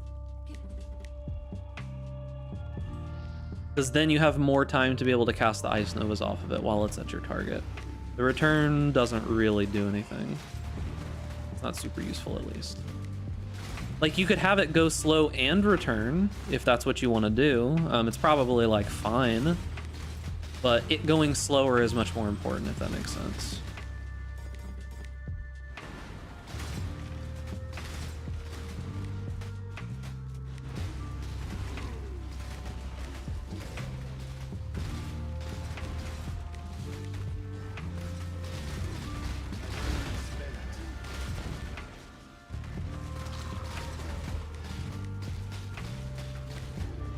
I might revisit Frostbolt Ice Nova at some point. I just don't know that it's going to be this league. Don't know that it's going to be this league because I'm about to play, like, I'm playing an Inquisitor build right now. Next is probably Poison Splitting Steel Pathfinder. Is probably the next build.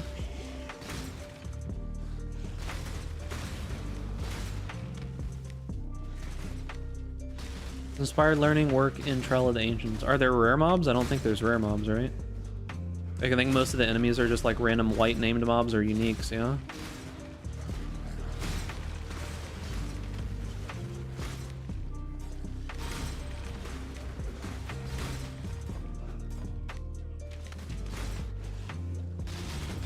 What happens if I put Ice Nova in a totem and use Astral and self-cast the bolts? Insane procs. So here's the thing. You want to self-cast Ice Nova because of how it interacts with Spell Echo when you cast it off of Frostbolt. So here's the thing. When you cast Ice Nova, self-cast with Spell Echo off of a Frostbolt, it does the repeats without you having to cast the repeats. So you want to self-cast it. That's the whole reason why that skill works so well, is because it scales infinitely with Spell Echo. That's why it's really good with the greater Spell Echo staff that people did like fully self-cast. Ice Bolt, Frost Nova, whatever. That's typically why that is good, is because you can do greater Spell Echo and Spell Echo, and then you have like 3 repeats or whatever it is, and all of them go off without you having to actually sit there for all of the casts. So you want to self-cast it, because Spell Echo works extremely positively in that interaction. But yeah, that's basically, I don't think there's any rares in the League mechanic, so Inspired Learning and Headhunter probably don't work.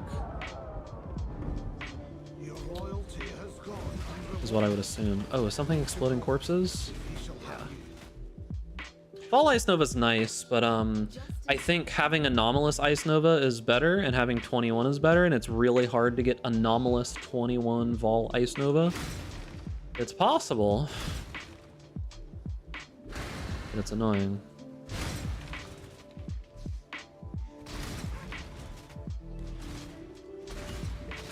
It's hard getting 21 Vol Ice Nova, right?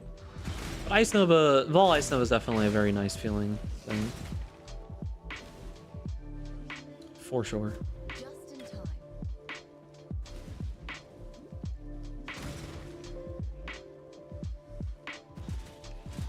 Rampage stacks. I mean, they're kills, so yeah, I could see it working, right?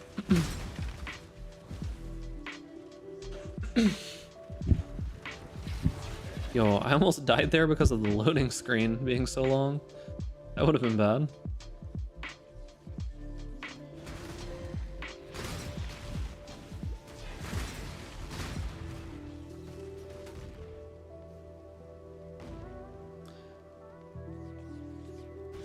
Crazy how many auras I have going right now.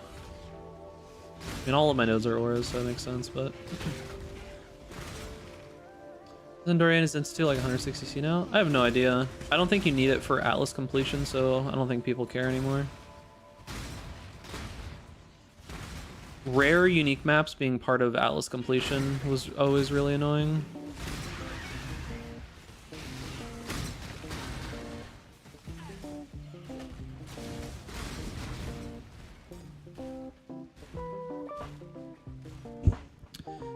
Let's see.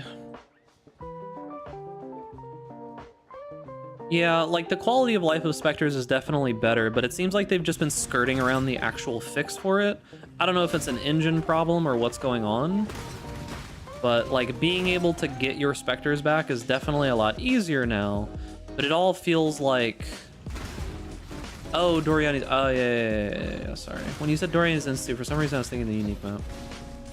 Like, getting them back is easy, but it feels like they're just skirting around the actual problem, which is just the way that they're fixing it in PoE 2. Like, Spectres actually seem like they'll be pretty cool in PoE 2, right? Because you'll be able to, like, get a Spectre of a specific enemy, and just that specific enemy will be the gem, right? Which means that if you have multiple Spectres, you'll be able to have separate 6 links for each one of your Spectres. And it'll be easy to do that, right? Like you can have one 6-link damage Spectre, another 6-link damage Spectre. Yeah, I think it's Machinarium. So you'd be able to have multiple 6 links of different Spectres, right? So that seems really cool. Well, you'll be able to invest into Spirit, right? So I'm assuming the way that they're going to do it is they're going to make it so those kinds of builds work, right? That seems like a better way to go about it. Even if it's not as effective, it at least will be less frustrating, right? My whole issue with specters in general is just, like, if they died and I could just resummon them by pressing a button, I'd be happy. I wouldn't care if they were a bit weaker, right? I don't give a fuck.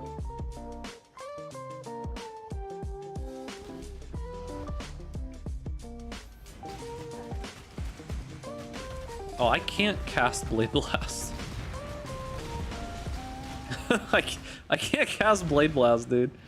I guess I'll just stand back here then.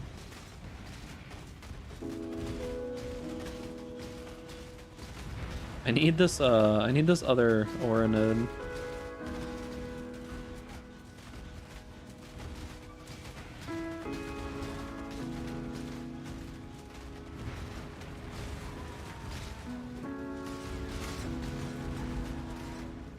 Oh, I need the sun orb too. Longest load screens. Yeah, and I mean, I get it. I get why they are doing things the way that they're doing. It's just like, I feel like there are fixes. Like, the specters can be weaker as long as I'm able to summon them easier. Can I ask stupid questions? As long as it's not about, like, weird or, well, weird is okay, I guess, but, like, illegal or shit like that. Like, yeah, sure, I don't give a fuck. I want to say something along the lines of there are no stupid questions, but then people say very questionable things after that. Was there even a league when Syndicate Operative Specters were the top build? They were easily one of the strongest builds in the game at that time. I don't know that they were the top build. Reserved mana, what and by whom? In what context? Just in general? Like in just the context of just like PoE in general? Are you asking like what reserved mana is? Are you talking about in the context of the conversation we were having about PoE 2? Can you adopt a 17-year-old as an 18-year-old? Is it possible? Probably, in situations of like brother-sister kind of thing, where maybe the brother is like well off or something and the sister is not, or the sister's well off and the brother is not. Things like that. What is reserved mana? Reserved mana is basically, you have your entire mana pool, right? Like mine is currently 700 mana. And to be able to run auras, typically the way that you run them is you reserve a portion of your mana pool, meaning that that mana is just permanently used up while it's up, right? That mana is just essentially used, and you are able to have that aura effect on you permanently. So if you reserve an aura for 50% of your mana, it would take 350 of your like my full 700 mana pool away, and that is just non-usable, right? But now I have a nice big aura. So what I'm doing here is I have reserved like 90+% of my mana, right? I've reserved like a whole bunch of it because I am casting off of my life pool currently.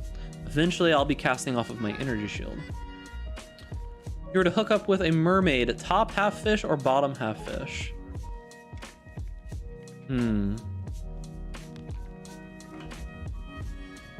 It's a tough question, right? Like, it's definitely a tough question because honestly, like, the gut answer is always that you would want the top half to be human, right? Like, you would want the bottom half to be fish. But then, like, if your only reason for hooking up with the mermaid is for, you know, the fishes, the fishussy, whatever the fuck you want to call that. I mean, I don't fucking know, man. I'd probably still have the top half be human, right? I'd probably still have the top half be human. The mermussy.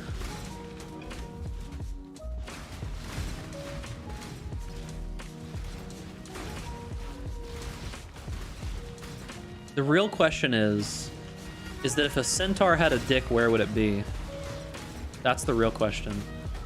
Would it be in the position like of where the horses is, or would it be in the position of where like the humans is? In my opinion, it'd be like the horse, right? Because the bottom half is the horse, so I think it would be in the back, right? That's what I think it would be.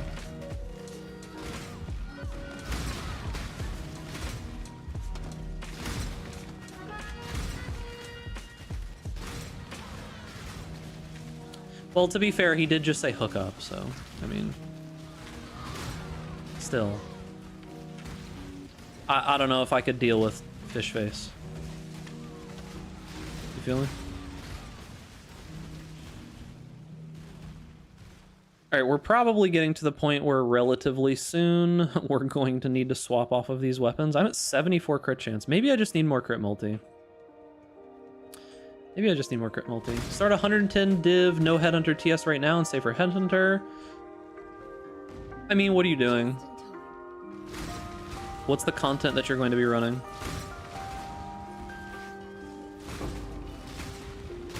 I think it goes at the base of the neck for sure. Because that's really the answer, right? Because like you don't technically need Headhunter to be able to farm like big super juice maps, especially on like 110 div tornado shot build. You could just use an inspired learning at first, and that's pretty cheap. So if that's the kind of content you're gonna be farming, that's fine. If your goal is to farm like giga fucking crazy maps, maybe wait. I'm not sure. I mean, I think you could probably do tornado shot with 110 div and just get like an inspired learning and survive off of that until you can afford the headhunter. Probably reasonable, right? Someone may have washed away your sins, Python. Like I think that's reasonable, yeah. Never forget what you did. It's my lucky day.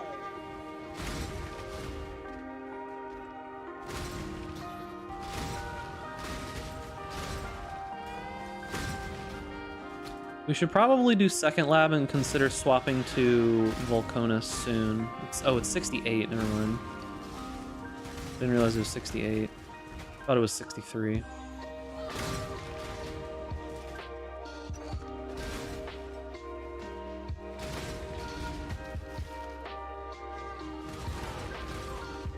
We need some more energy shield.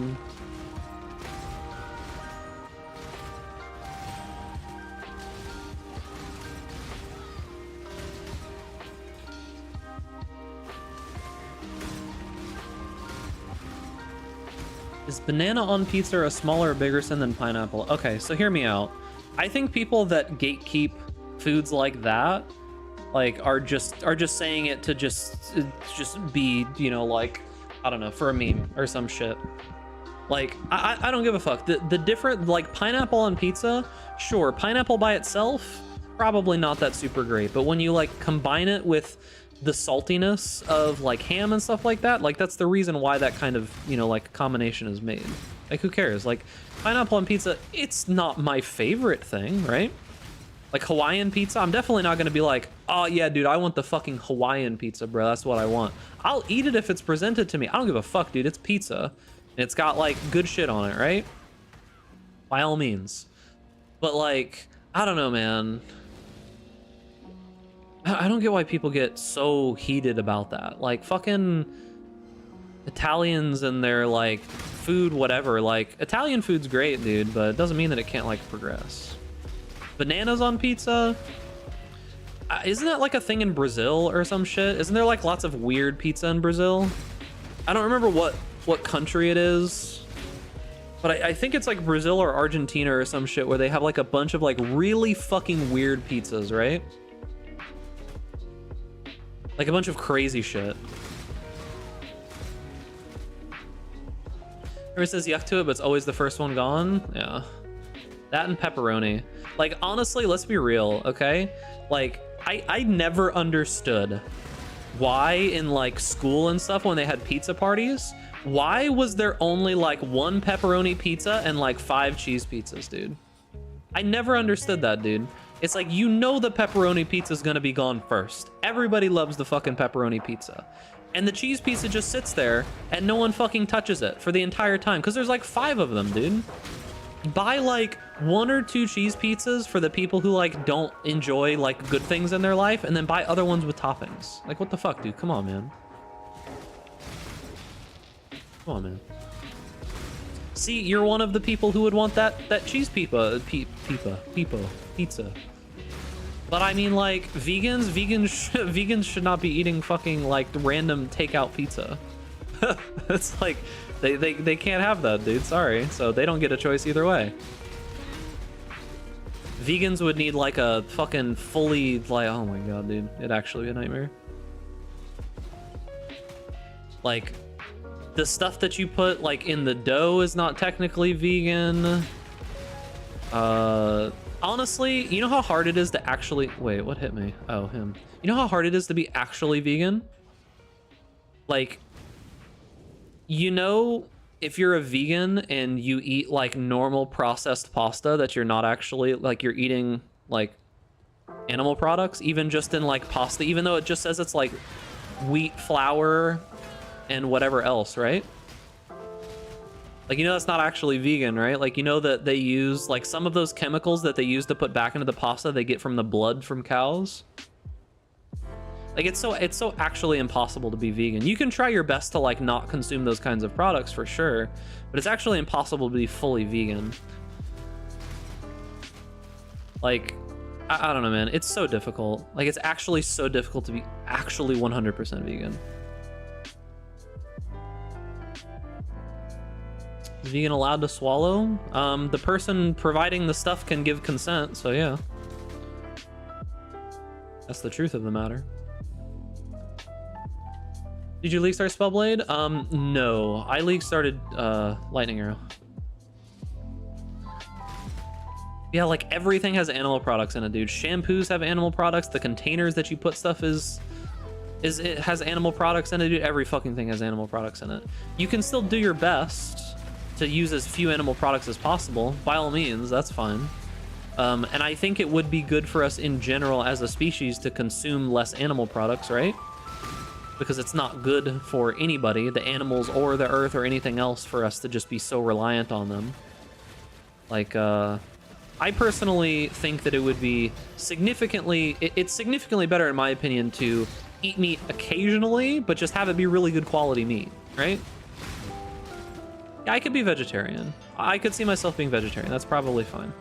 I think one of the big advancements that humans are going to get is going to be when we actually solve the whole like meat problem of like having giant farms of animals that we slaughter to be able to, you know, subsist off of. That's one big problem. Once we solve that problem, we'll probably be pretty good. That's one of the, like, the actual big humanity problems right now. Unironically. That's what I get for leveling with such a terrible leveling ability. Oh my god, dude, he actually stun locked me there. Raise our own beef cheaper and tastes better? Yeah, for sure. Not everybody can raise their own beef though. You know, it's pretty tough. But like for myself, right? I personally prefer like buying like a quarter of a cow and putting it in the freezer and just having it occasionally. Significantly higher quality. Yeah, it's more expensive. But significantly higher quality food. Still breathing, eh? And most of the time when you buy from like an actual farm, you buy from like a ranch, you have like some idea that the animals were actually like taken care of well and not just from some fucking random dumpster site that is just, you know, like doing whatever. Rid of the real problem of pollution from factories. Yeah, that's what I'm talking about, right? That's exactly what I'm talking about. I said it's like an actual really big problem for humanity in general, the whole like issue around subsisting off of animals. So it's like 20% is fucking massive, right? Like that's huge. Compared to the problem that I always have is when people have issues with things like, oh yeah, like you as an individual person needs to be better about like polluting and stuff like that, when it's like random people are responsible for like less than 5% or some shit like that. And that would require the most infinite amount of work when we could fix other things so much easier.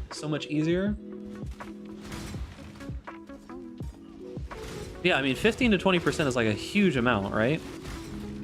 For sure. It's not the biggest one, but it's still a huge amount.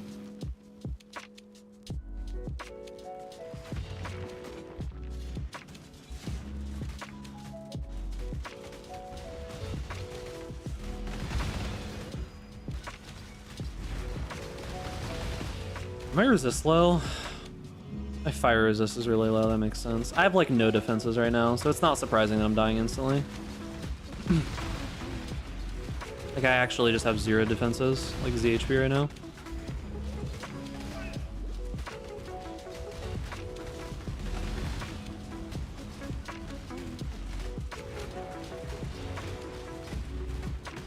All meat diet? Yeah, it's called a carnivore diet.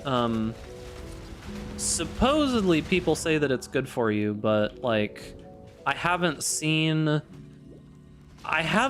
anything but anecdotal stuff when it comes to carnivore diet. I've seen tons of anecdotal stuff, like lots of people saying, you know, oh, it's great, it fixed all my problems, and I think it potentially does fix some things with like certain autoimmune diseases, but I haven't seen any like I haven't seen any like actual studies or proof or anything behind the carnivore stuff. Like I haven't seen anything behind that, but I've seen lots of people that like it. Do me supplement? You probably have to supplement in some way, I would imagine.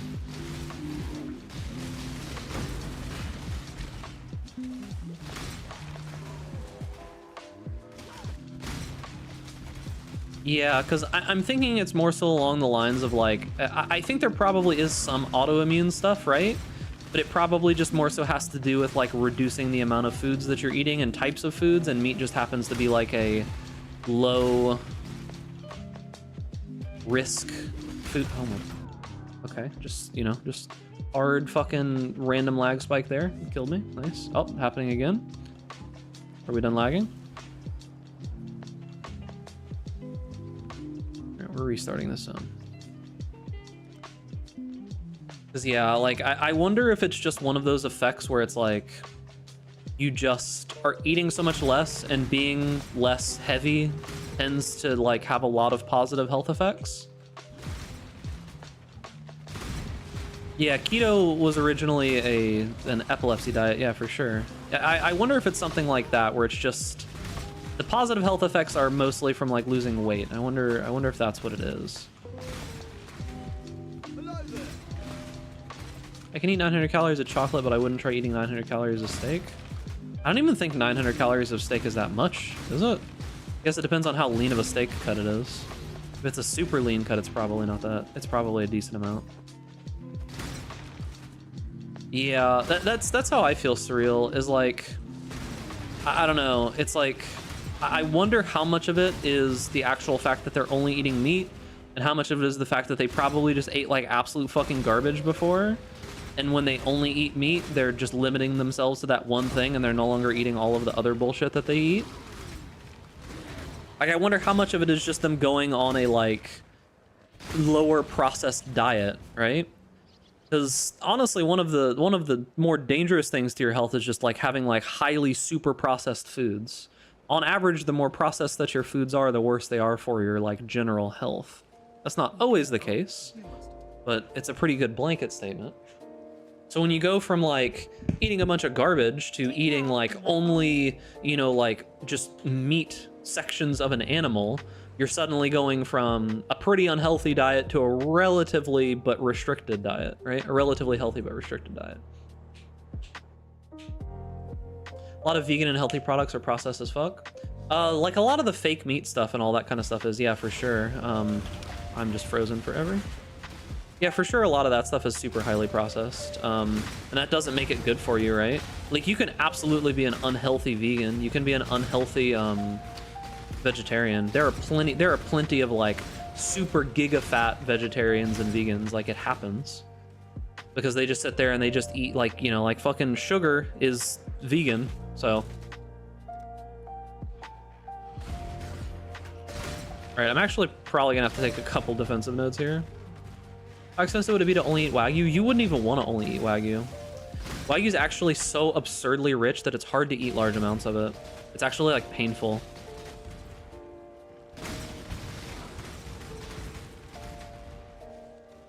So yeah. What's up, Bren? Long time no see, gamer.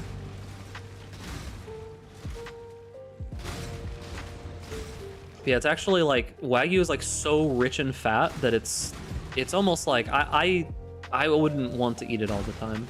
Companies making meat in a lab uses cancer cells to grow the meat. Yeah, that makes sense. That sounds actually pretty clever. I'm just being freeze locked. That sounds pretty clever because of the way that cancer works. If that is what they're using. Seems like a pretty clever use.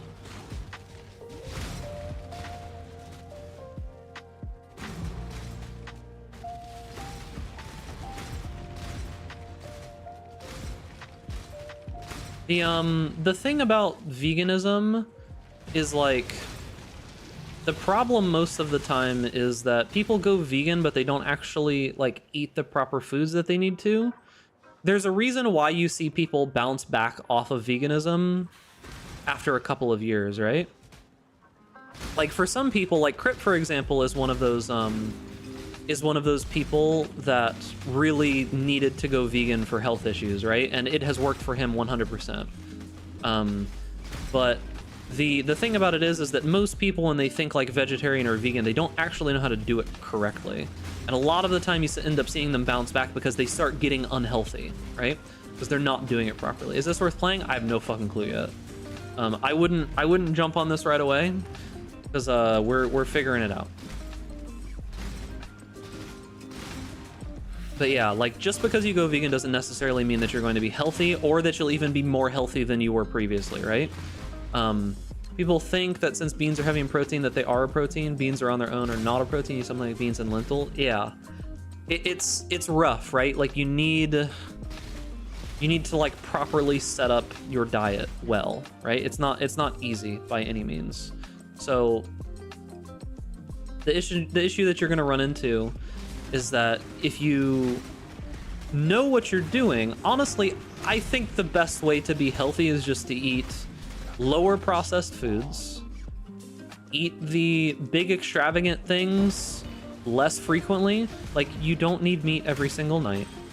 Like you can eat meat 2-3 times a week and you will be fine, right? Like you can eat other things. Are you doing the storyline? Yeah, this is the campaign. Like just have, I don't know. It's like, honestly, one of the most complete foods out there are fucking potatoes, right? Like there's a reason why people can subsist off of fast food, and it's because of the potatoes. Unironically, it's the French fries that keep most people alive when they just eat fast food. Like not even a joke. It's like actually the French fries that keep people fucking alive. But the unfortunate thing even for that is that a lot of the nutrients are in the skin, and a lot of French fries from places don't have the skin in them.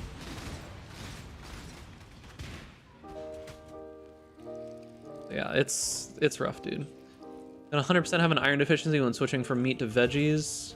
Yeah, it's rough, dude. Like it's actually quite rough. Whoa, I'm standing in something that I didn't think I was standing in.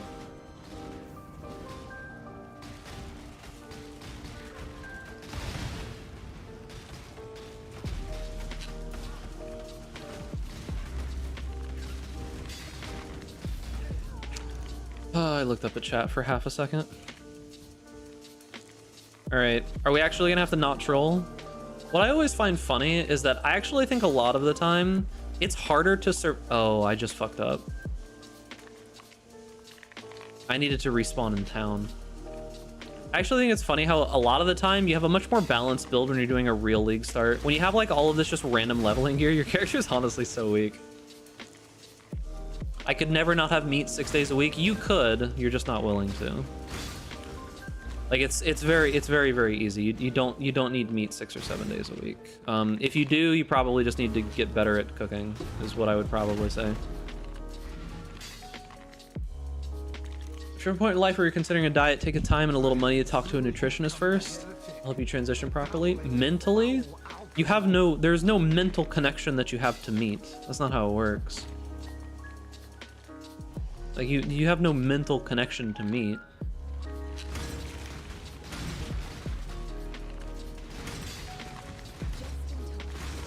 But yeah, you don't need to you don't need to eat like a big giant meat meal every day. You can have it a couple times a week, but it's like so not necessary, right? Like you can eat other things.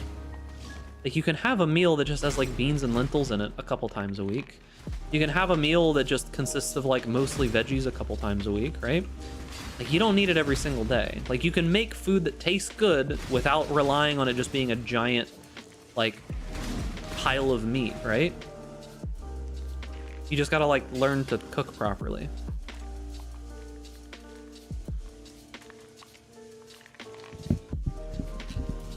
If cured meats weren't so bad for you to eat, yeah, that's unfortunate, because I like cured meats as well.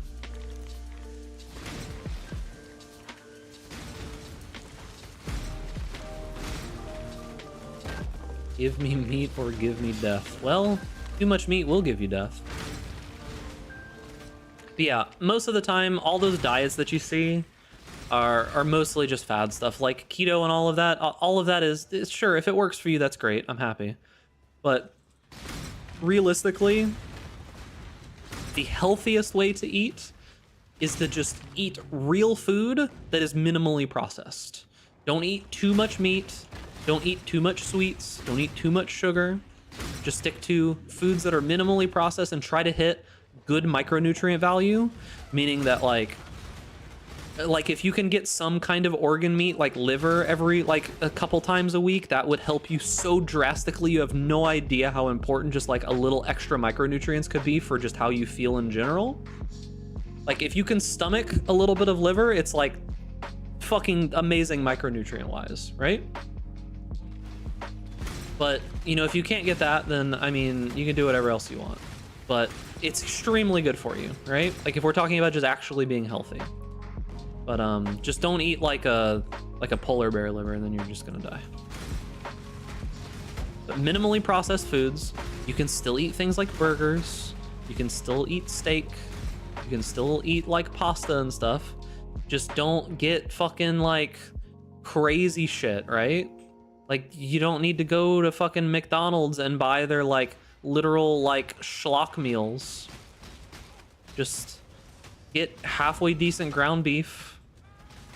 Make a burger out of it. Don't put like 500 pounds of every terrible sauce in the world on it.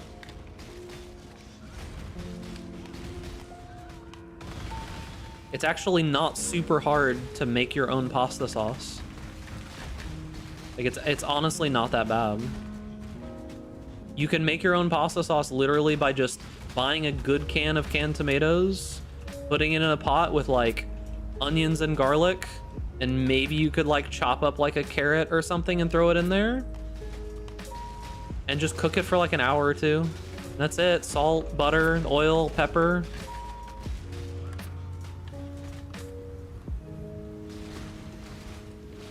You can make a better pasta sauce than any of the random shit that's in a jar at the grocery store. Oh, I hate this boss with passion, dude. Why cook when you can eat grass? I don't know. You can't really eat grass. We're not... Our stomachs aren't designed to eat grass. Yeah, I mean, like, the most basic pasta sauce is basically just tomatoes, olive oil, salt, pepper, and, I mean, like, onion and garlic, maybe? You could throw a carrot in there, too, if you want. That's, like, the most basic pasta sauce. You can add more shit to it. I don't know. Like, I think for anybody who's not disgustingly rich, I think it's a pretty important skill to learn to, like, do basic cooking, right? I love how this whole food chest spawned from a question about banana pizza or pineapple pizza. That's how it goes, dude. Why'd you put butter in a tomato sauce? That's just silly. You don't have to. You can if you want to. But I wouldn't call it silly. It's just like another oil with like good fat solids and shit in it. Tastes fucking good. Like, you don't have to. You can just use like, you know, olive oil if that's what you want to do. But butter definitely does impart a specific consistency and mouthfeel and just taste the pasta sauce. Argue about American cheese again. American cheese is super highly processed, but, you know, I don't eat it to be healthy. I put it on things that I want it to melt super well, right? Like, I just, oh fuck. I put it on stuff that I want to melt really well, right? Like, people are always afraid of science. American cheese isn't good for you, but it's not like bad. All American cheese is all of the stuff that's in cheese plus an emulsifier. That's all it is.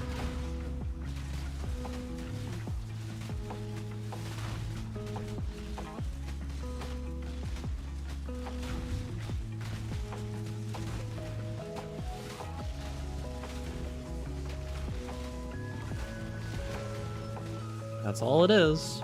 You can make American cheese out of Gouda, out of cheddar, out of whatever you want. You can make American versions of those, right?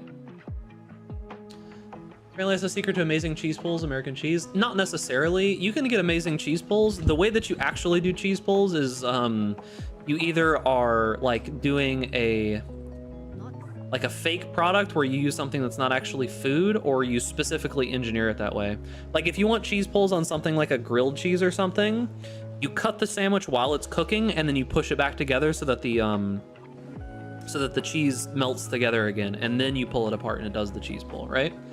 But most of that stuff that you see on like cooking advertisements and stuff is not actually food. They use like glue and like hair products and nail polish and crazy shit, dude. Have you had good butter? I buy French butter. The butter that I buy is Presidente butter. That's the one that I just like the most. Like fucking $5 a bar, dude. Expensive. That's what I buy for butter, though. I like that butter. Because funny enough, the fake butter is worse for you. But that's the best thing that I have access to. I could also get like the, what's it called? The Kerrygold, like, whatever butter. It's like, there's some word that I'm looking for, but yeah, I don't like the flavor of it. Probably you can drizzle on bread and eat as is. Yeah, but I would never fucking do that. I don't need to just, like, consume endless empty fat calories. Like, I can eat a little bit of olive oil on something, sure, but I'm not just gonna, like, pour olive oil on bread and eat it. There's just so many wasted calories.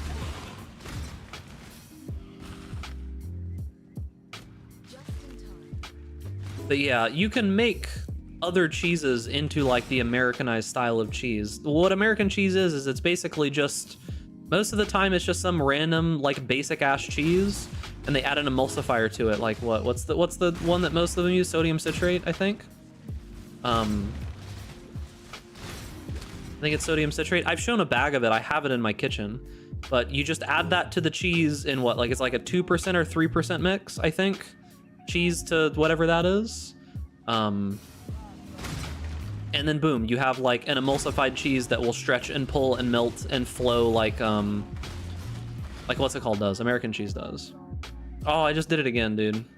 I just did it again. I should have went to town. I hate this zone. Make roasted garlic and oil. That's how they do it in a restaurant. You're left with garlic oil, which is delicious, and I do all my cooking with it. Yeah, for sure. Yo, I hate these motherfuckers, dude. This is the worst zone for when you're trying to level with a bullshit build. I hate it so much, dude. The video how olive oil is the most faked product in the world? I wouldn't be surprised. There's tons of terrible food products out there.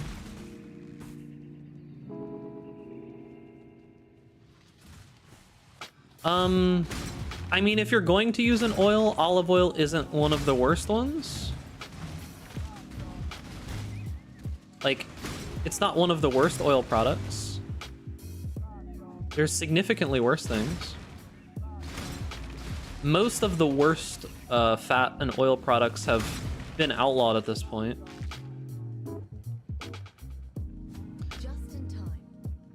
Most of the worst ones are the partially hydrogenated stuff.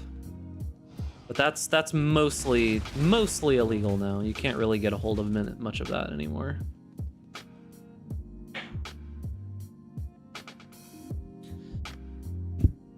I don't like most random truffle oil anyways. Like actual truffles taste pretty okay. Yeah, like random truffle oil and stuff, none of that actually tastes that good to me, so I don't really care. Because it probably just doesn't actually taste like real truffles, but real truffles are... Have they figured out a way to farm truffles yet? I haven't paid attention to truffles in a long time, but I know that like the issue historically is that truffles are not really farmable, so you have to like just go and get them from the ground randomly, which makes them prohibitively expensive.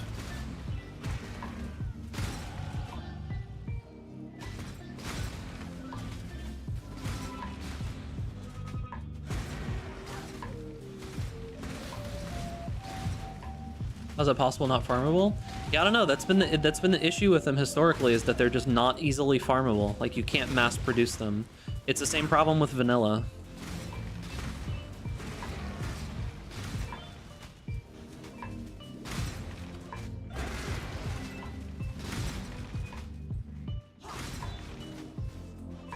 Like vanilla is not easily mass producible because of how it has to be handled, like how it has to be pollinated. The thing about it is though, is that like fake vanilla actually just tastes so similar. It's not exactly the same, but like when you cook with it, fake vanilla is almost exactly the same. When you cook with real vanilla, it destroys most of the part that is like not real vanilla, or that doesn't come in not real vanilla.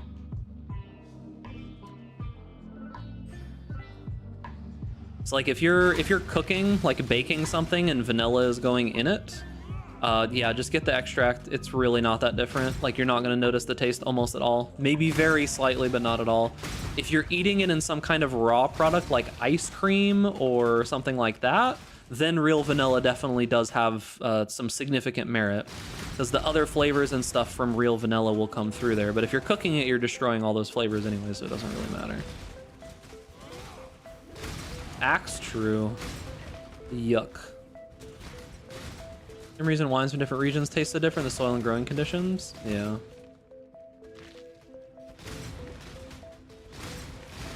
feel like I'm lagging a lot.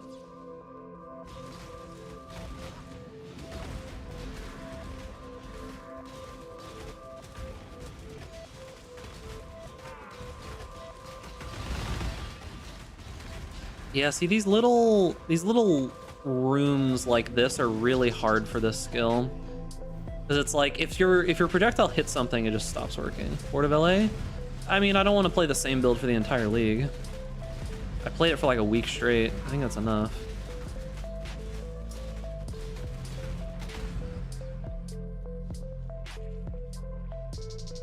I find the concept of truffle hunting pigs very amusing. Yeah, it's super interesting how we've like trained certain animals to not eat certain foods and then feed them other foods instead. It's like what the fuck, dude? Yeah, for situations where you're not actually cooking the vanilla, real vanilla is actually pretty useful, right? Like it has like a lot of complex flavors and stuff. But if you're cooking it, just use the extract. It actually is chemically exactly the same. Because it's not that the chemical in vanilla is hard to make. That's not the problem. It's all the other stuff. Whoa, what the fuck?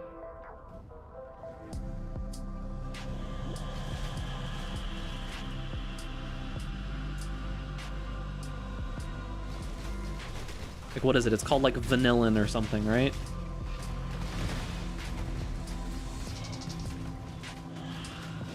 That chemical's actually pretty easy to reproduce. The difficult part to reproduce is all the other little things inside of the vanilla plant. You can hide behind the stones? Yeah. Die, please! Fuck. I have no health? Yeah, I have 1900 health, dude. I'm gaming. Is that why vanilla ice cream with the black stuff in it tastes better? Yes, that is why. Yes, sir.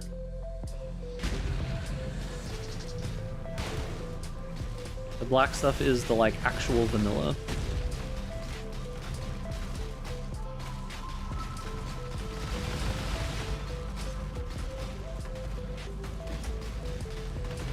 Man, do I actually have to use real support gems and real skills and stuff and like real items?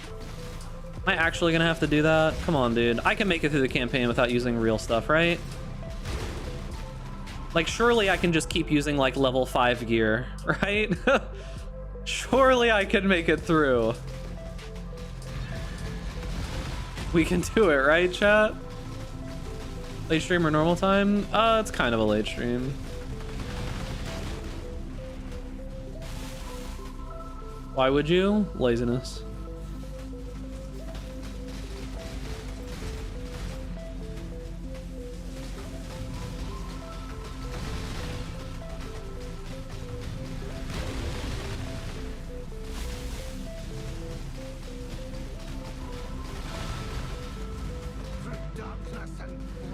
Surely we can use Axiom Perpetuums and like Harem Sorrows and all this shit, right? Uber boss ready. True. Socket a decoy totem? Nah, dude, that means I have to go get actual skills and stuff. Like guard skills? Those don't make me do more damage, dude. Come on. Well, this isn't League Star testing. I don't need to actually like try and do real stuff. Exposure? Psh. Come on, dude. Are we really?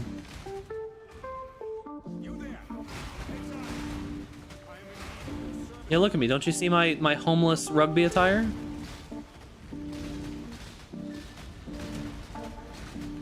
That's still the best way to play Pokemon. Come on, dude. I just want to play the Pokemon that uses one ability and it one-shots everything. At least use double the hoop. The only reason that I am alive is because of these Kikazarus. That's it. There's no other reason that I am alive. They are literally carrying me right now. Like, those items alone are carrying me. Yeah, dude, I just want to use, like, Hyper Beam over and over again and one-shot everything. Easy.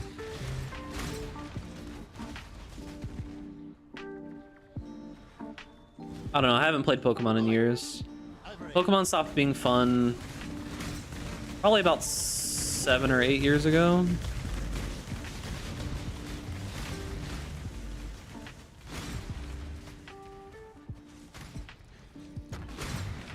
Who bought, I don't remember which Pokemon it was. It was the one for the Switch. It was the first one that came out on the Switch. It was where they started doing like raids and like had the like gigantic fucking Pokemon and stuff like that. I didn't like that. I thought it was pretty bad. It's not really enjoyable. I'm not a huge fan of open world games though, so that's me. Sword and Shield? Yeah, I think it was Sword and Shield. I really didn't like it. Because, like, nothing has been innovated. It just feels like the same garbage game from forever ago. The quality standards have gotten so absurdly low, and they just, like, vomit out the same exact shit every single year, and they change, like, maybe one thing, and it's just so bad at this point. And people defend it to the death because they just have so much fucking nostalgia built up for Pokemon.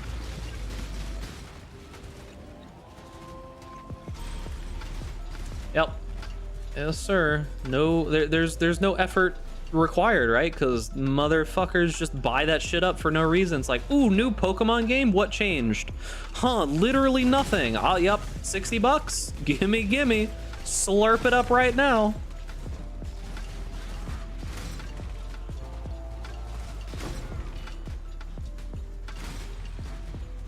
Slurp it right up. Yeah, I don't know. It just doesn't do it for me. What is this build idea? So we're going to be using Volconus to scale a bunch of base damage on our abilities. Using Volconus to scale a bunch of base damage on our abilities, meaning that we're going to be using Spellblade as well as Battle Mage, and we are just going to have a huge base to work with and be able to use that to scale a bunch of damage. The best like official Pokemon game that's come out in a while was the, what was it, like Pokemon, the Pikachu game or whatever it was, Pikachu and Eevee one that came out recently, where you could like actually like ride your Pokemon around and find shit. Like that was like And the worst part about that was it was like a basically like a reimagining of how it originally was. Like that was actually one of the best crafted Pokemon games that's come out in recent times, when you're not talking about like specifically like super high-end competitive shit, right?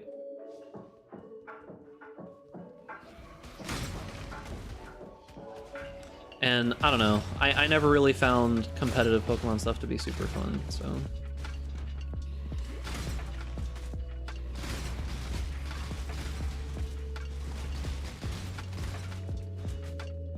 Nostalgia is a hell of a drug. It is. Majority of long-term Pokemon games these days aren't playing for single-player experience, all about the competitive in-game. Yeah, I mean, I guess, but it's not really something I've ever enjoyed, so I can't speak too much on that.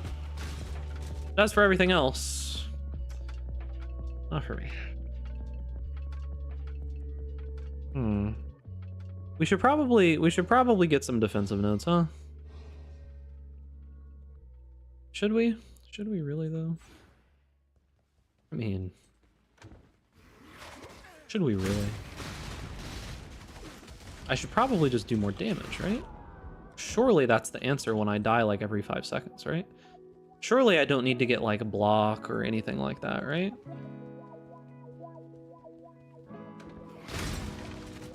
It's my favorite form of min-maxing. Yeah, I just never really enjoyed it that much. Say you could take Grace. Yeah, I could run probably like 1 defensive aura or something would be good, but that would prevent me from dying over and over again and doing more damage. And you know. Armor and evasion on my gear? Using actual flasks? Okay, I'll relent on that one, okay? We'll use a real flask. Okay? I'll give you that. We'll use a single life flask, okay? You've worn me down. All right, I'll use a single life flask. Hallowed life flask? Can I use divine life flasks yet? I don't have any. Do I have a random divine life flask floating around somewhere?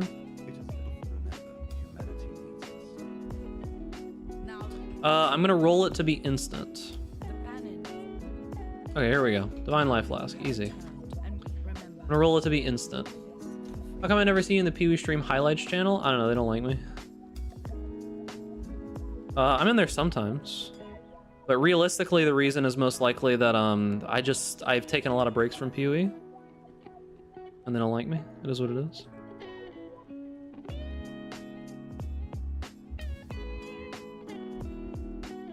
Orius End or Riot? Orius End isn't even gonna be good soon. Okay, seething. I think which channel are you talking about? What Pee-wee stream highlights channel? Like the YouTube channel, like stuff like that? Are you talking about like what's the name of it? Yeah, Gamer for Life. You talking about stuff like that? I mean, I'm on there occasionally. I don't know, I kind of stopped watching that channel. Didn't they do like a really weird interview with somebody one time and ask like a bunch of weird questions? Am I thinking of the same thing? Am I thinking of the same channel?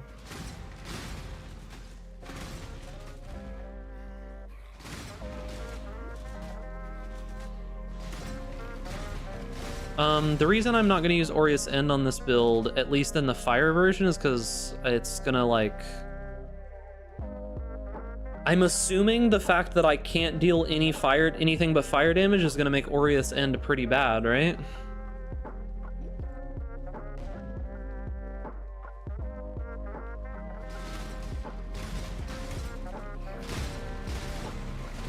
Whoa, one shot, dude. Come on, we're almost there, man.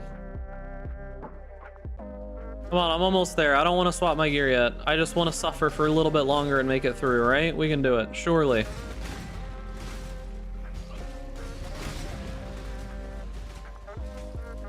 Come on, I've got no defensive layers right now. Just let me have no defensive layers for a little bit longer.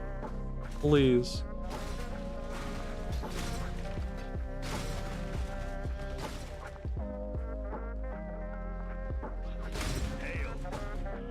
What is this dog shit layout? Holy.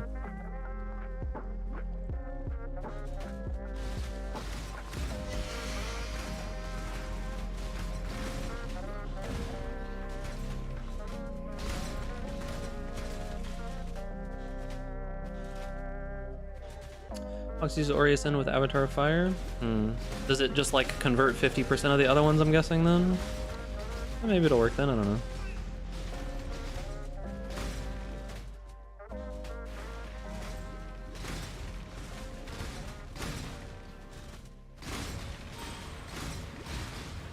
The Atlas? Take it. It's yours. But Orieth? Orieth I will burn to the ground. Maybe the suffering of your fellow citizens will finally stir something.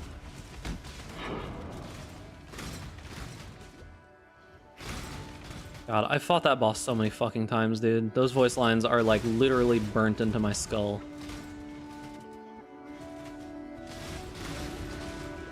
Like those lines are just burnt into my fucking brain, man.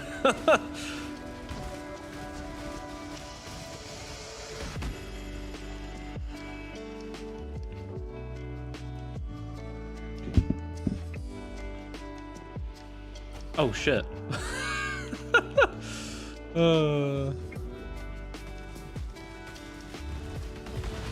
Die. How boring and small.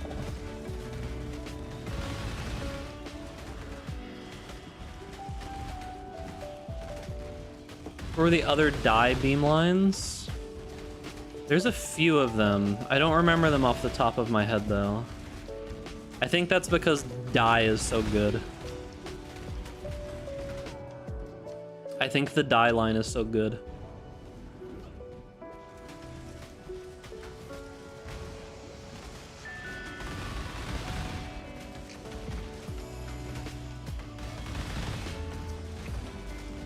Come on, we can do it, chat. We can make it. I believe. Why run? What's the point?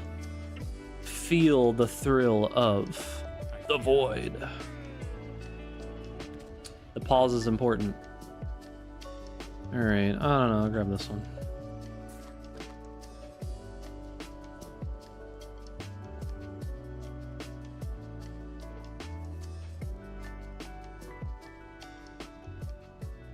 Do lab though? No, we're almost done. We're almost done.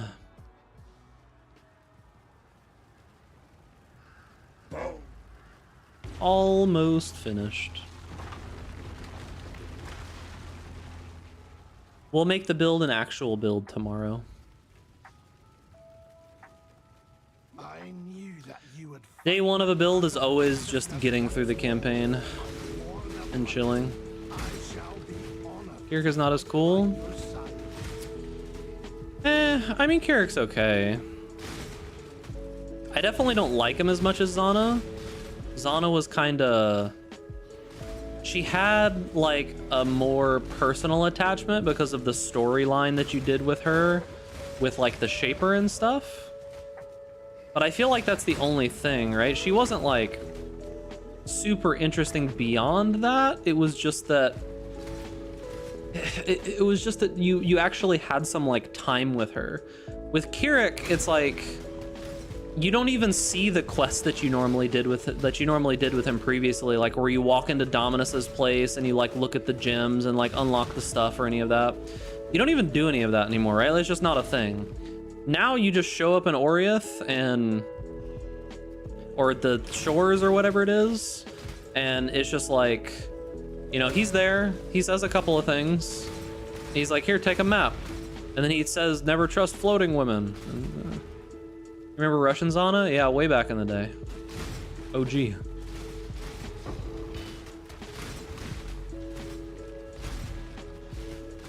He's better now that he's more further removed. I don't know, I mean... I like having characters built up. I wonder what's gonna happen with Zana.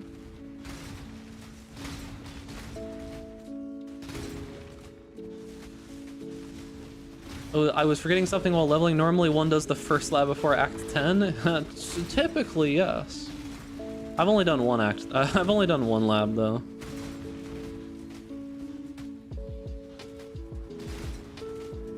Sana left for Riot with Vex. Oh yeah, let's talk about that. I forgot about that. I was wondering where she was gonna go, and I was thinking to myself, there's only a few places that would be an upgrade from GGG, and Riot was the one that was at the top of my list. She went to Riot. She's going to be doing like, like I don't think she's doing community management, but she's doing like something for a new R&D title. I'm assuming it's the MMO. It's a new title that they're working on, but I think it's gonna be the MMO if I had to guess. Because that would be the closest to what she's got experience with, right? So I'm assuming it's got to be the MMO, because I don't think they're making like an ARPG, right? Like I don't think that's happening. Unless the MMO is like an ARPG MMO, which it could be. That's very possible. But she's going to be like the lead market community principal something something. Katava's going to be miserable, isn't it? Is it ever not miserable? Is it ever not? I doubt she'd be on the fighting game. I would assume it's the MMO. I mean, we'll know eventually, but I'm assuming it's the MMO. All right, I'm gonna take Eldritch Battery, even though it does literally nothing for us. I shall strike you down.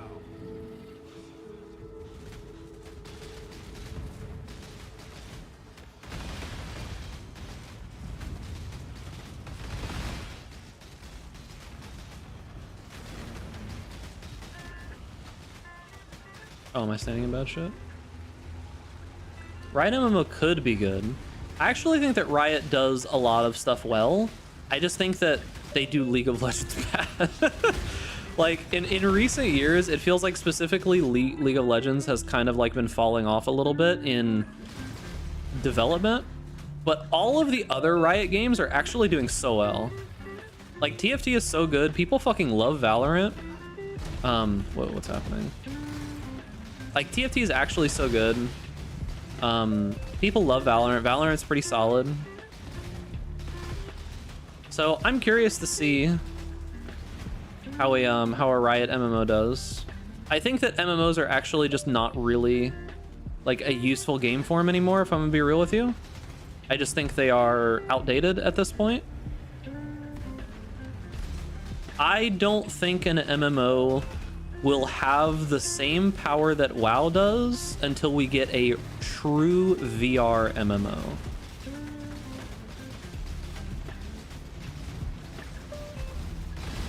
Like, I don't think there's gonna be another MMO that'll have that literally WoW factor until we get a VR MMO. Like, once we get actual real VR to where it like feels mostly integrated and stuff, like whatever it is, like where we can actually like walk and move around and do shit and whatever you want to talk about it. I don't feel like I feel like MMOs at that point are going to be insane, right? Like I feel like that's going to be the revival of MMOs. There's never been anything gaming wise that replaced how much I loved rating progression. You know why that is? Because you know there's a primal itch that raids in WoW scratches that very few other things do. It's because it's like a hunting party.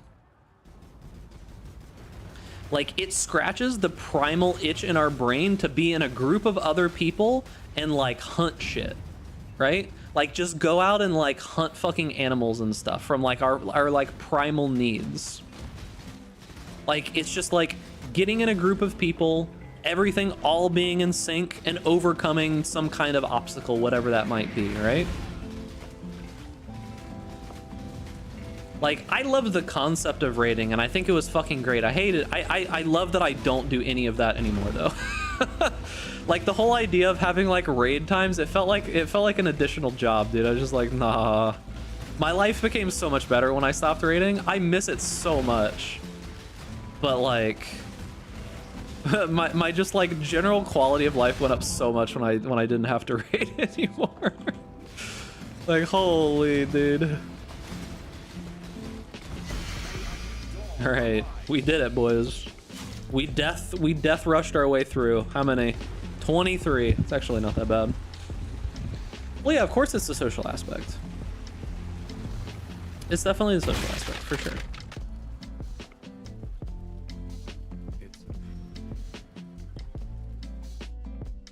I hit you with the kills, dude. 23. All right, boy, oh boys. 23 big ones. All right, so spell leech. Now is probably the time that we start heading this way. So we go down here, we start grabbing some of the block, and we head towards Avatar of Fire. Well, an MMO is an MMO because of the other people, right? Like, that's the whole point of it, yeah? That is the whole point. All right, that will be it for today. We'll do the skill point quests and stuff tomorrow, but I have a date with an Orb of Creation. Chat, do you want to see a little bit of Orb of Creation? Do you want to see just a little bit? Just a tiny bit? Just a wee bit of the Orb of Creation? You want to see it? Before I like lose myself in it for the next 6 hours? I got a date with the Orb of Creation. Orb of Creation stream when? I don't think it would be a good stream. I don't think it would be a good stream. It's an idle game. You can't fucking stream an idle game, dude. Like it's not gonna be enjoyable. Like it genuinely won't. But I'll show you the depth, okay? I'll show you how deep the rabbit hole goes. I'll show you how deep the rabbit hole goes. The music in this game is really loud, so I gotta turn it down, I think. So hold on. I gotta open up Steam and close the a bajillion windows that Steam always pops up. Okay. The music in this game is really loud, so I gotta be careful here. All right. So here is Orb of Creation. All right. I don't remember where I was at here. Try to keep in mind, in general, that this is an idle game, okay? This is an idle game, and I'm only a couple hours into this, okay? So I'm only gonna show you a few minutes of this because then I'm just gonna like lose myself in it. Why can't we have an idle game with good graphics? The graphics in this are actually pretty decent. Like I actually think the graphics are fine. There's like lots of like good graphics and like backgrounds, and like the workshop actually looks pretty okay, and like the icons and everything are pretty good. Like I feel like this is fun, right? So here's the idea. The whole idea of this game is that you're a mage and you're like recovering your memories and rebuilding essentially what is the world, okay? So the whole idea here is you have spells that you can cast, okay? And these spells cost mana. So you start out, here, I'll actually show you. Let's manual save, we'll go back to the main menu, and we'll start off from nothingness, and I'll show you where it starts. This is where you start, okay? So you remember all that shit that I had on the screen before, right? This is where you start. All right? You press the button, it makes the good sound, yeah? This is where you start. So like, you're just infusing the orb, you're getting the mana, you're doing the things, right? Pressing the orb, you've got the mana, it's like recovering, and then you learn divination, and then you get this spell book. And it's like, okay, and now I can learn this spell, it's in the divination class, right? So now I have this spell called Gather Knowledge. Okay, what does Gather Knowledge do? Well, you use it, and it gives you a knowledge, right? So now you need to use that Gather Knowledge to unlock other stuff. Okay, now going to where I am at here, so we have those spells that we cast before. However, now we have spell loadouts, right? So you can have a set of spells.